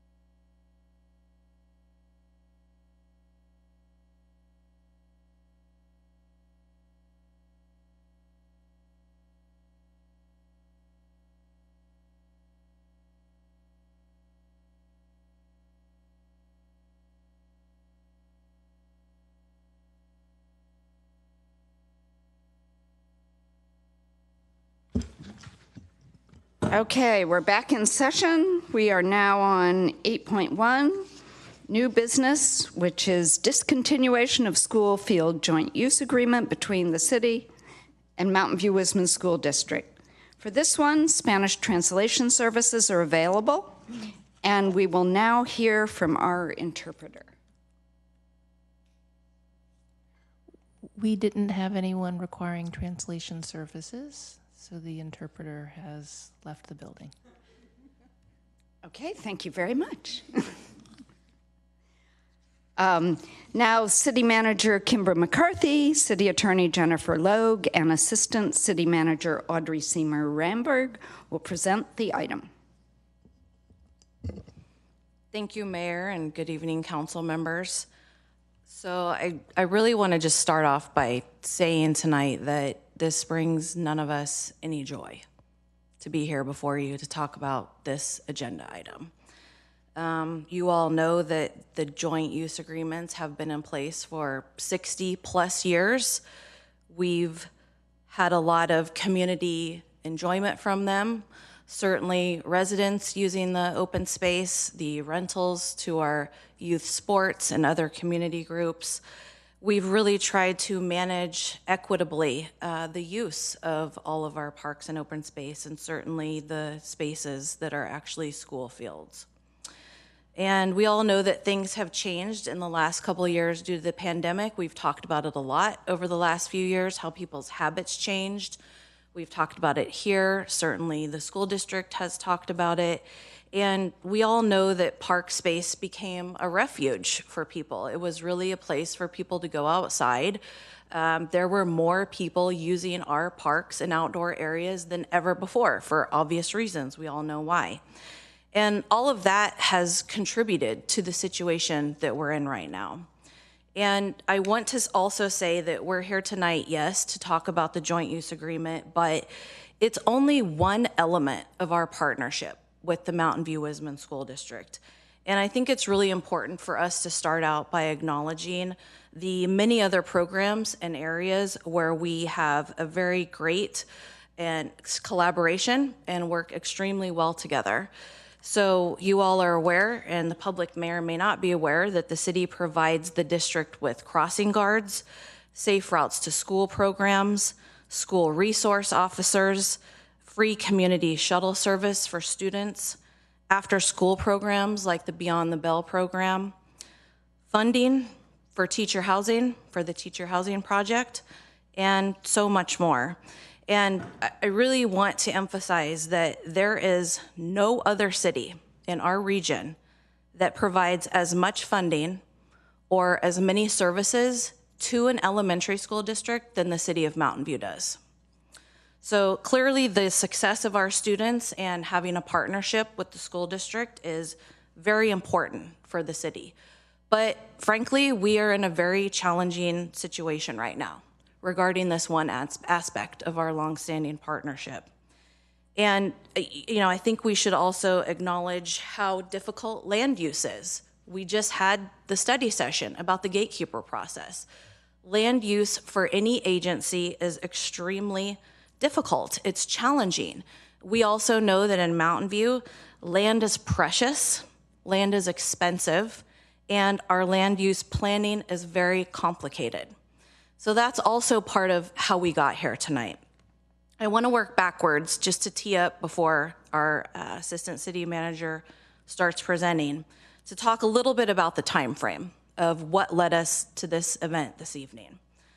So we've all been working since 2019. 2019 is prior to me starting, almost 4 years ago, to reach an agreement with the district on the renewal of the joint use agreement.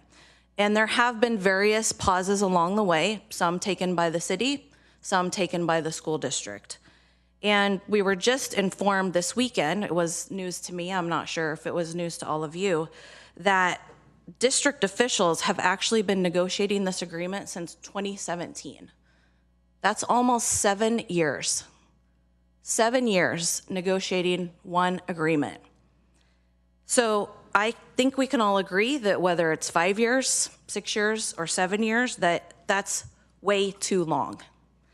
And this much use of staff time and resources is just simply unproductive and untenable. I'm sure that the district would say the same thing. So it's really clearly been a struggle for us to get on the same page for many, many, many years. So earlier this year, our staff teams began to meet. We thought we were making a lot of progress. In fact, the city was under the belief that we were almost done with negotiations. We thought it was almost wrapped up at the very beginning of this year. Then in February of this year, everything changed. In February, we were told by district staff that they wanted to stop negotiations until further notice, and at the same time, they were exploring whether to even continue the joint use agreement, the feasibility of it. This included a school board presentation on March 2nd, which discussed placing portable trailers on the Montaloma Elementary School open space, and they also questioned the need to extend the joint use agreement further. Then in May, the superintendent sent a letter to the city's Parks and Recreation Commission where he proposed alternative solutions to the joint use agreement. There were 3 solutions proposed. One was for the city to rent the fields, which the city is not interested in. The other 2 solutions were to have the district take financial and operational responsibility for the maintenance and rentals of the school fields. That was proposed by the district. Then recently, the district took other actions, including removing city signs without notice. You'll hear later tonight that although signs changing, being removed, had been discussed at various points during the negotiation, but nothing was decided. Nothing was understood. Nothing was known. There was no decisions that were actually made. So these signs were removed and taken down with us having zero idea that that was going to happen. That's a fact. And then also proposing fencing options at Montaloma Elementary School without involving staff this time around. Staff was involved in the past during COVID when there was a lot of discussion about what would happen with fencing there. But just recently, we were not invited to be part of the process or even give any feedback on what council or what staff thought about it. So ultimately, the words and actions of the district put the city on notice that the school district was disengaging from the partnership and was acting independently over their own land outside of and despite of the joint use agreement. Any rational person would look at this and say, okay, this is certainly a severing of the joint use agreement. There's not intent to move forward. And so those steps, those words, those actions that have been taken by the district over these past many months have led us to this point this evening. This is why you have the item before you. So as leaders, I know that we all need to recognize when you're trying to put a square peg into a round hole and think about how we can do things better and how we can do things differently. And that's really where we're at. I think Mr. Zayorski did an eloquent job of pointing out some truisms. The city does need to do a better job at how we're planning for our parks. We do need to build more parks. We do need to find funding for parks. He's absolutely right. And that's our next steps. The city needs to really do more and do a better job at planning for our own parks. So right now, you'll hear a little bit tonight about how we're going to be focusing on that strategy. You're all aware that we're doing the Parks and Recreation strategic planning process right now. So part of that is going to be buying the new land, building new parks, and really focusing on those very specific neighborhoods that have less space than other neighborhoods. So with that, I'd like to turn it over to our Assistant City Manager, Audrey Seymour Ramberg. She's going to take you through a little bit of what I talked about, and then we'll be joined by our City Attorney, Jennifer Logue, to also address some of the questions and issues that have come up recently. Thank you, City Manager McCarthy. I'm also joined by Community Services Director John Marchant. And I'm going to fill in a little bit more of the detail around the timeline of what got us to this point, as you have provided in your overview. I'll try not to duplicate and go over things just to make sure that the council has the full breadth of the steps that that we've taken and the actions that led us to this point. I'm going to start with a little bit of history, which, as the city manager stated, goes back over 60 years of joint use agreements governing the ways that the school fields have been jointly used between the city and the school district. The first agreement was entered into in 1959 between the city and the district that was in place at that time, which was Mountain View School District, and it covered the schools of Bubb, Castro, Graham, MI, which is formerly Huff, and Vargas, which was formerly the Slater schools. Following 2 renewals of that agreement, the current agreement was entered into in 2000 and it expires in 2025. The second agreement was with the former Wisman School District, and it was entered into in 1960, and it covers the schools of Montaloma, Therakoff, Wisman, Crittenden, and Stevenson schools, and this agreement is no longer in effect. At its core, what the joint use agreement does is it defines areas of park and recreation on school site space, and then defines the city's responsibility for maintaining those areas that the city then makes available for community use. Negotiation of current staff at this table anyway, on the joint use agreement renewal and update as a successor to the 2000 agreement, and that would incorporate the former Wisman district agreement, began in 2019. There was a slowdown in the process during the pandemic, and city staff attempted to reinitiate conversations in the spring of 2021, and then the parties began to meet again in the beginning of 2022. There were sticking points, such as a disagreement as to whether or not the city is in compliance with the Civic Center Act and the district's desire for handling indemnification in a different way. But overall, we did feel as if we were making significant progress. So it was a surprise when staff heard from the district in February and March that they were stopping negotiations of the joint use agreement. More recently, in a letter received, which was yesterday, the district raised 2 additional sticking points. One relates to what the letter refers to as costs of service, and a request for itemized invoices from the city regarding the maintenance services provided at school fields. This seems to be more of an administrative matter than a legal term for the joint use agreement, and the city is not clear about the relevance of this issue. Another recently raised sticking point is what the district has referred to as maintenance tracking, and staff does not have recollection of this being a discussion topic during the negotiation meetings, but does recall making good progress on clarifying the roles and responsibilities for maintenance of the school fields. So since the report for this item was published, we've heard additional context from the district regarding their concerns about the Civic Center Act and indemnification. And I'd like to turn the presentation over at this time to City Attorney Jennifer Logue to speak more to those issues. Thank you. Good evening, Mayor and council members. If we could move to the next slide. Thank you. So I want to address 2 issues that have come up recently with regard to maybe reasons or sticking points in the negotiations for the new joint use agreement. One of those relate to the Civic Center Act, and the other one relates to indemnification, the city's willingness or unwillingness to indemnify the district for injuries and damages for use of the fields. I'm going to start with the Civic Center Act. The Civic Center Act generally provides guidelines for use, for the granted use of school facilities and grounds. And it is city staff's understanding that the district believes the city is violating the Civic Center Act in its rental of school grounds in two specific ways. First, the district representatives have stated that the city is violating the Civic Center Act by charging too little for use of the fields.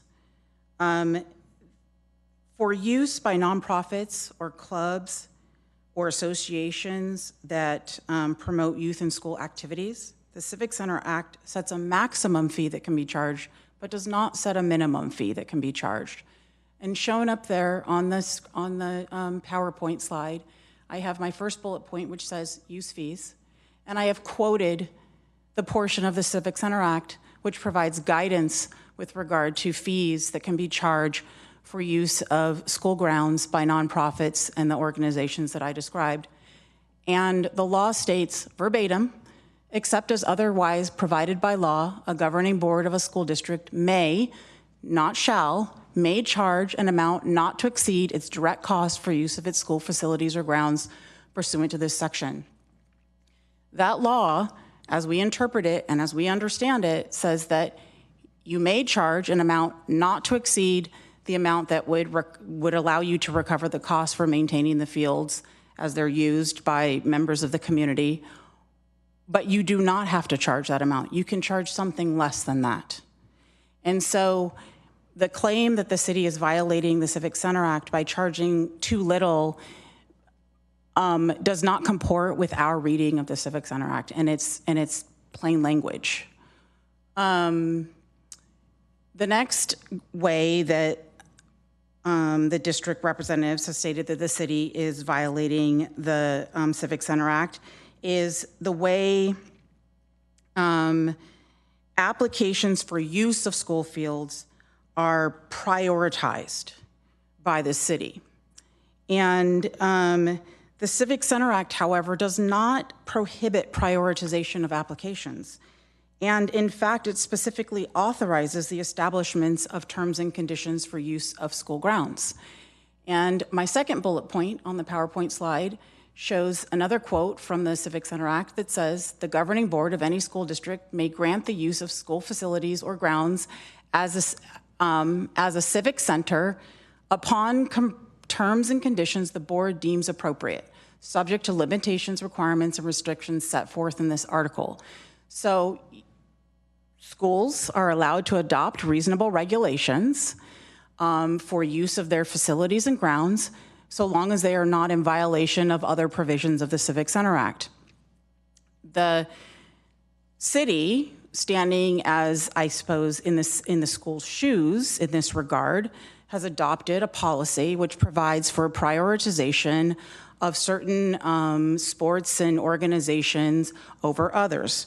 So for instance, in the policy, our policy generally prioritizes local leagues and leagues recognized as Mountain View youth sports organizations over non-local unrecognized sports and adult sports groups.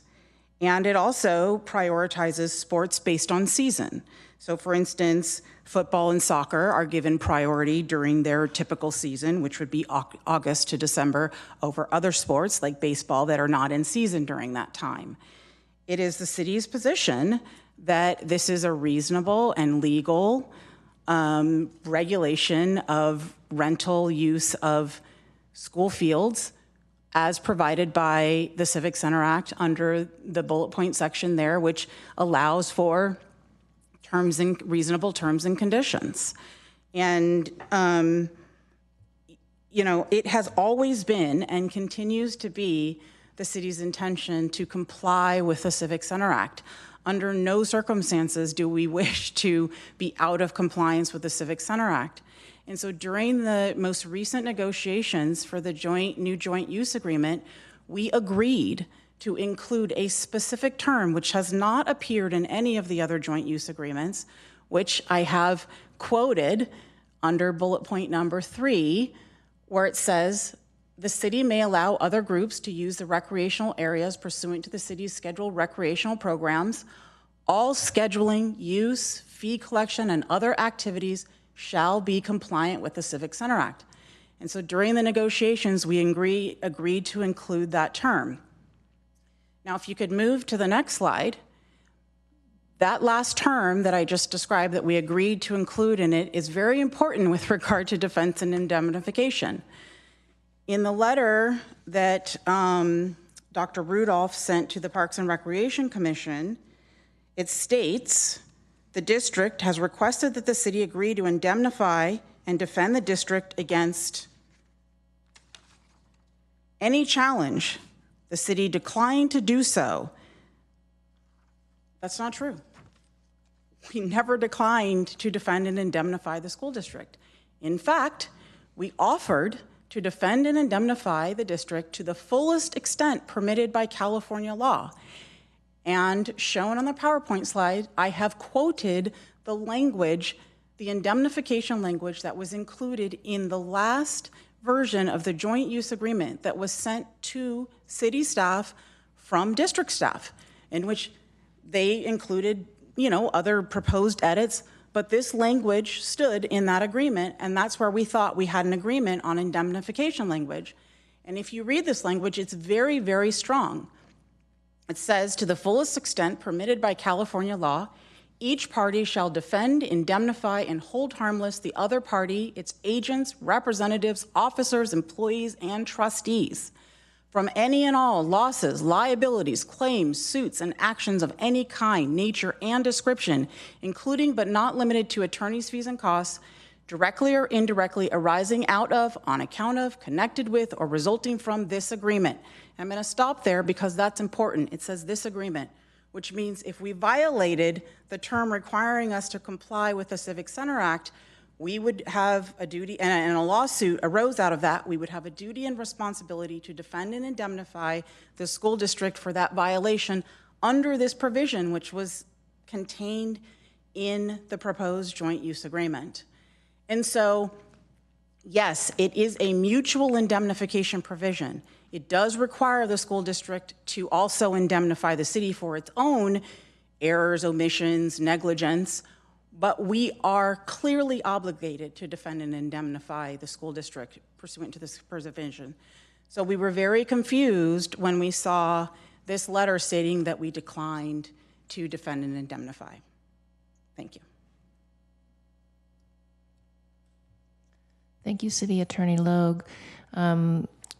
These school district concerns regarding the Civic Center Act and indemnification were also raised during the March 2nd, which is what the title of that slide should say, school board meeting presentation, which also noted the potential need to preserve open space for portable classrooms. And what this slide shows are two slides from that actual March 2nd school district presentation meeting, with the slide on the left showing many portable classrooms that could be put on the Mount Aloma school fields, and the slide on the right noting that the district will need to determine the feasibility of the joint use agreement's extension. So in addition to these issues that the city attorney just went through that have been raised as concern regarding indemnification and the Civic Center Act, there was this additional concern raised about whether or not the school fields would be needed at some point to house school class units for future students.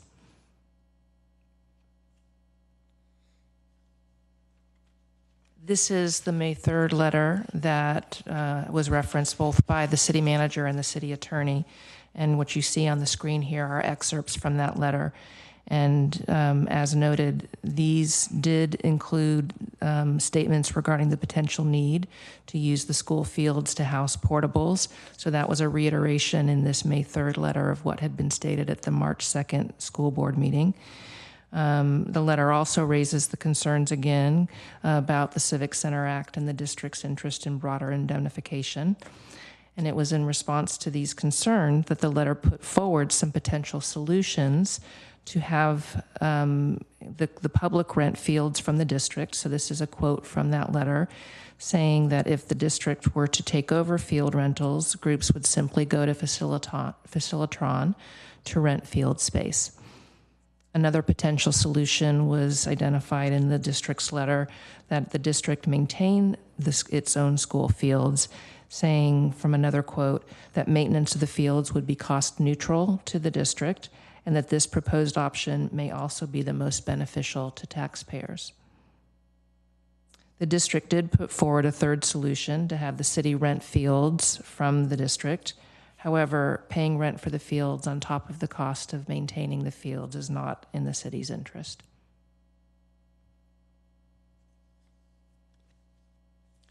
There were other actions that signaled to the city that the district had an interest in acting independently regarding its land. One of these actions was in early August when the district removed the city park signs and replaced them with district field signs. On the screen are slides from an August 17th school board presentation. The slide on the left shows a collection of 4 city park signs removed, and as the district slide notes, replaced with new signage designating appropriate ownership. The slide on the right shows both the old and the new signs at Montaloma Elementary School. And as the city manager noted, although we had talked about signs during the negotiation meetings over the joint use agreement, we had not concluded the joint use agreement negotiations, therefore we had not made any decisions through that process. And the district acted alone to make this decision without talking to the city about it. So the city had no idea that it was happening until park crews showed up at the city parks, the school field sites, and saw that the signs were being removed.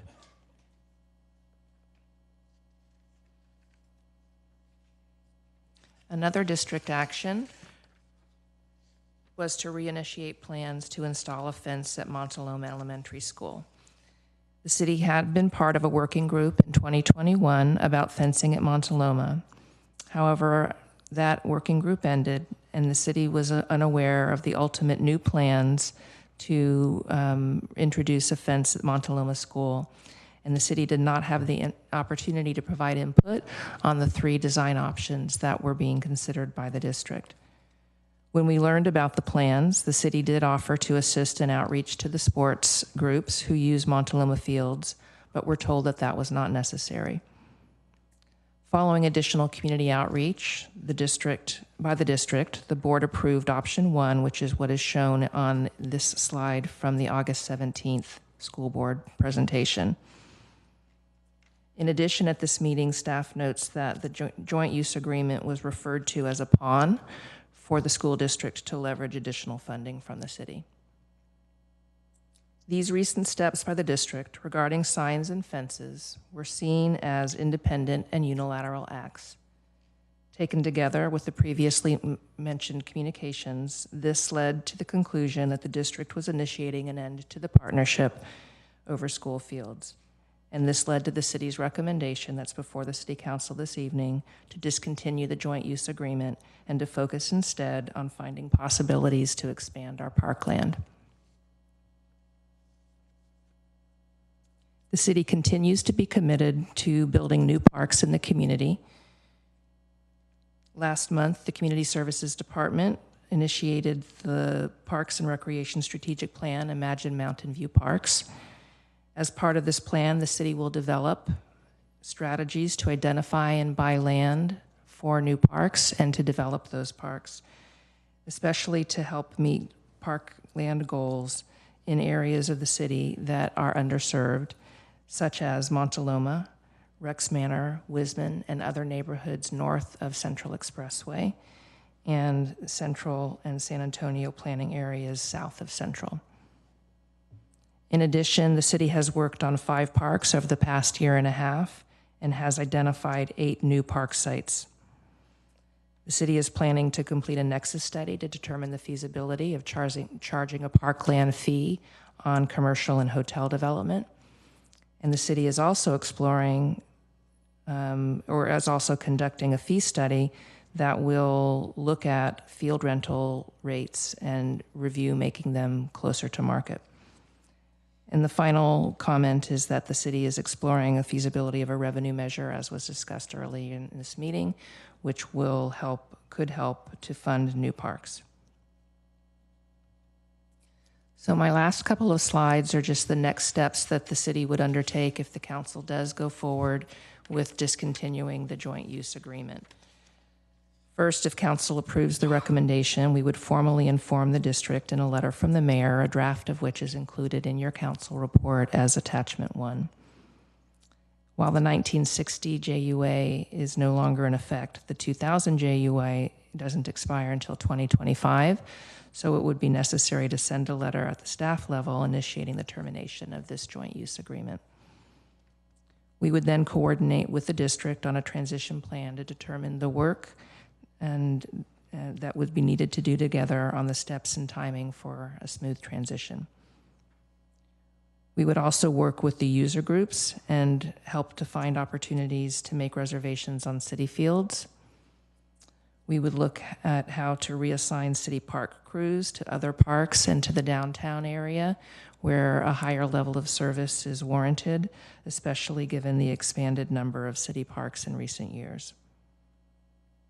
And as mentioned on the previous slide, the expansion of parks is part of the Parks and Recreation Strategic Plan, and which will assess community needs and develop creative strategies to meet these needs and to expand and achieve our park goals. The final steps in the process of discontinuing the JUA would be to redirect capital and maintenance savings to focus on the expansion of parks, to affirm our commitment to shared use and sites at the sites that are governed by separate joint use agreements, separate from the ones that we've been talking about, and that are focused on the sites that are jointly owned by the city and the school district. Those are particularly the Mountain View Sports Pavilion at Graham and the Mountain View Sports Center at Crittenden, both of which are co-owned by the two agencies. Another step would be to determine the approach for the maintenance of Cooper and Wisman parks, which are on separately owned parcels but are contiguously used and enjoyed by the public, and to determine the maintenance responsibilities for the city-owned land at Stevenson School, on which there's a district parking lot, some landscaped open space, and a tennis court.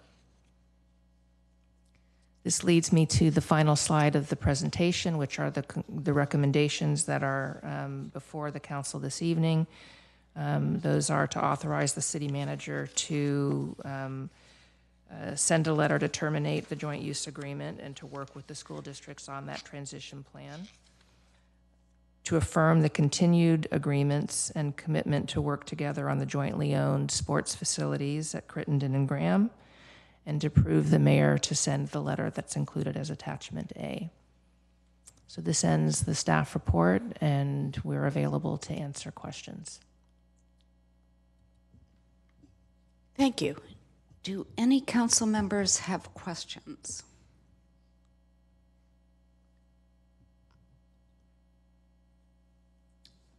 Councilmember Ramirez.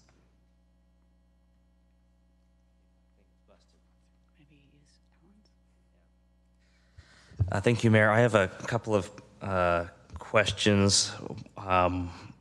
First, do we know when the JUA that has expired, do we know when it expired? I couldn't read it in the document itself. If you could give, unless you know, you could give me a moment and I can see if I can read it on my own screen to see when it expired. Unfortunately, the second question, I think you might be able to answer better than anyone else. So I could, while we could wait, or I could ask the second question. I believe I have an answer to that question, which is that the 1960 agreement did not have an explicit expiration date, but that it was set to be in existence as long as the supplemental agreements covering individual schools were in effect, and the last of those supplemental agreements expired in 2019. Okay, so relatively recently. Okay, thank you. And then what are the implications of continuing to do work on those campuses despite the fact that that JUA has expired? Are there legal implications that we should be aware of?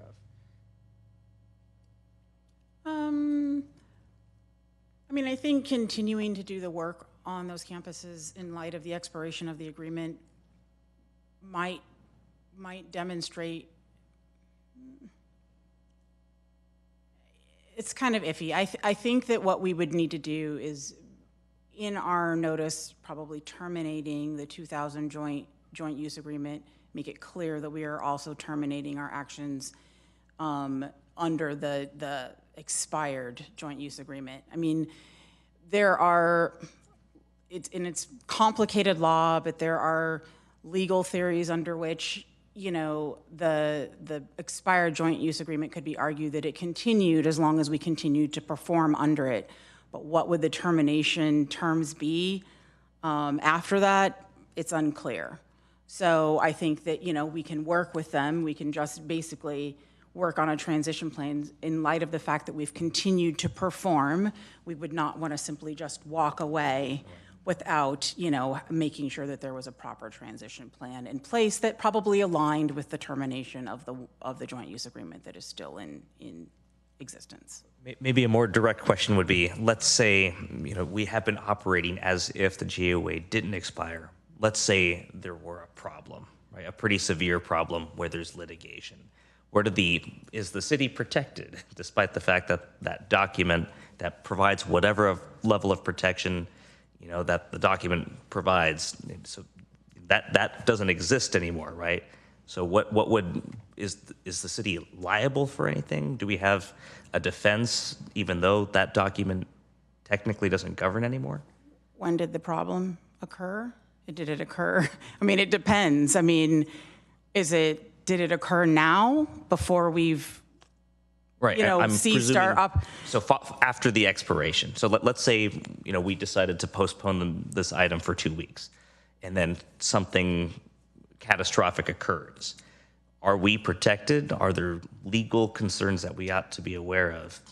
I think that would be very risky. I think as long as we're performing maintenance responsibilities, any injury or accident that arises as a result of our performance of, rental or maintenance of those fields, if the injury or damages or accident arises from our own work, I think that we would be liable for that. So regardless of the fact that the agreement has expired, because we continue to perform. So I think our actions would speak more than the expiration of the agreement. Okay, thank you.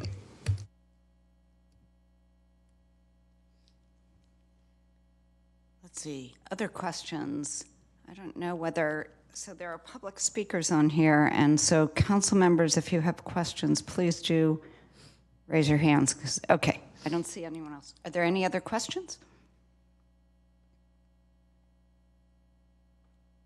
Okay, seeing no more questions, I will start to take public speakers. The first public speaker that I see is, and let me see how many, okay, I'm going to give everyone 3 minutes. The first public speaker is Laura Blakely. Mayor Hicks, may I request that the Mountain View Wisman Board President Ramirez go before me? Certainly. Thank you.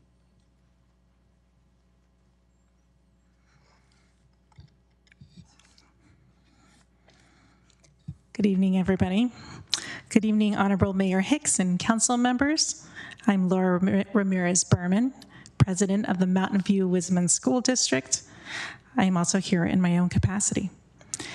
I hope you've had a chance to read my letter and consider the points we've raised and the question and answers around the JUA before you deliberate tonight.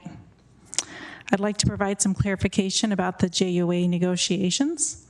Just to clarify, the school district did not unilaterally end the JUA negotiations, nor have we made any decision to do so without any further discussion. Mayor Hicks, when we had coffee on August 15th, I enumerated a few of the concerns that the district still had regarding the JUA, and one of them was, in fact, indemnification. And as I listened tonight, I wondered why, if the city felt that they had fulfilled that part of the concern, why it hadn't been communicated to us. I wish that there had been some follow-up communication with us after that conversation. I ask that you make your decisions tonight based on the specific issues we raised and your assessments of the need of the community, not on the inaccurate notion that the district walked away from the table. Finally, I want the public to know that regardless of the JUA, the public should be assured of our unwavering commitment to ensure that our community continues to enjoy access to school-owned spaces. Thank you. Thank you. Laura Blakely? Thank you, Mayor Hicks and council members and city staff. I'm Laura Blakely. I do serve on the Mountain View Wisman board, but I'm here speaking this evening in my personal capacity. The city proposal to unilaterally terminate the joint use agreement is abrupt and premature. I know all parties are weary from years of negotiating and fits and starts, and despite the assertions made by one of the speakers earlier this evening, terminating the JUA may not have that much impact on Mountain View Wisman's day-to-day operations or on the community's ability to use the school facilities after hours. But it's not a good look for the city and school district to simply cease communicating and attempting in good faith to work collaboratively together for the good of the residents of Mountain View. It feels like young kids at the playground getting into an argument in the sandbox and saying, I don't like you anymore, and taking their toys and going home. Really? Have we sunk to a level where we can't even have a civil conversation and treat each other with respect and in good faith? I hope not.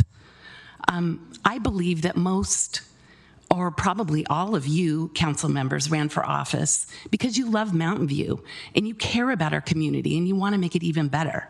Those were my motives too for serving on the school board, but with an emphasis on families and students. As elected officials, I feel like we should be modeling respectful grown-up behavior for our constituents. We don't have to like each other, although many of us do on a personal level, but we do owe a duty to the residents of Mountain View to get along and govern fairly and equitably.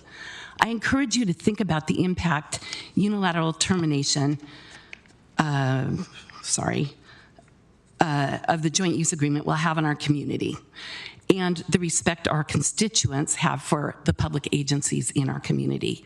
We collectively can do better. As Assistant Manager Seymour described, the open points to be resolved in the agreement have been narrowed to a handful of issues that were outlined in President Berman's letter, and perhaps there's a couple others that I'm not aware of. But I'm confident that these issues can be resolved. Please defer voting on approval of this item and give the school district an opportunity to give direction to our staff and restart the final stage of negotiations. Preserve the possibility of joy. Do this for the good of our community. Thank you. Thank you. Brian Cullinane?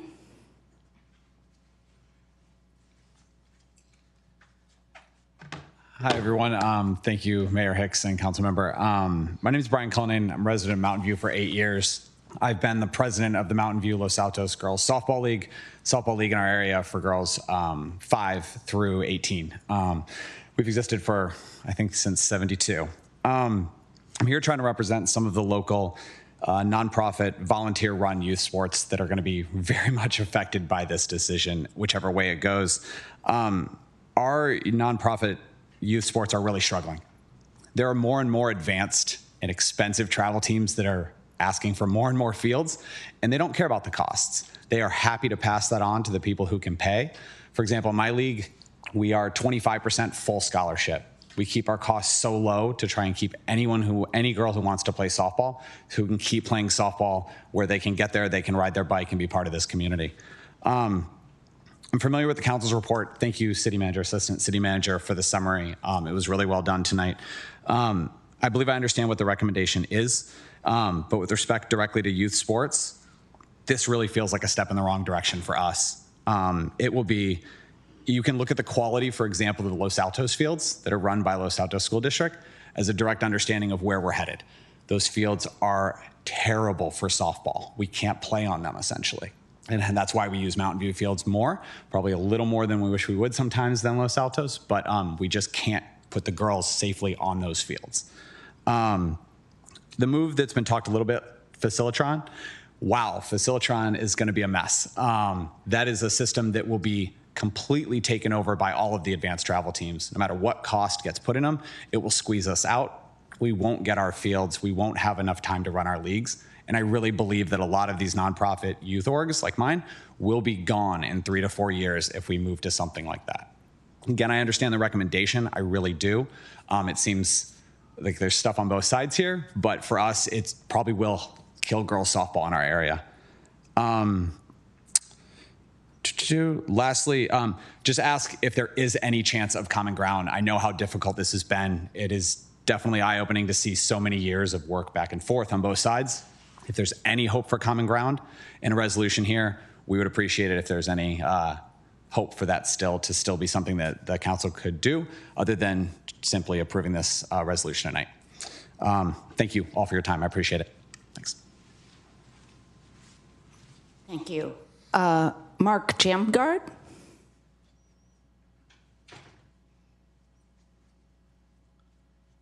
First, I just want to say thank you for all the work you guys have put into trying to find this common ground with Mountain View Wisman. I'm here as someone who's coached my daughters in soccer and in softball, and I've seen, what that does and how that's led to my girls being confident young women now. And I don't want that to die, and that's where this is going to head if Mountain View Wisman is running this. City of Mountain View has done a fantastic job, and we don't want it to stop. I know that I know that these negotiations are in a bad place, but I would really encourage you for your residents, for the youth in our city, please try to restart them. Thank you. Thank you. Former trustee Nelson.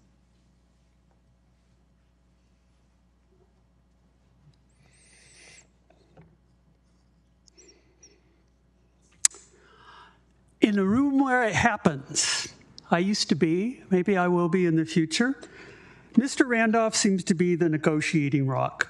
A bump, a big bump. Mea culpa. Mr. Randolph prefers the honorific doctor or superintendent, yet he officially writes to Mrs. McCarthy. She has a title. She also has one that she likes to be called. Mea culpa. I wanted to hire a self-assured leader. But Dr. Randolph is too sure of himself. He is not the genius of our community. It is a distributed genius in our community. His public integrity is not above reproach. As we well know, Teach to One, math, that's one fiasco of his. Council, reject this cooperation defeat. Don't agree to be defeated. Meet and confer and negotiate with the board directly. Cut out the middleman. Have a council to board joint meeting, and when a brick wall impedes your progress, just walk around that wall.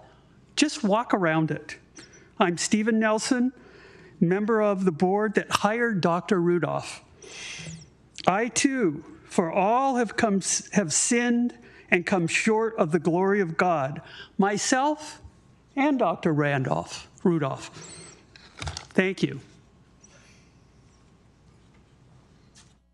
Thank you. Now we have our virtual speakers. I assume we have no more in-person speakers. We have first Devin Conley. Good evening, Mayor Hicks, Vice Mayor Showalter, and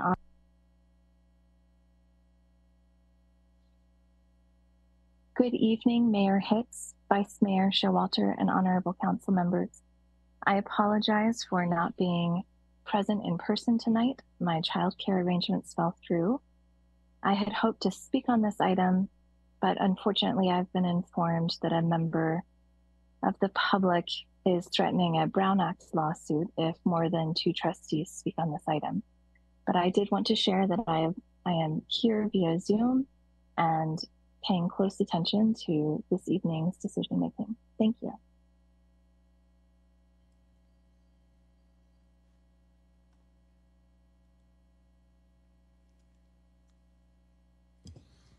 Next, we have JR. Hi, it's Jill Rakestraw. And first of all, wanted to say thank you for addressing this issue. I actually think that it's important to understand that the very first request from the school district, from Wisman, to have help building a park was from 1955. Actually 54, when the superintendent of the Wisman School District, lacking funds, proposed that the city help with developing a part of the Mauna Loma school site for a joint school playground community park. That was paid for with development funds through the city and not by the school district. That decision was that the city would lease for $1 a year that portion, half of the school site, to provide a park for the community. As far as I understand, that lease hasn't changed. It just became a joint use agreement. The joint use agreement was fine for the next 60 or 70 years.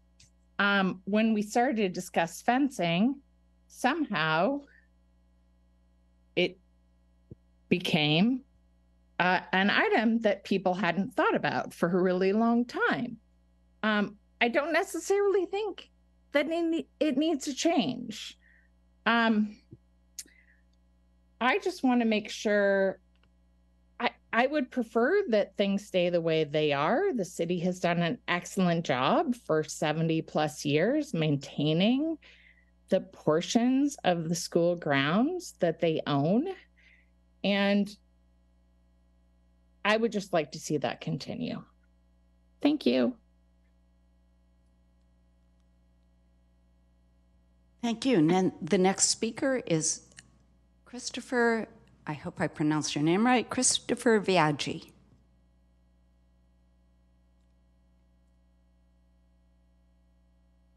Yes, that's correct. Thank you. Good evening, everyone. My name is Christopher Viaggi, and I'm here to represent AYSO Region 45, which is the local youth soccer organization that services the residents of Mountain View. And I'd like to advocate that the city continue to attempt to negotiate a continuation of the JUA. I know it was mentioned earlier this evening that nobody's going to miss the JUA, but as the MVLAG's field Brian said, all the youth sports organizations are going to miss the JUA because while the field use or the use agreement may not have benefited all of the adults who wanted open space, it definitely benefited all of the sporting youth in our region. And so I'd like to see that continue because it absolutely benefited them. I worry about direct renting from Facilitron because we will start to be squeezed out by other organizations. And I know for soccer, it'll be Stanford, and it'll be Palo Alto, and it'll be Cupertino FC, and it'll be all of the other organizations that are around us that can afford to just pay and can afford to use Facilitron and monopolize field space. And so as soon as we go to Facilitron, right, residents and nonprofits will be deprioritized because there's no ability or facility to do that outside of Facilitron. And having spoken with the sister organizations, the AYSO sister organizations that are all south of us, I can tell you all that without a doubt, they will all say that those who now have to work through Facilitron in their municipalities have suffered quite a bit. All of their programs are much weaker and they can no longer service the same number of children that they used to serve. Thank you. Thank you. Next, I see Tim McKenzie.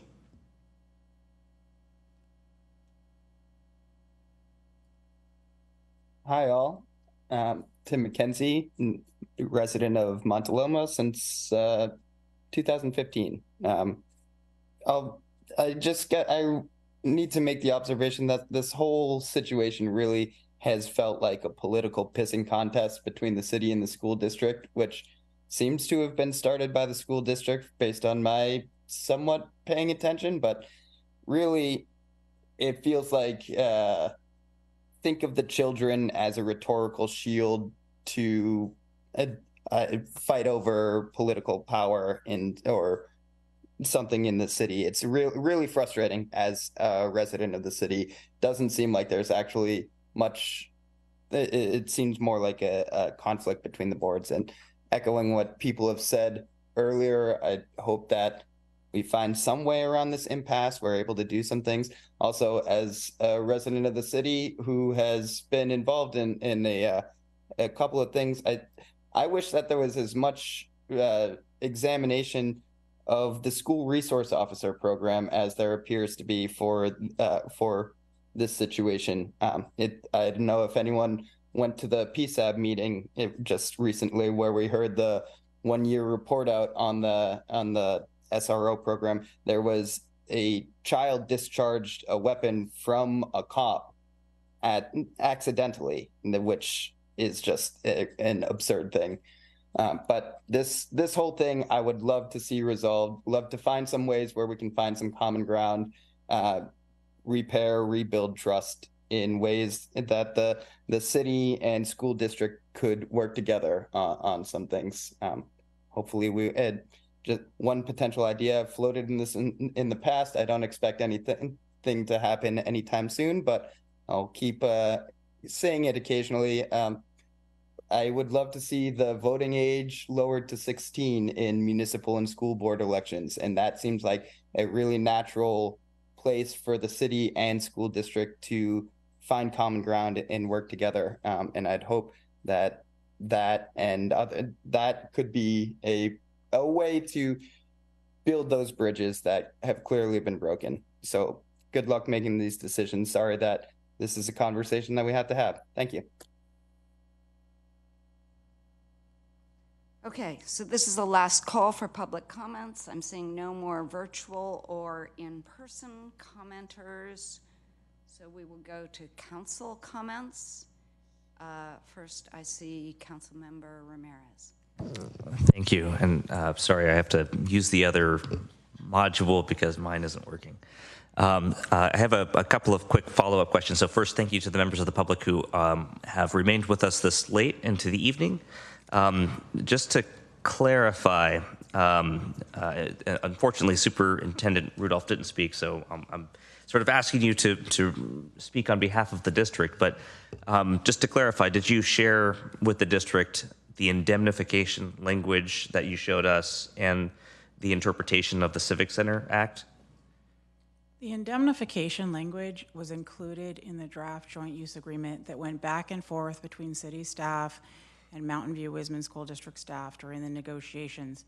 I don't know if it was shared at any other time, but it was not a point of contention during those negotiations. It just wasn't an issue. We agreed to indemnify them and agreed upon that language. So it was available to them. It was in their possession. It went back and forth many times. Was it shared outside of that context? I don't know. Did we ever receive any proposed language from the district about indemnification? No, we did not. Did we receive some thoughts or like, here's what's wrong with our language? Any suggestions of what we're doing wrong? No, in the last version of the joint use agreement that I reviewed that was exchanged between the parties, where there were comments and modifications from district staff, there were no modifications or edits to the indemnification provision. There were many to other provisions, but not to that section. Okay, and then I'm just not sure I understand how are we violating the Civic Center Act? What from the school district's perspective, what are we doing wrong? So I am aware of only two things that I have heard. One is that we are charging too little for rental of the school grounds, for the fields. And, you know, as I explained, the Civic Center Act does not provide a minimum charge. It provides a cap, it provides a maximum. It says you cannot charge more than your cost recovery. But there is no low end. So if you want to, for instance, if maintenance costs, you know, $100,000 a year, but you want to charge significantly less and you want to subsidize the maintenance costs because you want to provide a benefit to the nonprofit organizations, the Civic Center Act allows for that. You can charge less. And so we were always confused by the accusation that we were by charging too little, we were violating the Civic Center Act. The second thing that I have heard that has been shared with me is our prioritization. But there is nothing in the Civic Center Act that prohibits prioritization. And in fact, I did read a letter from a member of the public, Mr. Shrenny, I believe, that provided examples of many other areas that actually prioritize, have a reasonable prioritization system. And, you know, I have reviewed our prioritization system, and I think it is reasonable. And I think the type of scrutiny that would be applied by a court reviewing it would be rational basis, most likely. And rational basis is the lowest. And is it reasonably related to a legitimate government interest? And the way we've laid this out is we're just providing, you know, prioritization to use of the fields to local, nonprofit, youth-oriented sports organizations, which is one of the primary benefits of the Civic Center Act. And then again, I explained that we prioritize the sports that are in season. So it's logical to prioritize, you know, football over baseball during football season because that's when those youth sport activities are occurring. And so I'm just not seeing, we have been confused at the accusation that that is, you know, a violation of the Civic Center Act.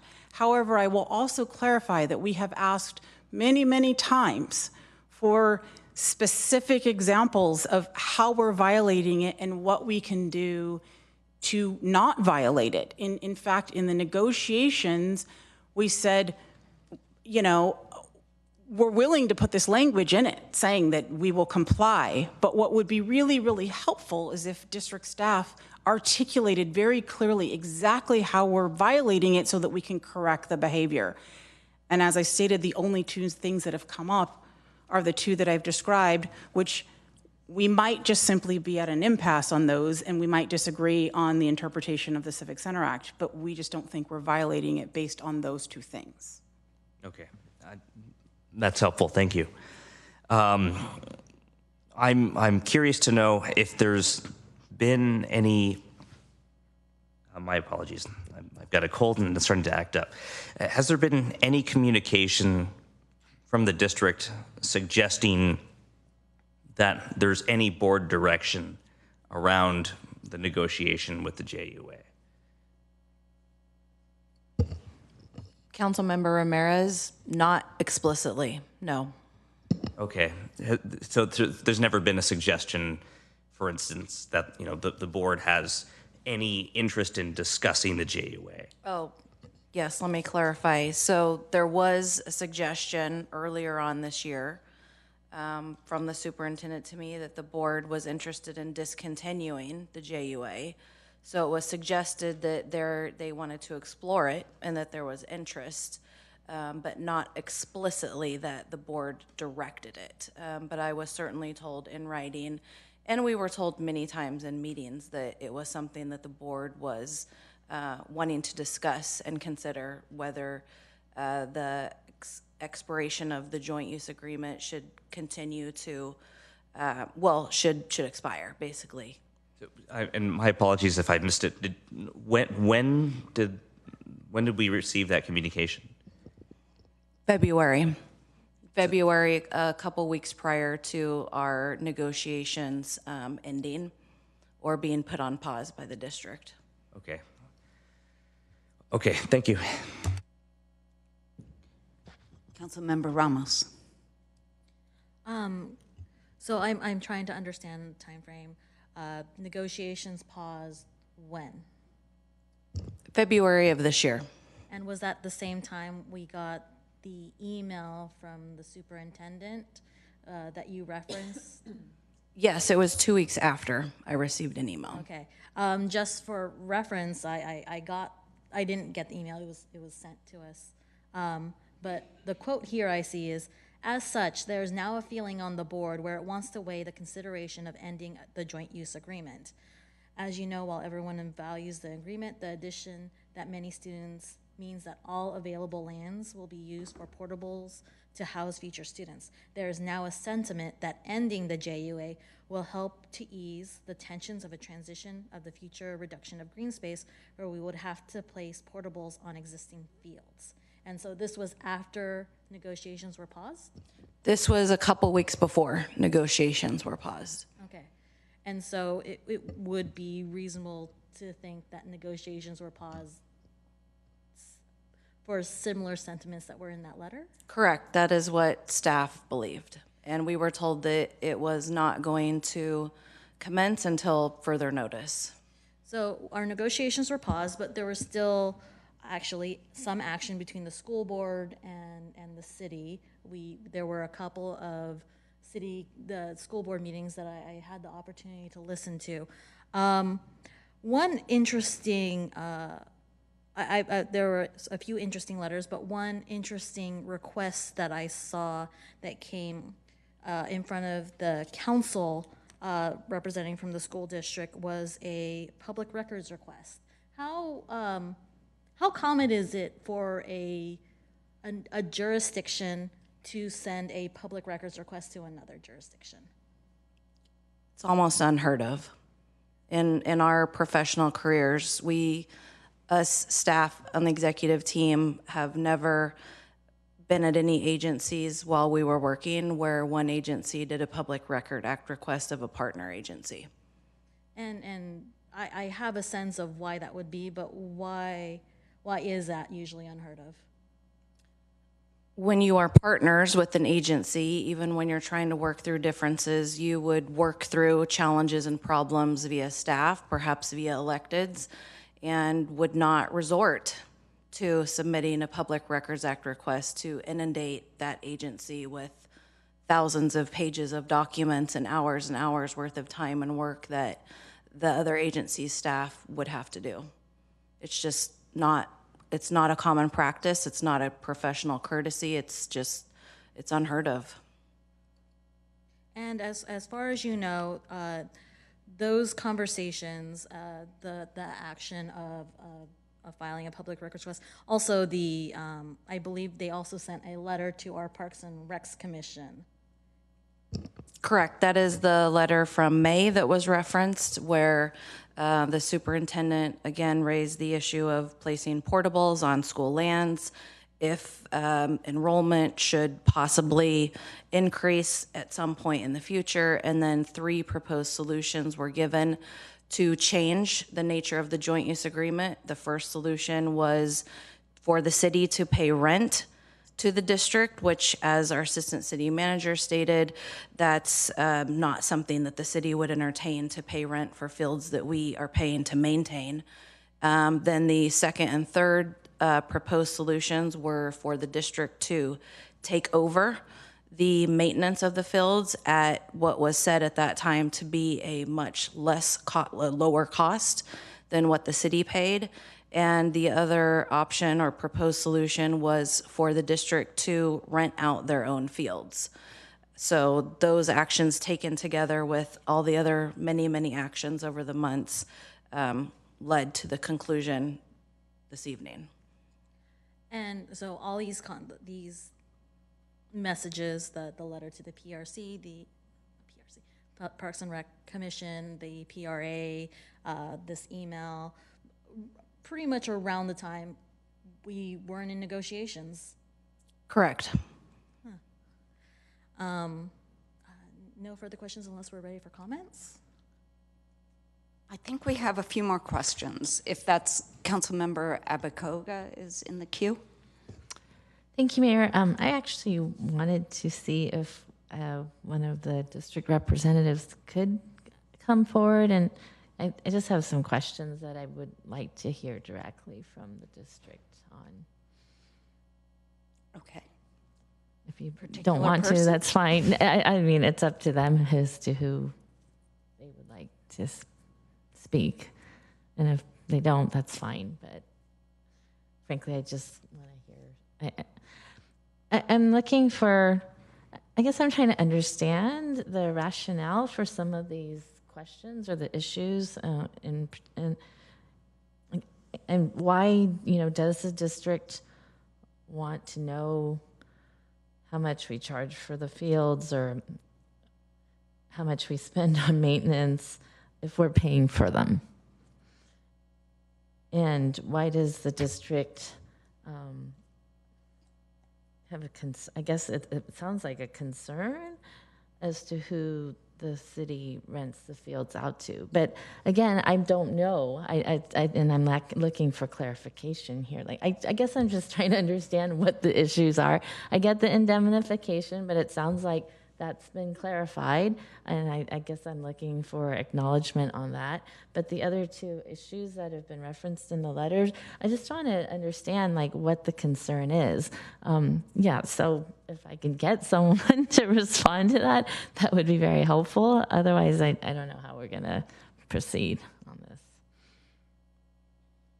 So I don't know if President Berman, you would be willing to come speak, or Superintendent Rudolph. Can someone please answer the questions?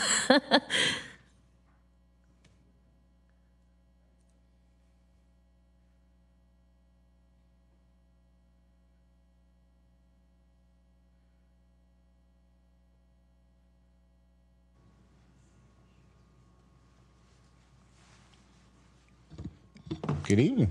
Good evening. How are you? Pretty good. How are you? Good, thank you. All right. So, so my questions have to do with, it looks like the sticking points of the JUA.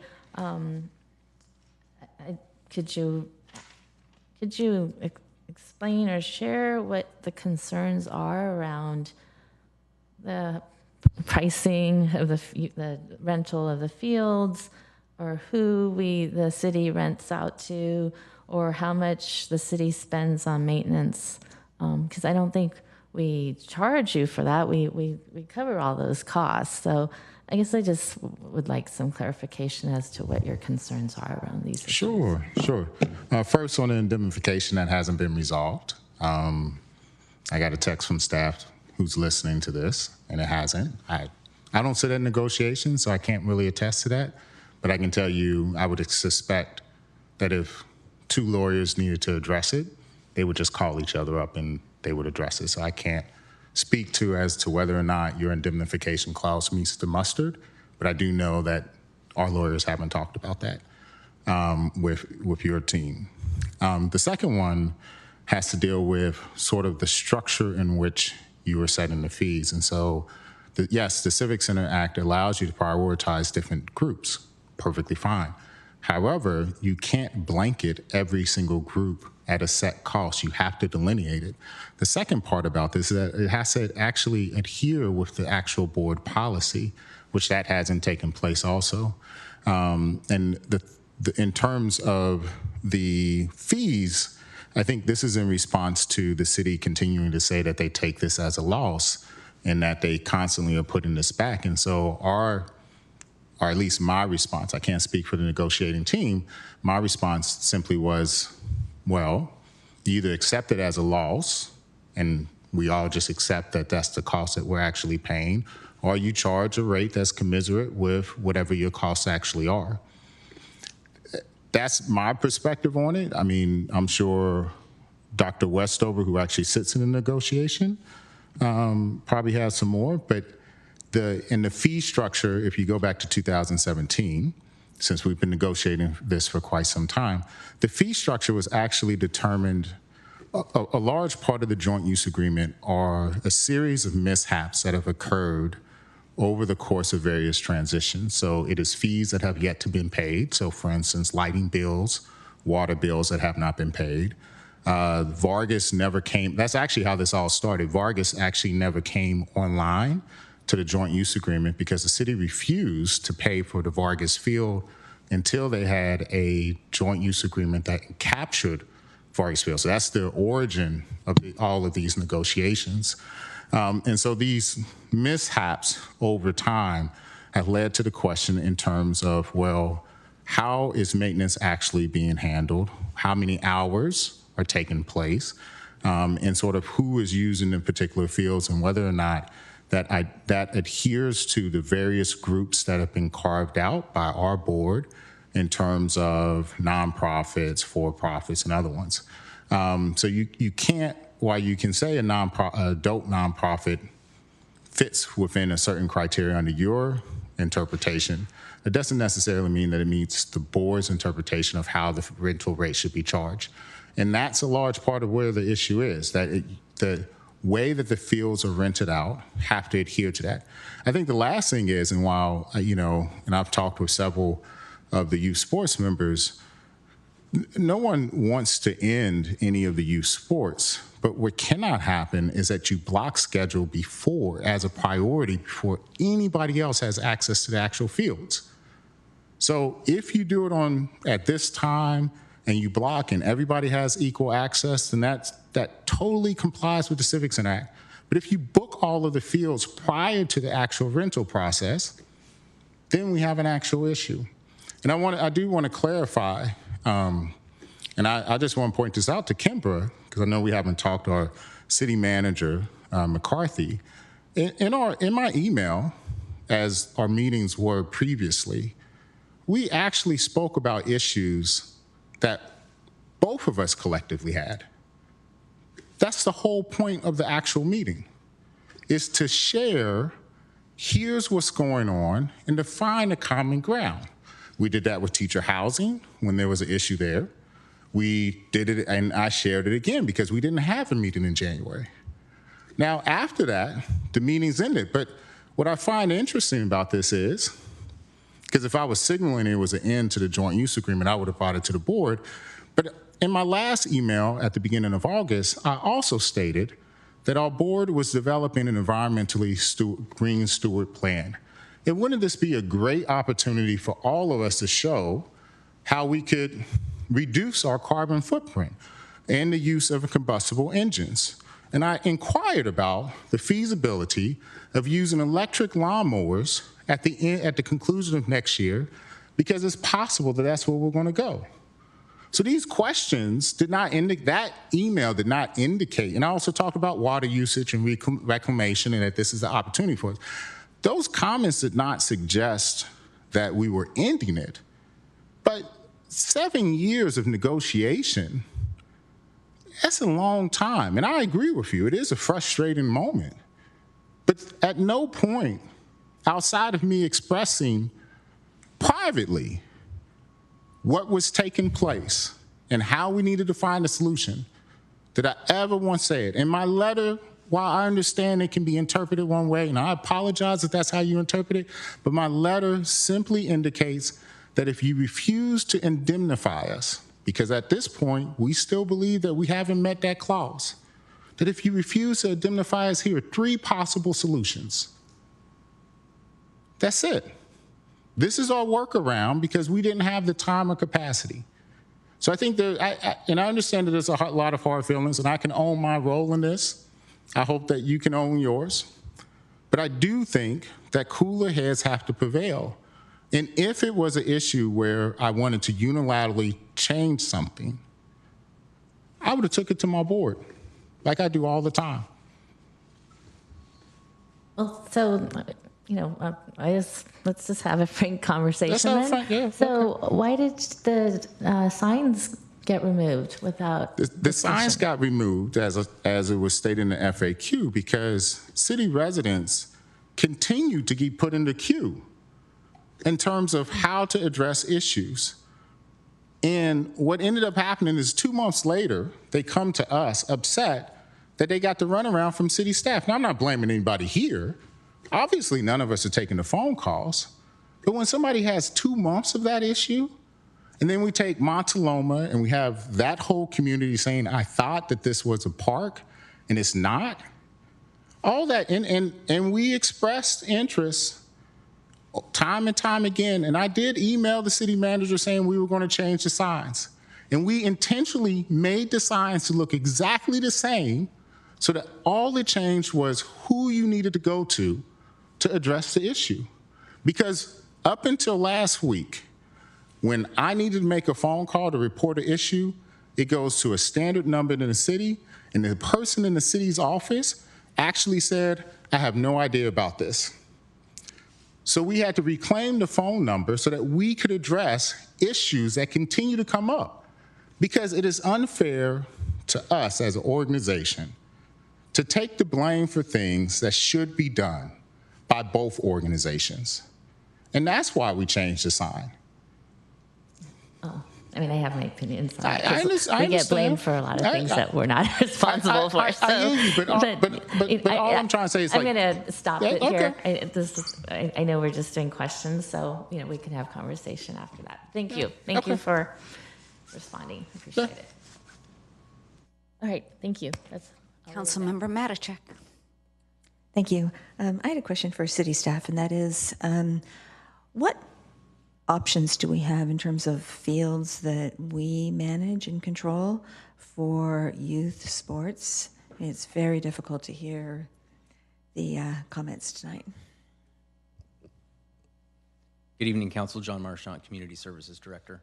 So the recreation staff took a look at our city-owned parks and looked at the volunteer-led nonprofit sport groups, and can we accommodate them on our own city fields? And for the most part, we think we can. The change would be that some of those nonprofit volunteer-led groups use the school district fields as home base, and so we would be moving them to a field that they may not typically use in order to accommodate them on city park space. But for the majority, we believe we could move them to city park space, not necessarily those that are more of the competitive sports, but those that are volunteer-based programs, AYSO, softball. Okay, thank you. Vice Mayor. Thank you. I wanted to ask a couple questions about the Civic Center Act. I had a conversation with Jennifer Logue, our city attorney, on Monday morning, and she went over the Civic Center Act with me a little bit. And one of the things that I thought was so interesting is that it seems to apply to school districts. And I just want to confirm this. This law is written to control how school districts use their property as a civic center, which basically has the definition of that's sent to mean a place where civic, basically non-educational uses occur. Is that correct?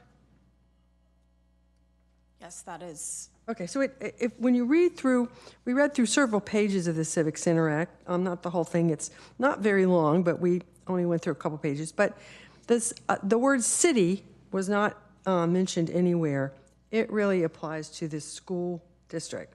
So anyway, I had never heard of the Civic Center Act until a year or so ago when it started be bringing up, and I think that's because I've normally worked on city issues, and it's a school district issue. So I just wanted to mention that it's about school districts, and you did interpret it, I think, very liberally to say we could be seen as sort of stepping into the shoes of the school district because the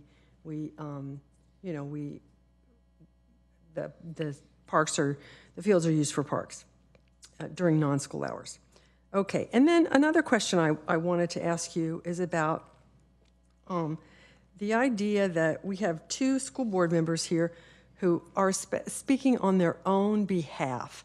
I always wonder about that. When I go to another meeting in Mountain View now. Everybody knows that I'm on the city council, or I assume, you know, if I'm speaking in a capacity. So how do you really divorce yourself from your role in a situation like this?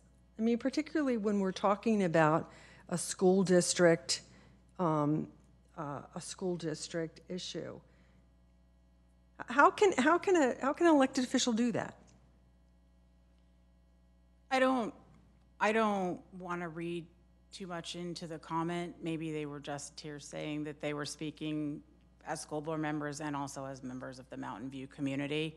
And I think that you could probably speak in both capacities. I mean, they're known as board members, but they also are members of the community. And so I'm not sure that I can really answer the question about divorcing yourself from your two roles, but I think you could speak as both. Okay. A resident. Well, anyway, I'm very glad you're here. I appreciate that you came and that you spoke. But to me, when you came to this meeting, you're a school board member. I mean, I suppose if we were talking about, I don't know, if we were talking about recycled water. Yeah. Thank you. You know, I could imagine you just speaking as a regular member, but when we're talking about this, you're a school board member, and when I go to your, and I respect that, and I know that you have a lot of expertise that you bring, and likewise, when I go to your meetings, I go there, you know, I go there sort of as part of my city council job, although I'm talking, you know, I'm saying my own words. So I wanted to bring that up because I find it very confusing, because here we have these two school board members, but we don't really have anybody who's like the official representative, and I suppose that's because maybe they didn't have a chance to vote on these issues, which is very legitimate reasoning. We always have to be very careful about what is voted on and what, you know, is our personal opinion based on what we've learned in our capacity of doing the job that the city has asked us to do. Okay, and then the other question I have, which may seem sort of elementary, but is, what do we mean by negotiation ceased? I mean, to me, a negotiation ceases when people stop coming to meetings. People say, I'm not going to work with you on this anymore. I mean, that's what cease means to me. It doesn't necessarily mean you get a cease and desist order, or somebody sends you a letter and say, I'm never going to talk to you about it. When they quit working with you, that's, so is that, what do we mean by cease? Yeah, thank you, Councilmember Showalter. So negotiations cease, meaning we will no longer talk about the joint use agreement. We will no longer negotiate the terms, the conditions of the joint use agreement. Now, our staff have spent many hours and many meetings talking about other issues, but not the joint use agreement. Okay, thank you. Appreciate that. So I see Councilmember Ramirez going to make a comment, I guess, but I was a question. Oh, I was going to ask a short question.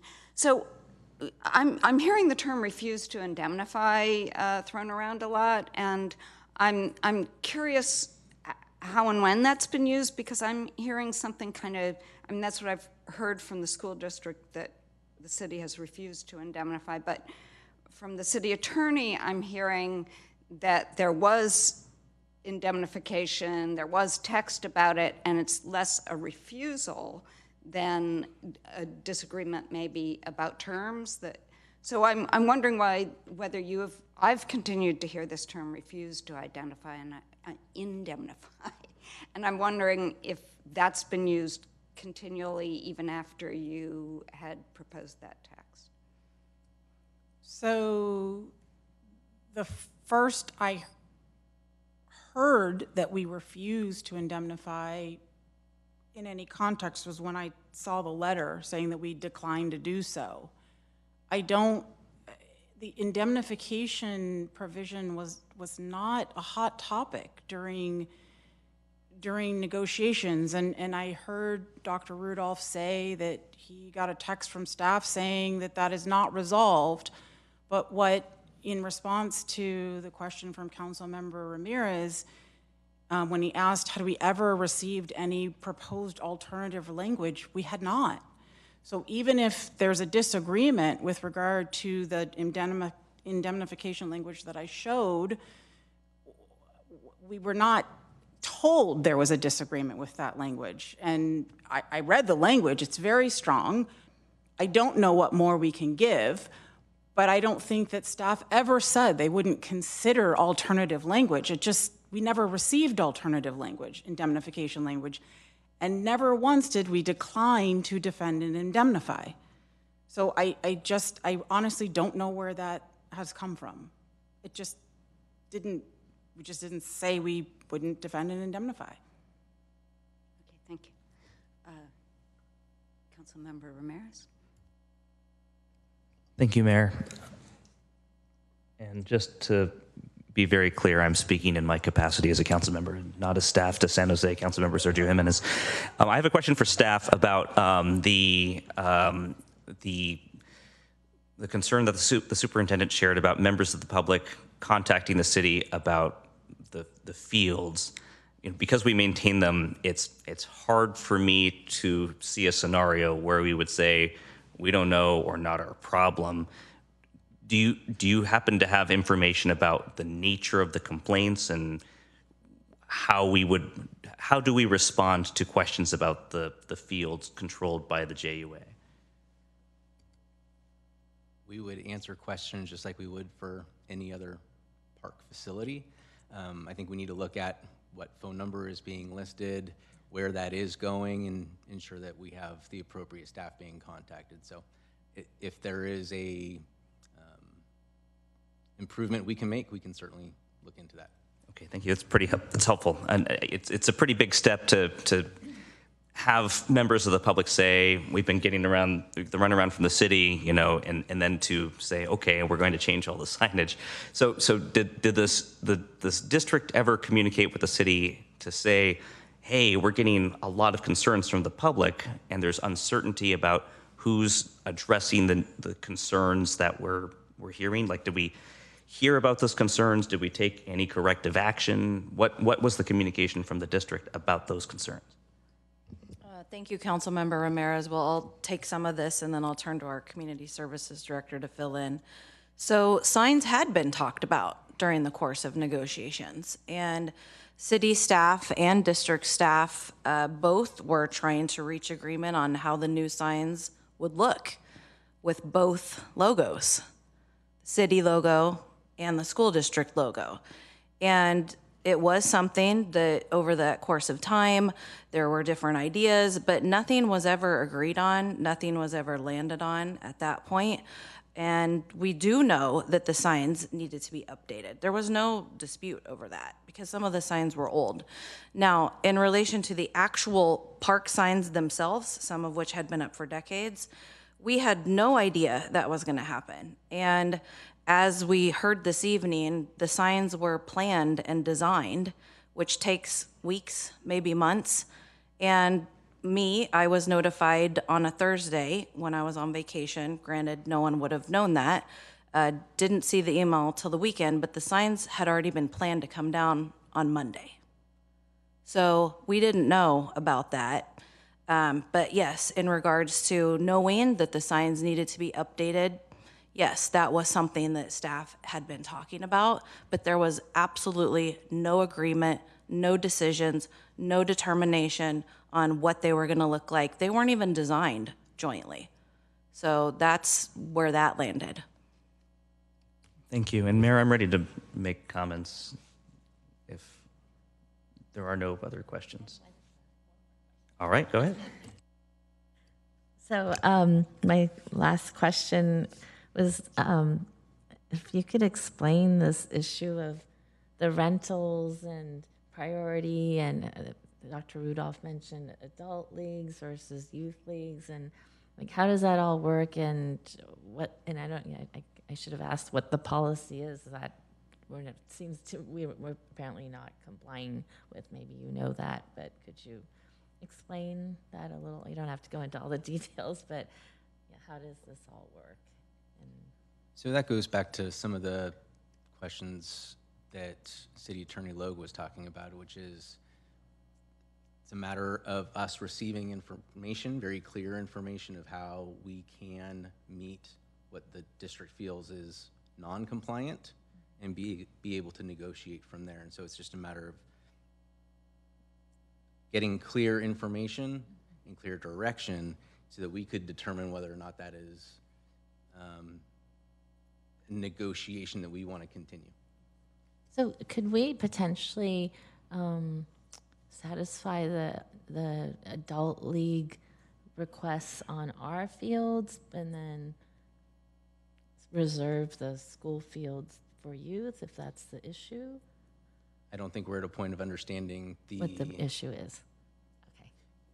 It sounds like the school district has rules, regulations that they have agreed to, and we are not satisfying that. And so it's just a matter of fully understanding what we need to do to meet those standards.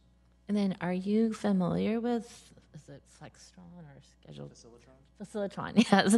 So it sounds like, is it like first come, first serve, or whoever gets willing to pay the highest amount that gets the... I would assume there's different ways to configure the system. Okay.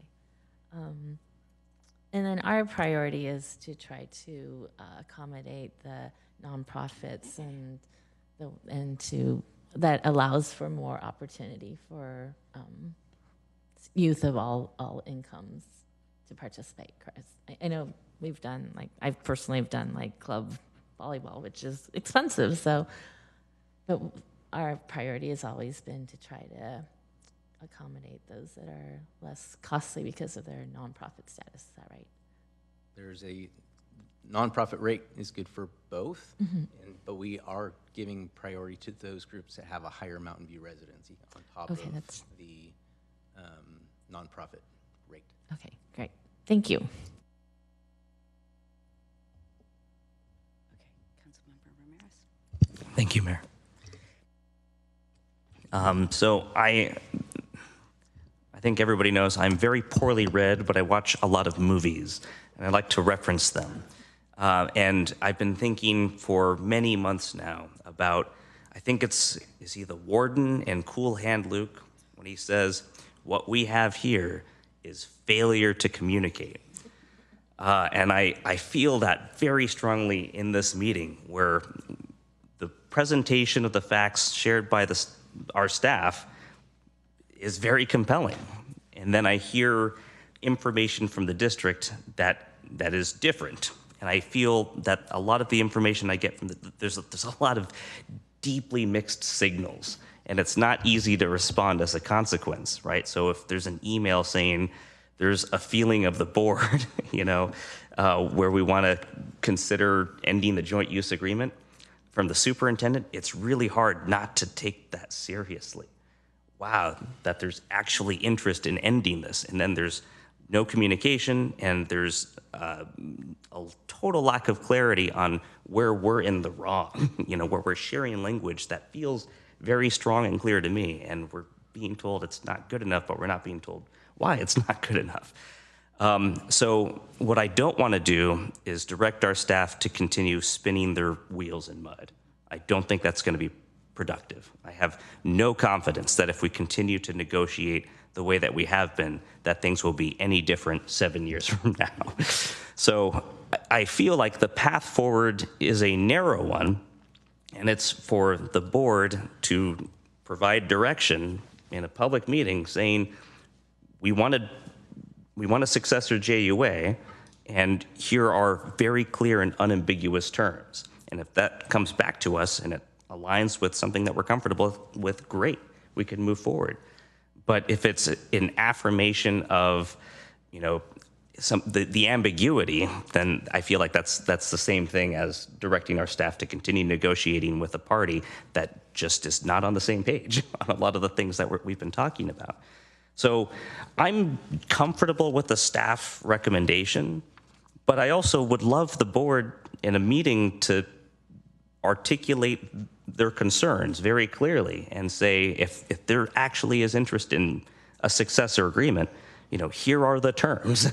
Here is the language that we want to see in indemnification. So we can come back and our city attorney can evaluate it and conclude, yes, this is implementable, it's actionable, it's defensible. Or, no, there's a very good reason why we can't accept this, right? It's just not in the city's interest. Or, similarly with the Civic Center Act, I'm hearing that we're being told we're wrong and in violation, and it's a serious thing to accuse an agency to be in violation of state law. I don't think that's something that we should take lightly. So if we're in violation, it's really important for us to understand from the district's perspective how we're in violation and how we can correct that. And it's kind of bewildering to me that we don't have that clarity after so many years of dialogue. I'll be supporting the staff recommendation, but I do think that in our letter, we should say, presuming that a majority of the council wants a successor JUA, I want a successor JUA.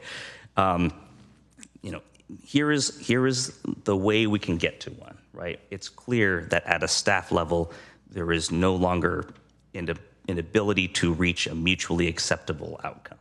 So, we really need the board to tell us in clear and in unambiguous terms. Here are the terms that we would need, to feel comfortable with a successor JUA, and for that to come back to us, and then we would say, looks good, no problem, we can move forward. Or, now we have at least that clarity, and we can understand where, either, where maybe there's an area for compromise, or no, we're completely on, different pages, and there really is no path to a successor JUA. So that's the process I would like to see. But if we can't do that, if there's no interest from the board in such a meeting, or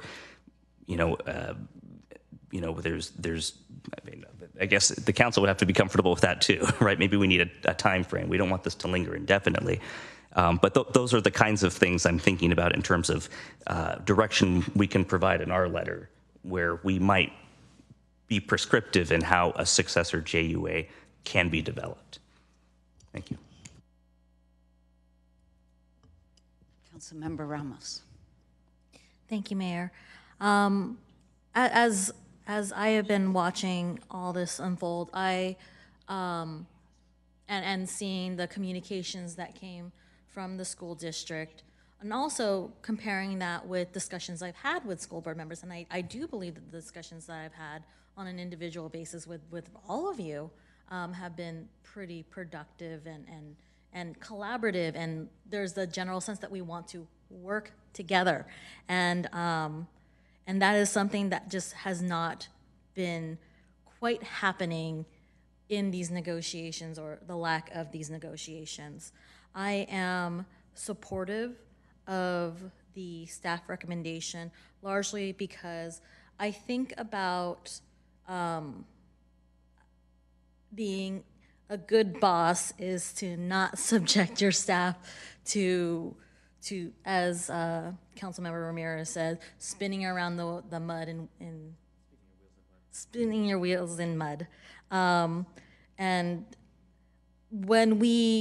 as we look at this, I understand that by doing this allowed our shift to focus our efforts in terms of our park space to actually expanding our park space as a city and not relying too much on the JUA for that. It was almost like a crutch at some point, and then it was a crutch that wasn't really that great of a crutch. I had been fortunate to, I did not go to the meetings because the Brown Act, we're not entirely sure how that works with all of us, and we were just being careful. So I was able to listen to the meetings afterwards, and I was very happy with the comments from the school board members, because like in our conversations, we want to be collaborative and work together on these things.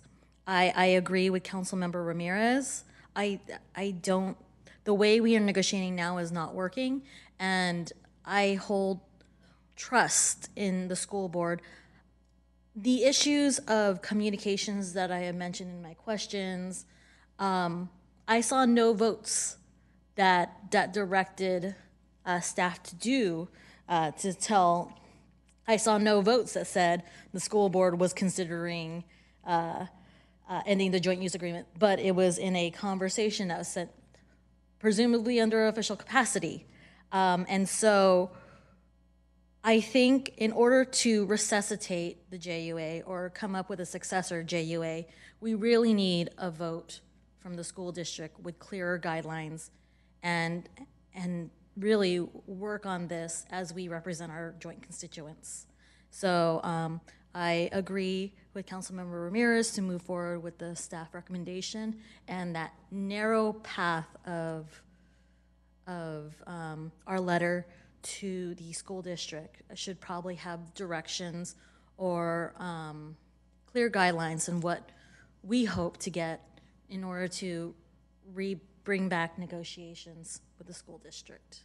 And I really think that decision has to be with the school board members.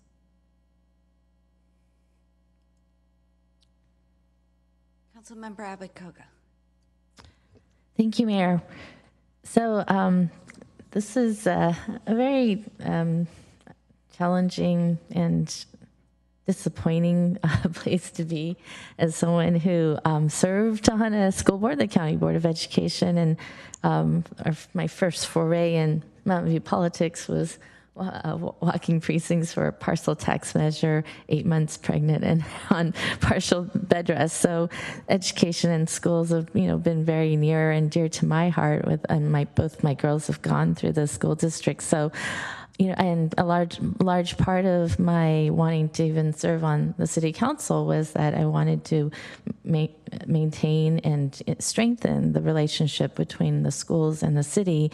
And I think, over the years, over my time, we've been able to do that in so many ways. And it's just unfortunate that I feel like some of that, the relationship, or some of that has been forgotten, perhaps, and that we're at this point, I guess, of, you could call it impasse. But as I listen, as I listen to staff, to school district staff, I feel like we're not, and it sounds like we were before we were feeling like we weren't that far apart. And I actually feel that way right now after hearing this conversation.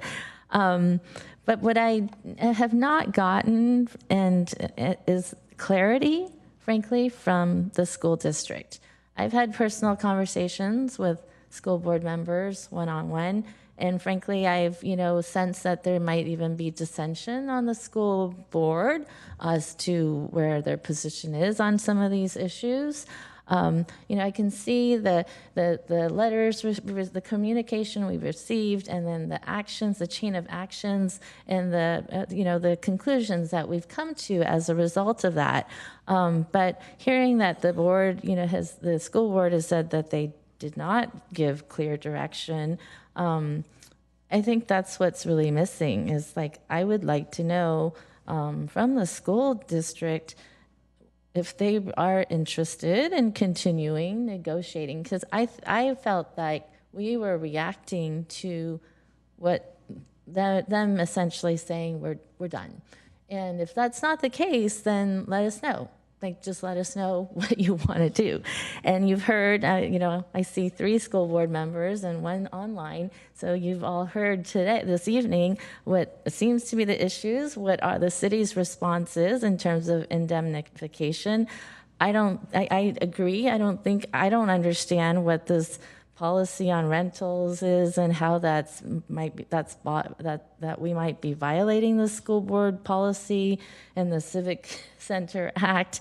And then the clarification, I guess I have to say I'm troubled by the inquiries into, the PRAs and, wanting invoices and whatnot.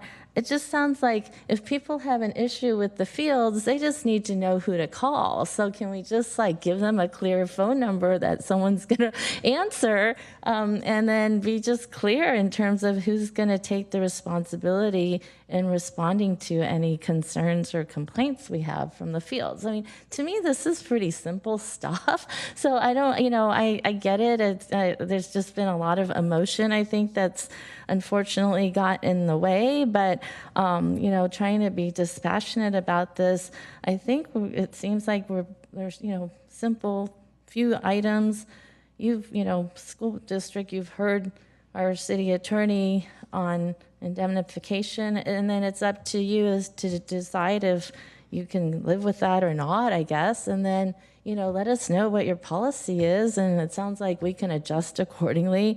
And then, let's just clarify who's going to take care of the fields. Simple to me, but, I just feel that we haven't had clarity, frankly, from the school district, and I would like to get that. So I'm not, I feel like at this point it's kind of like semantics, whether we say, okay, we're going to end it, but, let us know, school district, if you want to restart, or say, let's pause and not end it, and just ask the school district to please, decide what you want to do within the next, month or a month and a half, and let us know if you can live with these terms or not, and then we can go from there.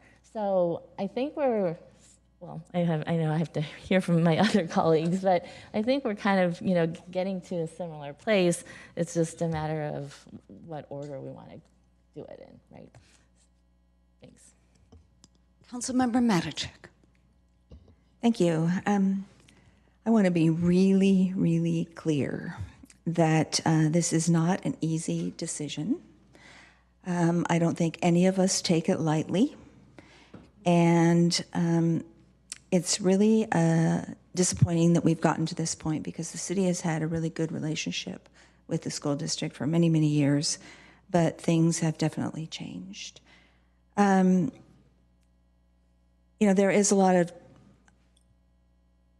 are a lot of different perspectives on what has transpired and what has been communicated and what hasn't. And none of us have been involved in every single meeting and every single discussion or seen every single email. And so I kind of feel like I'm at the point where I'm just going to agree to disagree on what has transpired, because I don't know that it serves any purpose for trying to sort that out. The city does have the goal, it's not a requirement, to have 3 acres per 1,000 residents. And while we were counting the school fields, whether or not we count them is a city decision. That's not a term in a joint use agreement or a school district decision. That's strictly a city decision. And at this point, I don't feel comfortable counting the school fields at all. But I will quickly add, I think we all know that we have a major task ahead of us to take action to try to reach that goal of 3 acres per 1,000 residents, evenly distributed throughout the city. And we talked earlier today about a revenue measure. We are starting on the Parks and Rec strategic plan, and I think we all have the intention of carrying that forward and making a real serious commitment to address that. And I'm happy we've started on it. It's never going to happen as fast as everyone wants it to, but I think we're all committed to doing that, which is good. But while it's uncomfortable to walk away from an agreement, I don't want to continue to have staff spin. We have so many other things we need to work on that I don't know if anything will be any different if the trustees come back with, here's what we want. We'll still be negotiating. And I don't know that I want to continue doing that. So I actually do support the staff recommendation that we just and the joint use agreement. People often say, what's that expression about doing the same thing over and over and expecting a different result? Well, that's where I am. I feel like we're just going to do the same thing over and over and not get a different result. So I do support just the straight staff recommendation. Thanks. Vice Mayor. Yeah, this is a hard decision, and it's interesting. I was at a community event on Monday at St. Joseph's School, and somebody said, "Well, thank you for making all these hard decisions." And I was thinking, well, actually, most of the time it's not that hard. We're presented with very clear information, and it's not that hard to make the decision. But this isn't one of those cases because, as has been mentioned, we've been presented with a great deal of conflicting information. And, I think of this in terms of negotiation language as there's just been an awful lot of posturing, very counterproductive posturing. And that's really unfortunate. It's been a waste of colossal amounts of time. And I think it has, it really has done serious damage to the relationship between the city and the school district. And the truth is, we share the same constituents. We share, the same land. We share so many things, and we're going to share those things in perpetuity. But on this particular subject, I think we've kind of come to an impasse. And I think going on in this negotiation vernacular, it's time for a cooling off period. And the question is this cooling off period going to be 6 months, a year, a decade? I don't know. But I think that the ball's not in our court anymore. It's time for us to say, we really were proud of taking care of the school fields, but it isn't our property. And if the owners of that property really don't want us to do that, then I really don't see what choice that we have. And on top of that, you communicate with words and written things and with actions. And in the negotiation process, when you have 6 months where you refuse to have a meeting on the subject, you've ended things. And so we are formalizing that. We are formalizing that based on, the behavior that's happened. And it is very sad, but that's what I think it's time for a cooling off period. And this is a way to start that cooling off period. And I do think that the bottom line is, what we really care about is that the people in Mountain View have access to as much open space as possible. And for many years, the joint use agreement has been a way for the city to assist the district, the school district, with supplying that. But that's not the only way to do it. We know that's not the only way to do it. And so I hope that the school district will evaluate how to continue that tradition of supplying good open space to our shared constituents, as they've said they will. I hope they'll do that, and we'll just see how things go over time. Thank you. Okay, I see more council members in the queue, but I'm going to make my statement. So I share the disappointment of other council members, and so I won't go into detail on that. I think that, as those of you on the school board, and I think council members know, I've been going to some of the school board meetings recently, and I was thrilled to hear about your school greening project. Plans, something that's very close to my heart, and I truly would like to have a joint use agreement so that we can work on that together. At the same time, I feel like through the examples of the fencing and the signs, we haven't been working together on those things. We haven't been collaborative. I would like to work towards that goal. But we haven't been working in that way. In addition, I think one of the phrases that most resonated with me tonight was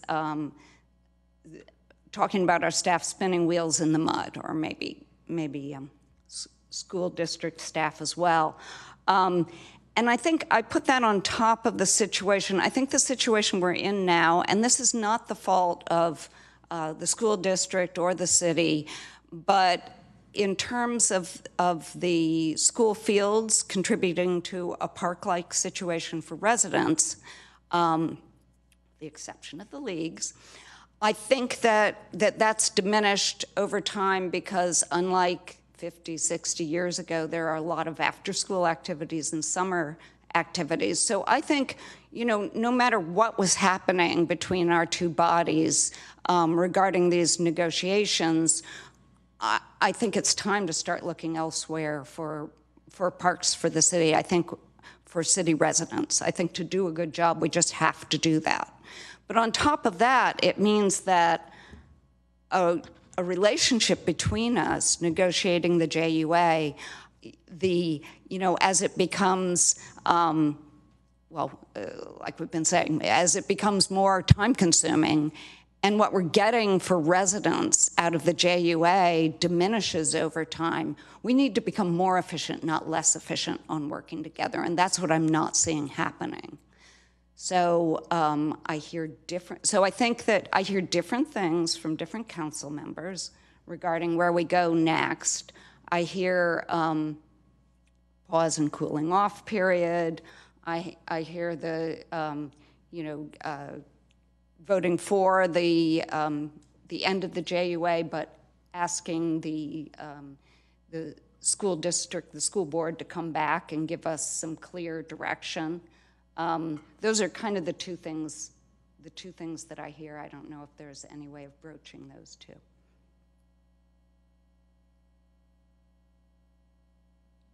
You can go. Well, I'll move the staff recommendation, and I'll follow that with the comment that the school district always has the option of coming back to the city and saying, you know what, we'd like to talk to you about a JUA. They might do it a month from now, 6 months from now, 2 years from now.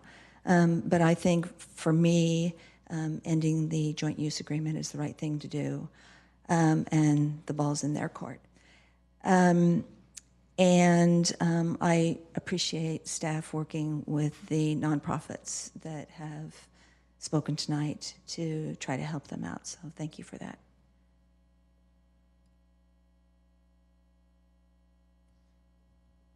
So I see a motion by Councilmember Matichak and a second by the Vice Mayor.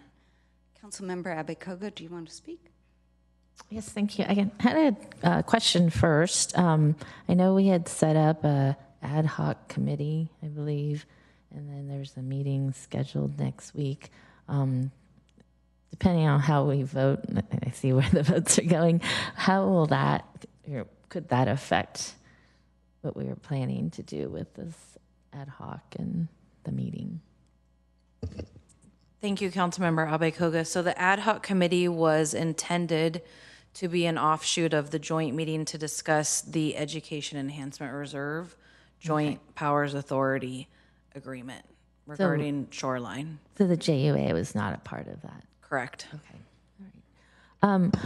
I very much appreciate, all my colleagues and where you're coming from. I guess my concern is that if we end it, is it going to be more work to restart it, or versus taking a pause and writing a letter or however you want to communicate, asking the school district, to decide, like, here are what we've come up with, our terms. Are you able to live with that or not, and then based on that, decide if we can move forward or not. I that's my preference, is to, I guess, do it that way, because it just seems like it would be easier. You know, I do feel like that, hearing that we haven't really had a clear answer from the school district, I'd like to at least give them the opportunity to do that. But, well, that's where I am. So I guess if the motion is a motion, I probably won't be supporting it. Councilmember Ramirez. Thank you, Mayor. We rarely do this, but I think I'm not too far away from where you are, Councilmember Matichak, but I do think including language in the letter is sort of that middle ground. It may not work, but I guess the question would be, are we opposed to a successor JUA? If we're not opposed to it, then I think the invitation for them to say, here are our terms, yes or no, feels like we're giving them a chance, right? Because I'm hearing the presentation from staff and I'm feeling like, these are very favorable terms for the district. And so it would be helpful to understand from them, if they're not favorable, at least an explanation why they're not would be valuable. So I would like to move to amend the motion to direct staff to work with the mayor to modify the letter to include, and I'll probably need some help with this because I want it to be productive and useful, but essentially to include language inviting the Board of Trustees to provide us with a response to our terms, basically. So we would include the indemnification language and just the information that you had shared with us in this meeting, and say, we, presuming the majority of the council supports this, we would like a successor JUA. Here are our terms. If you are amenable to them, then we've got a successor JUA. Is staff comfortable with that, first of all? Is there a compelling reason why we shouldn't do that? Thank you, Councilmember Ramirez. So certainly if it's the will of the majority of council to do that, we will. I would suggest that we include some final parameters that we say that these are the things we want. And those would include items such as publicly recognizing the city as a partner, which would include on-field signs, involving the city in a more meaningful way on changes to the school fields. It would also mean finding resolution to field use prioritization that is acceptable to the city. It would include finding resolution on indemnification that the city agrees with and is acceptable to the city. Setting a very short, finite time for completion. No one wants to be doing this 7.5, 8, 9, 10 years. So very short timeline. We either get this done or the agreement is over. The last one would be to make sure that we can work together on all of the other partnerships that we have and just continue to reaffirm our commitment to all of these other projects and priorities that we have with the school district. But that also means both sides acting in good faith and not using one thing to leverage another item. Things are blurring right now. So I think we just need to make that very clear too, that we want to be on very honest ground and really work as partners together. So I would suggest, if the majority wants to do that, that not only do we put the terms in that the city attorney and her team would advise with, but include these other items as well. So I would prefer that as well. Does the maker of the motion accept that? I just want to clarify. So you're saying that we put together the agreement. I would agree with that, as opposed to asking the district to put it together. It would be, here's our terms. You can decide if you're agreeable to those or not. That's fine with me. Is that fine with the seconder? Is that acceptable to the seconder? I'm interested in the time frame. No longer than 6 months. Why are you giving them so much time? 2 months would be great. I think realistically, we would just want to make sure that we can get through everything. I mean, end of year would be great, but that's why I say no more than 6 months. But I would be okay if you're comfortable with a shorter time frame. I would prefer that it was the end of the calendar year unless both parties agree that there's a reason for it to be extended slightly. But, you know, I think the end of the calendar year, it's now September. Sounds great. So I guess I don't understand why we need that much time, because if we're putting together what we're saying is the agreement, take it or leave it, why do you need more time? We're not doing more negotiating. They can have time to discuss it, right? But well, that's the end of the calendar year. I mean, it's September. It'll take us a week or so to get the letter out. So that'll be, what is it? It's the 12th. It'll be, you know, the 20th of September maybe when they get it. And then they'll have a meeting, you know, they got to schedule a meeting. But this is not negotiation. No, it's not. Negotiation. It's just to give them time to have, two, I would say, two board meetings where they discuss it, which should be enough. It should be. One should be enough. Well. Okay, by the end of the year, and we put together the agreement. Okay, I'm okay with that. Councilmember Ramirez, your name is still there. Oh, it's Ellen's name? It is Ellen's name, but I'm used to that by now.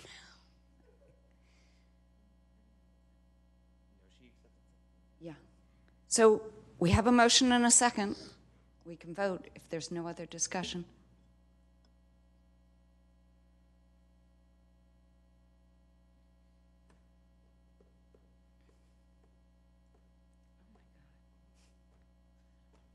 Are you Ellen?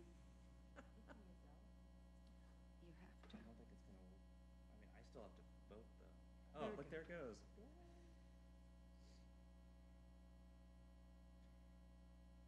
Oh, yes, Ellen's gone. So it's unanimous for those of us who are here.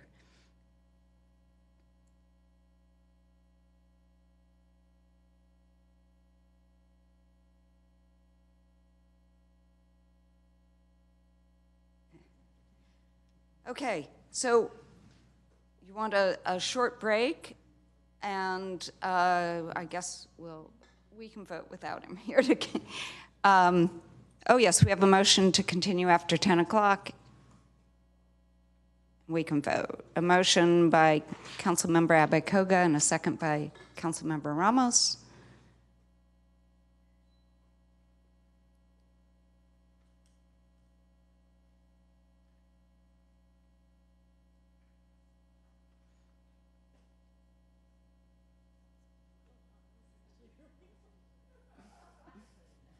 Okay, it passes.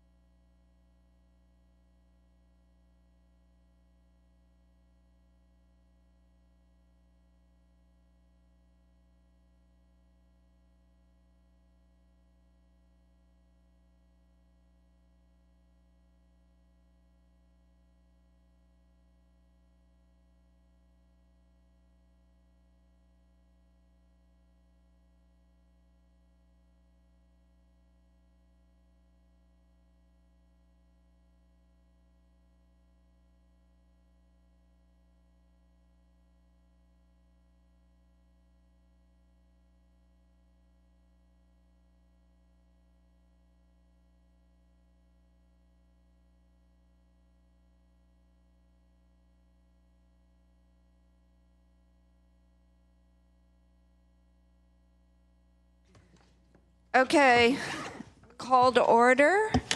We're now on 8.2, which is firearm safety ordinances. Assistant City Attorney Diana Fazeli will present the item.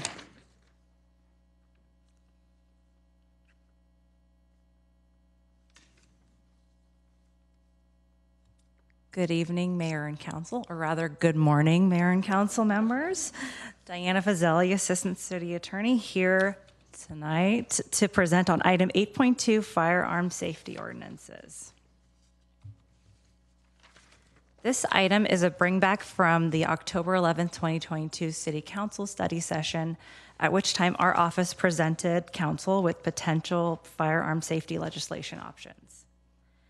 At that time, Council voted to have staff return with legislation that does the following: to require firearm dealers to obtain a permit from the Mountain View Police Department to operate, including requiring them to have liability insurance, prohibiting firearm dealers from being located within 250 feet of schools, daycares, and parks, and prohibiting firearm dealers from operating as home occupations.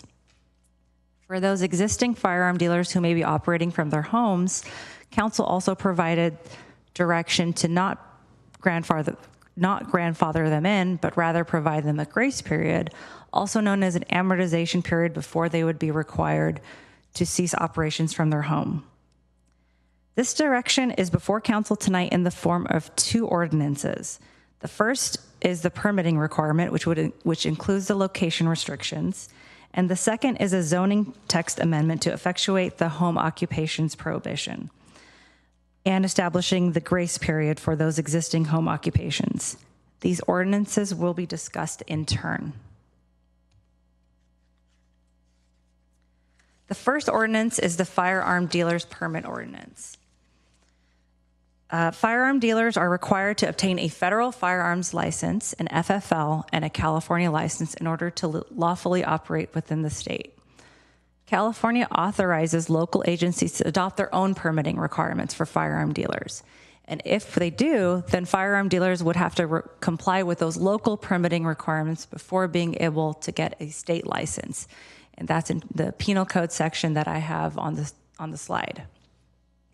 The proposed ordinance before Council tonight would establish that local permitting requirement and require firearm dealers operating within the city to obtain an annual permit from the Mountain View Police Department.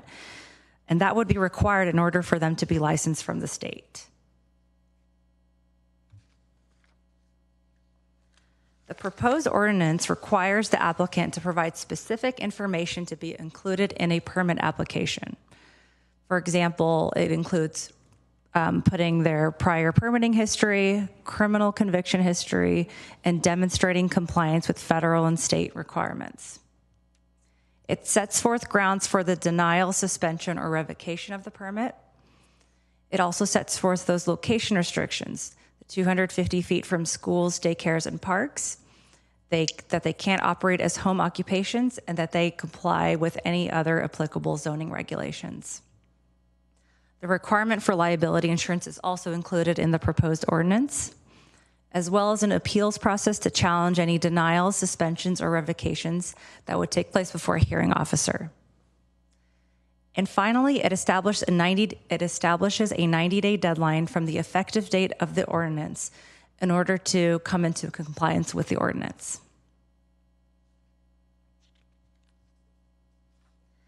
The second ordinance effectuates the prohibition on firearm dealers from operating from their homes as home occupations.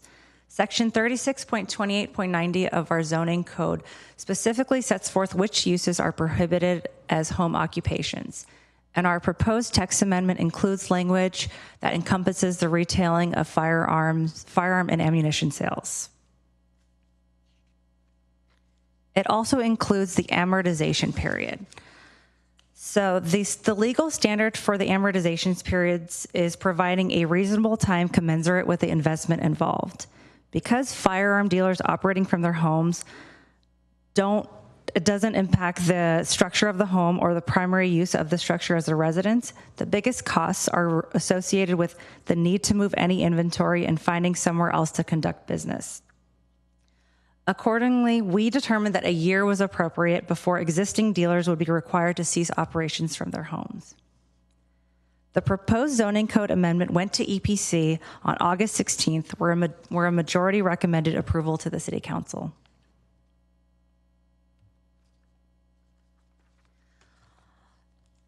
This map, let's see if I could zoom in. This map shows how the proposed location restrictions will look if adopted. The gray lines are the 250-foot buffers around parks, schools, and daycares. The red commercial parcel are commercial parcels that intersect with those buffers, and it would be locations where firearm dealers would not be able to operate. And the green parcels are commercial parcels where they would be able to operate. And as a point of clarification, in the October 2022 study session, the memo had indicated that there were 3 firearm dealers operating out of their homes and 2 brick and mortar businesses. Since that time, our office became aware that one of the home occupations is no longer in business, and that we had inadvertently included one of the other businesses as a home occupation, because it did look like a home, but it is on a commercial parcel, so it's being recategorized as a brick and mortar business. So to summarize, currently we have 1 home occupation and 3 brick and mortar businesses in the city. And zooming in further, you can see those 3 businesses are indicated with those small little gun icons, and all 3 fall outside of the 250-foot buffer.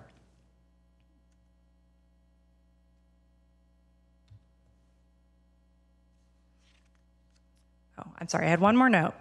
We did send notices of both the EPC and council public hearings to the existing businesses by email, and we did send them, we also sent postcards.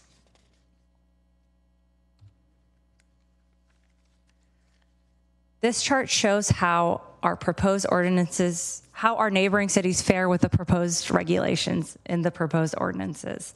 We have Mountain View here in italics because it's pending if the proposed ordinances are adopted by council, and we also have 9 of our neighboring cities included in the chart.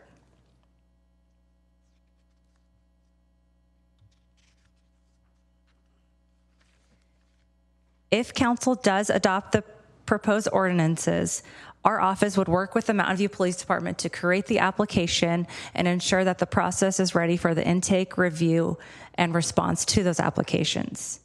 We will also send special notices to all the existing firearm dealers, businesses about adoption of the ordinances and what they need to do to comply. We will also assist the Mountain View Police Department to ensure that all processes are in place for any appeals. And with that, Mountain View Police Department would be ready to receive applications by the 90-day deadline. And with that, staff recommends the introduction of the proposed ordinances, and I'm available for any questions the council may have. Thank you.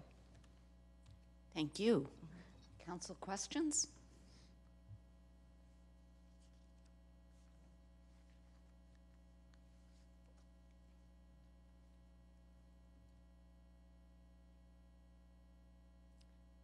Vice Mayor. Yeah, I just wanted to ask you about how you got in touch with these gun store owners. So there were only 4 of them, and you didn't go and speak to them in person or call them on the telephone? You just sent them a postcard and an email? How do you know if they got it? We send them email notices and we send them postcards, and that is how we outreach to them, yes. Did you hear back? We have not heard back, no. Oh, okay. Well, that's my question. Councilmember Abacoga. Thank you. In looking at the chart with the comparison cities, I noticed that 250 feet seems to be the distance used, but Los Gatos actually has more sensitive uses. What would it take for us to add the same uses? We would need to see if we add additional uses, if it would affect existing businesses. And if that was the case, then we would need council direction as to whether grandfather, if there was, whether we would need to grandfather in those existing businesses or provide them an amortization period before they must cease operation.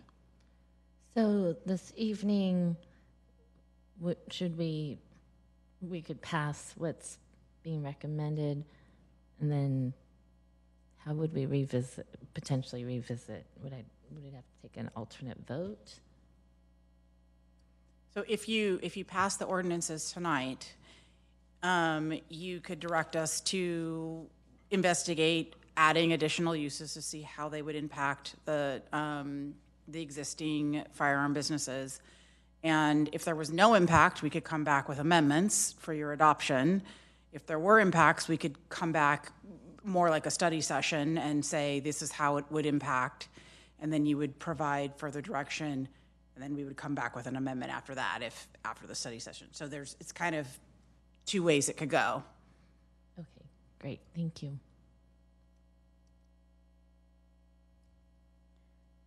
Okay, so seeing no more council questions, would any member of the public joining us virtually or in person like to provide comment? If so, either raise your hand on Zoom or submit a blue speaker card. No blue speaker cards. Last chance to raise, I see no raised hands. Last chance to raise your hand. Okay, so there are no public comments. I'm now bringing the item back for council deliberation and action. And do note that a motion to approve the recommendation should also include reading the title of the ordinances attached to the report. So I see a motion by Councilmember Abbott-Koga and a second by Councilmember Matichak. Thank you, and thank you, staff, for bringing this back. I will go ahead and read the resolution here. Item 1, introduce an ordinance of the City of Mountain View amending Chapter 18 of the Mountain View City Code to add Article 2, firearm dealers, to impose local permit requirements on firearm dealers operating within the City of Mountain View, to be read in title, further reading waived, and set a second reading for September 26, 2023, which is attachment 1 to the council report. And 2, introduce an ordinance of the City of Mountain View amending Chapter 36 zoning of the Mountain View City Code to add firearms and ammunition retailing as a prohibited home occupation use, to be read in title only, further reading waived, and set a second reading for September 26, 2023, attachment to the council report. And I actually wanted to add the third item of directing staff to look at or research the prohibition of firearm dealers within 250 feet of government buildings, places of worship, public parks and trails, and businesses providing activities to minors, as well as residential zoning districts, and return to council with that information for further discussion.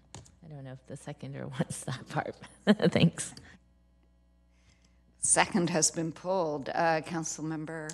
Yeah, I had a question first. So, I guess I'm wondering, what impact does that have on the projects that are on the council work plan? So I feel like we just added proposed to add a fairly significant amount of work.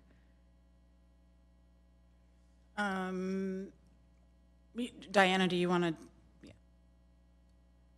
to? I can speak to one of the additions that the council member brought up, which is the residential zoning district. And I did actually have GIS look into that, and it does affect all 3 businesses. So I will say that if we did put that, then, that would require quite a bit of additional research, depending on council's direction on how to treat those existing businesses. But for the rest, we would have to do additional research. So I guess the question I have is, how would it impact other projects that were on the council work plan? I mean, we would have to work on them simultaneously. As far as, we could work with staff to create another map, and it's it doesn't take that long to create a map to see, you know, where these other things lie, like where the religious organizations or whatever lie within location of the existing businesses. So that probably wouldn't take too much time to get the answer. As far as getting back on council for a study session, I think I needed to defer to the city manager. Thank you for the question, Councilmember Matichek. So I'm actually just looking at council's work plan projects, so you all know that it's category A, B, and C. And so I think what we would need to do is assess the city attorney's staff time and look at the projects that are going to be coming to you all in the next few months, which there are quite a few that are on your category A list and even a few on your B list. And just the timing of when this might fit in. And now that we're also going to be perhaps doing a little more negotiation quickly before the end of the year, there's just a lot of things that are going to involve, I think, city attorney staff and other staff just in the next few months. So I think the timing, it would just take some time to bring back.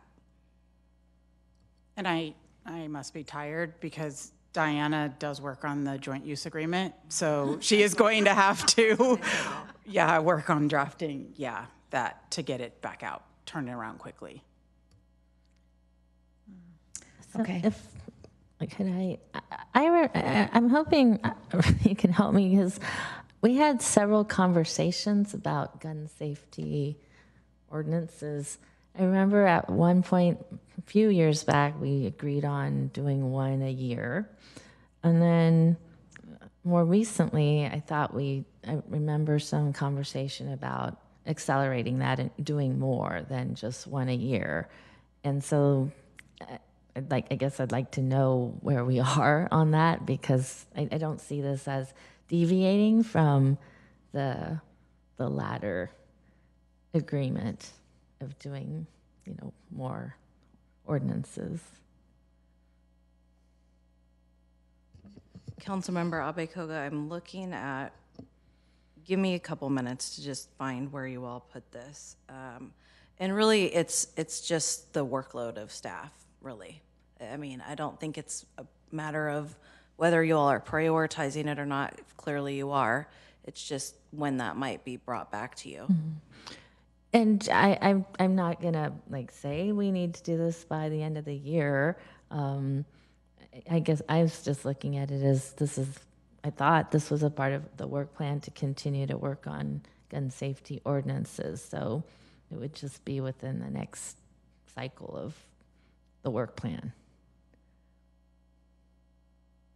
So can I take what you're saying as we're working on one per year, so this would come up when we would be working on the reiteration of this ordinance would come up when we would normally be working on the next one? Yeah, so we've had successive conversations. So originally it was one a year, but then I recall us having the conversation of doing more than one a year. And I thought that's where we landed. So if that was the agreement, then this wouldn't be deviating. This wouldn't be adding to the work plan. It would be the understanding, is my understanding.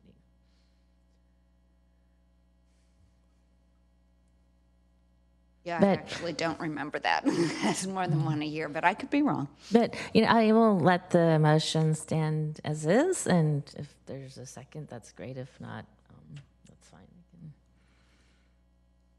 We can create, I can do a different motion. Yes.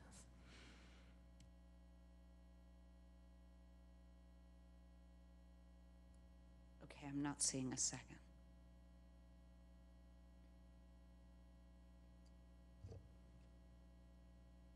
Well, then I guess I will withdraw the motion, and I hope I don't have to read this again, but just move the staff recommendation.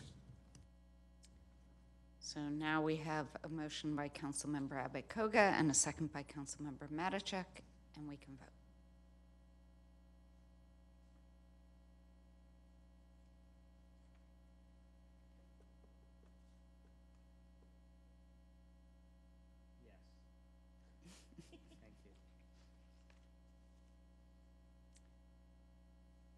So we have 6 Unanimous.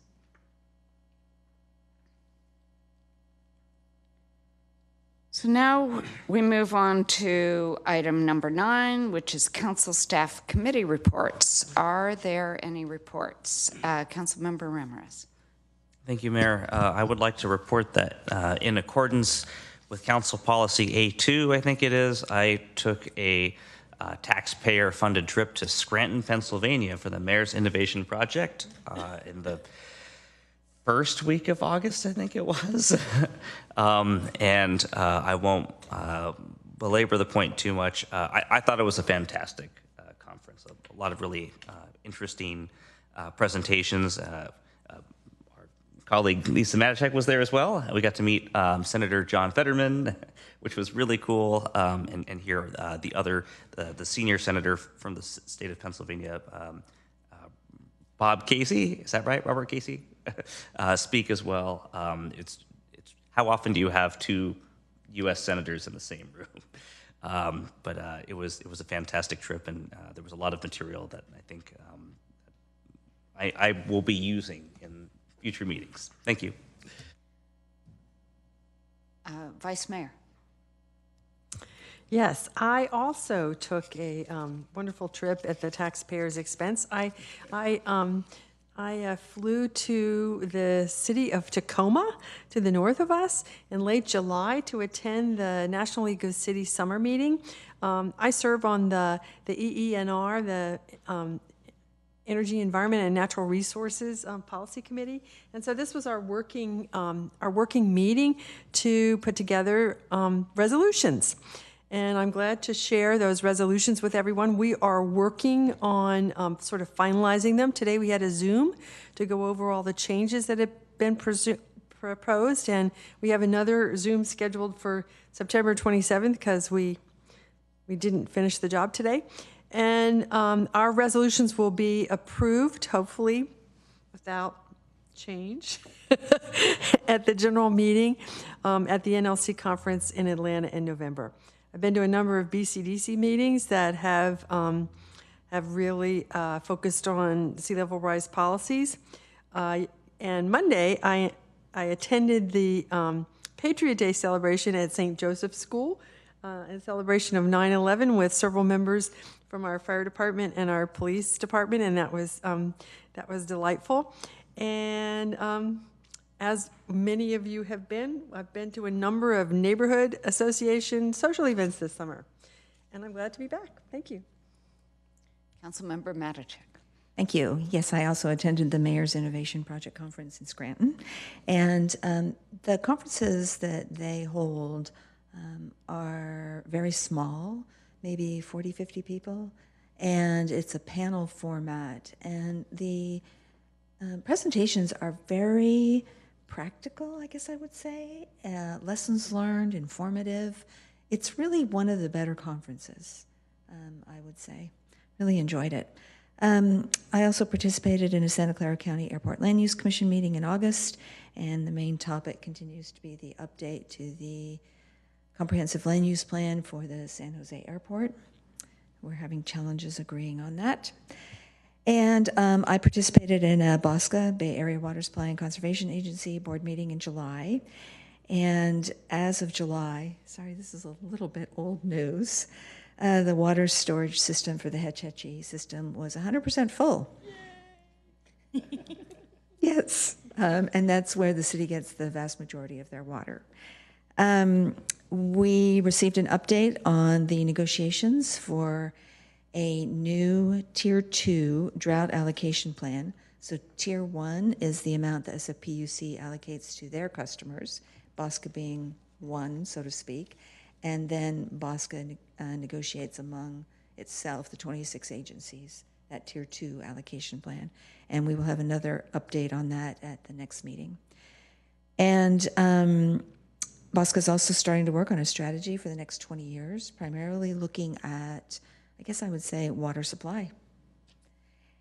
And let's see, BOSCA is 20 years old this year. And at our, maybe it's not the next meeting, might be the one after that, we are going to have a little recognition of that it's 20 years old. Thanks. I have a question, and that's at the BOSCA meeting, when you're talking about the allocations for, the 26 agency, is there discussion of reducing the amount of money we have to pay? Because we often, our allocation is higher than the amount of water we actually use by quite a bit. Yes. So is Yes. that included? So the negotiation is currently happening among the city staff. So our water management representative, Elizabeth Flagel, and that has been brought up as an issue that needs to be addressed. Ultimately, and I will certainly reinforce that at this next meeting, that you have efforts to conserve, and yet you're sort of penalized if you have that, minimum purchase agreement. So they absolutely need to address it. On the other hand, during drought, the SFPUC typically, now I can't remember, I asked if it was a shall or a may waive that penalty. And now I forget what the answer is, but during drought conditions, They have typically, waived it in the past, Yes. typically. I don't know if Yes. it's shall or may, but I they looked have. up the wording and now I forget. Sorry about that. But it absolutely is part of the discussion. Thank you. Yeah. Okay, Councilmember Abe-Koga. Thank you, Mayor. I too, I attended, I think several of us attended the Silicon Valley Bicycle Coalition Bike Summit that was here at our community center, which was really a full house and very interesting. And also I went to Sacramento to the Asian American Pacific Islander Legislative Caucus Leadership Academy, which was very inspiring. There was about 500 folks from nationwide that gathered for 2 days. The City Association held a housing symposium in August. I think a few of you were there. And we went over the Measure A affordable housing projects. It was a status report of where we are with those funds, and I think it's like close to 5,000 units have been built as from those funds. And we also talked about had a presentation on the potential regional housing bond measure. And then from the Cities Association, you will be seeing in the next couple of months a joint powers of JPA agreement. So the Cities Association has operated as a non-formal organization for many years, and we've had some challenges as a result of that.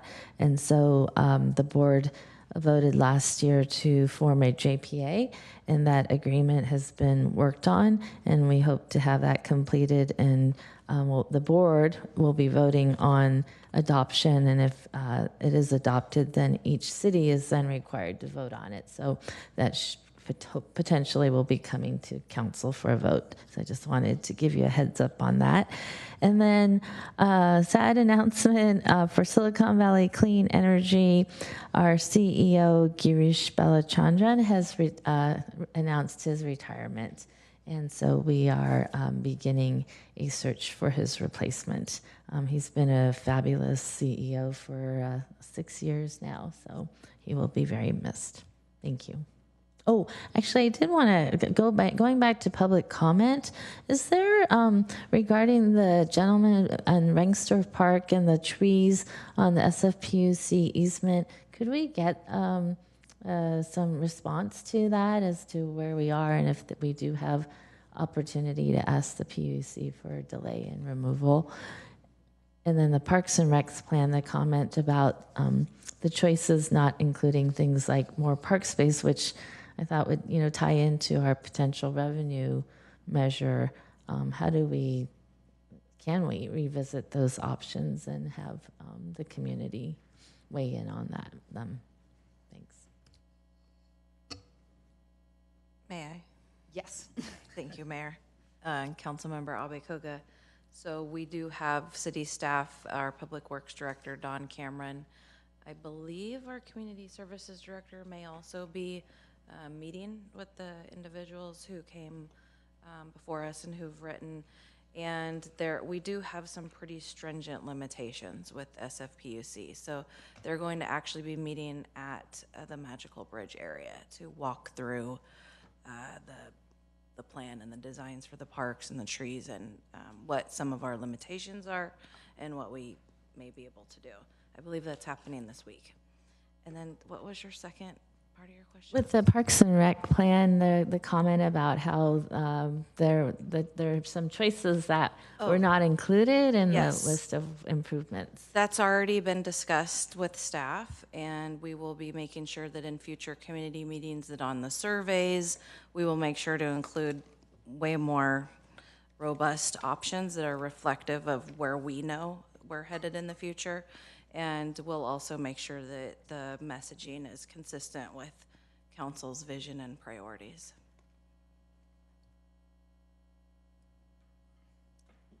Okay, I see no more comments from council members. So we'll move to item 10. City Attorney Logue, do you have a closed session report? No, there is no closed session report this evening. And we'll move to item 11, which is adjournment. The next meeting will be a joint special meeting of the City Council, Shoreline Regional Park Community, Mountain View Los Altos High School District, and Mountain View Wisman School District on September 18th of 2023 in the Pebble Beach Room at Michael's at Shoreline Restaurant. This meeting is adjourned at 12:42 p.m. AM, yes. It didn't go that long.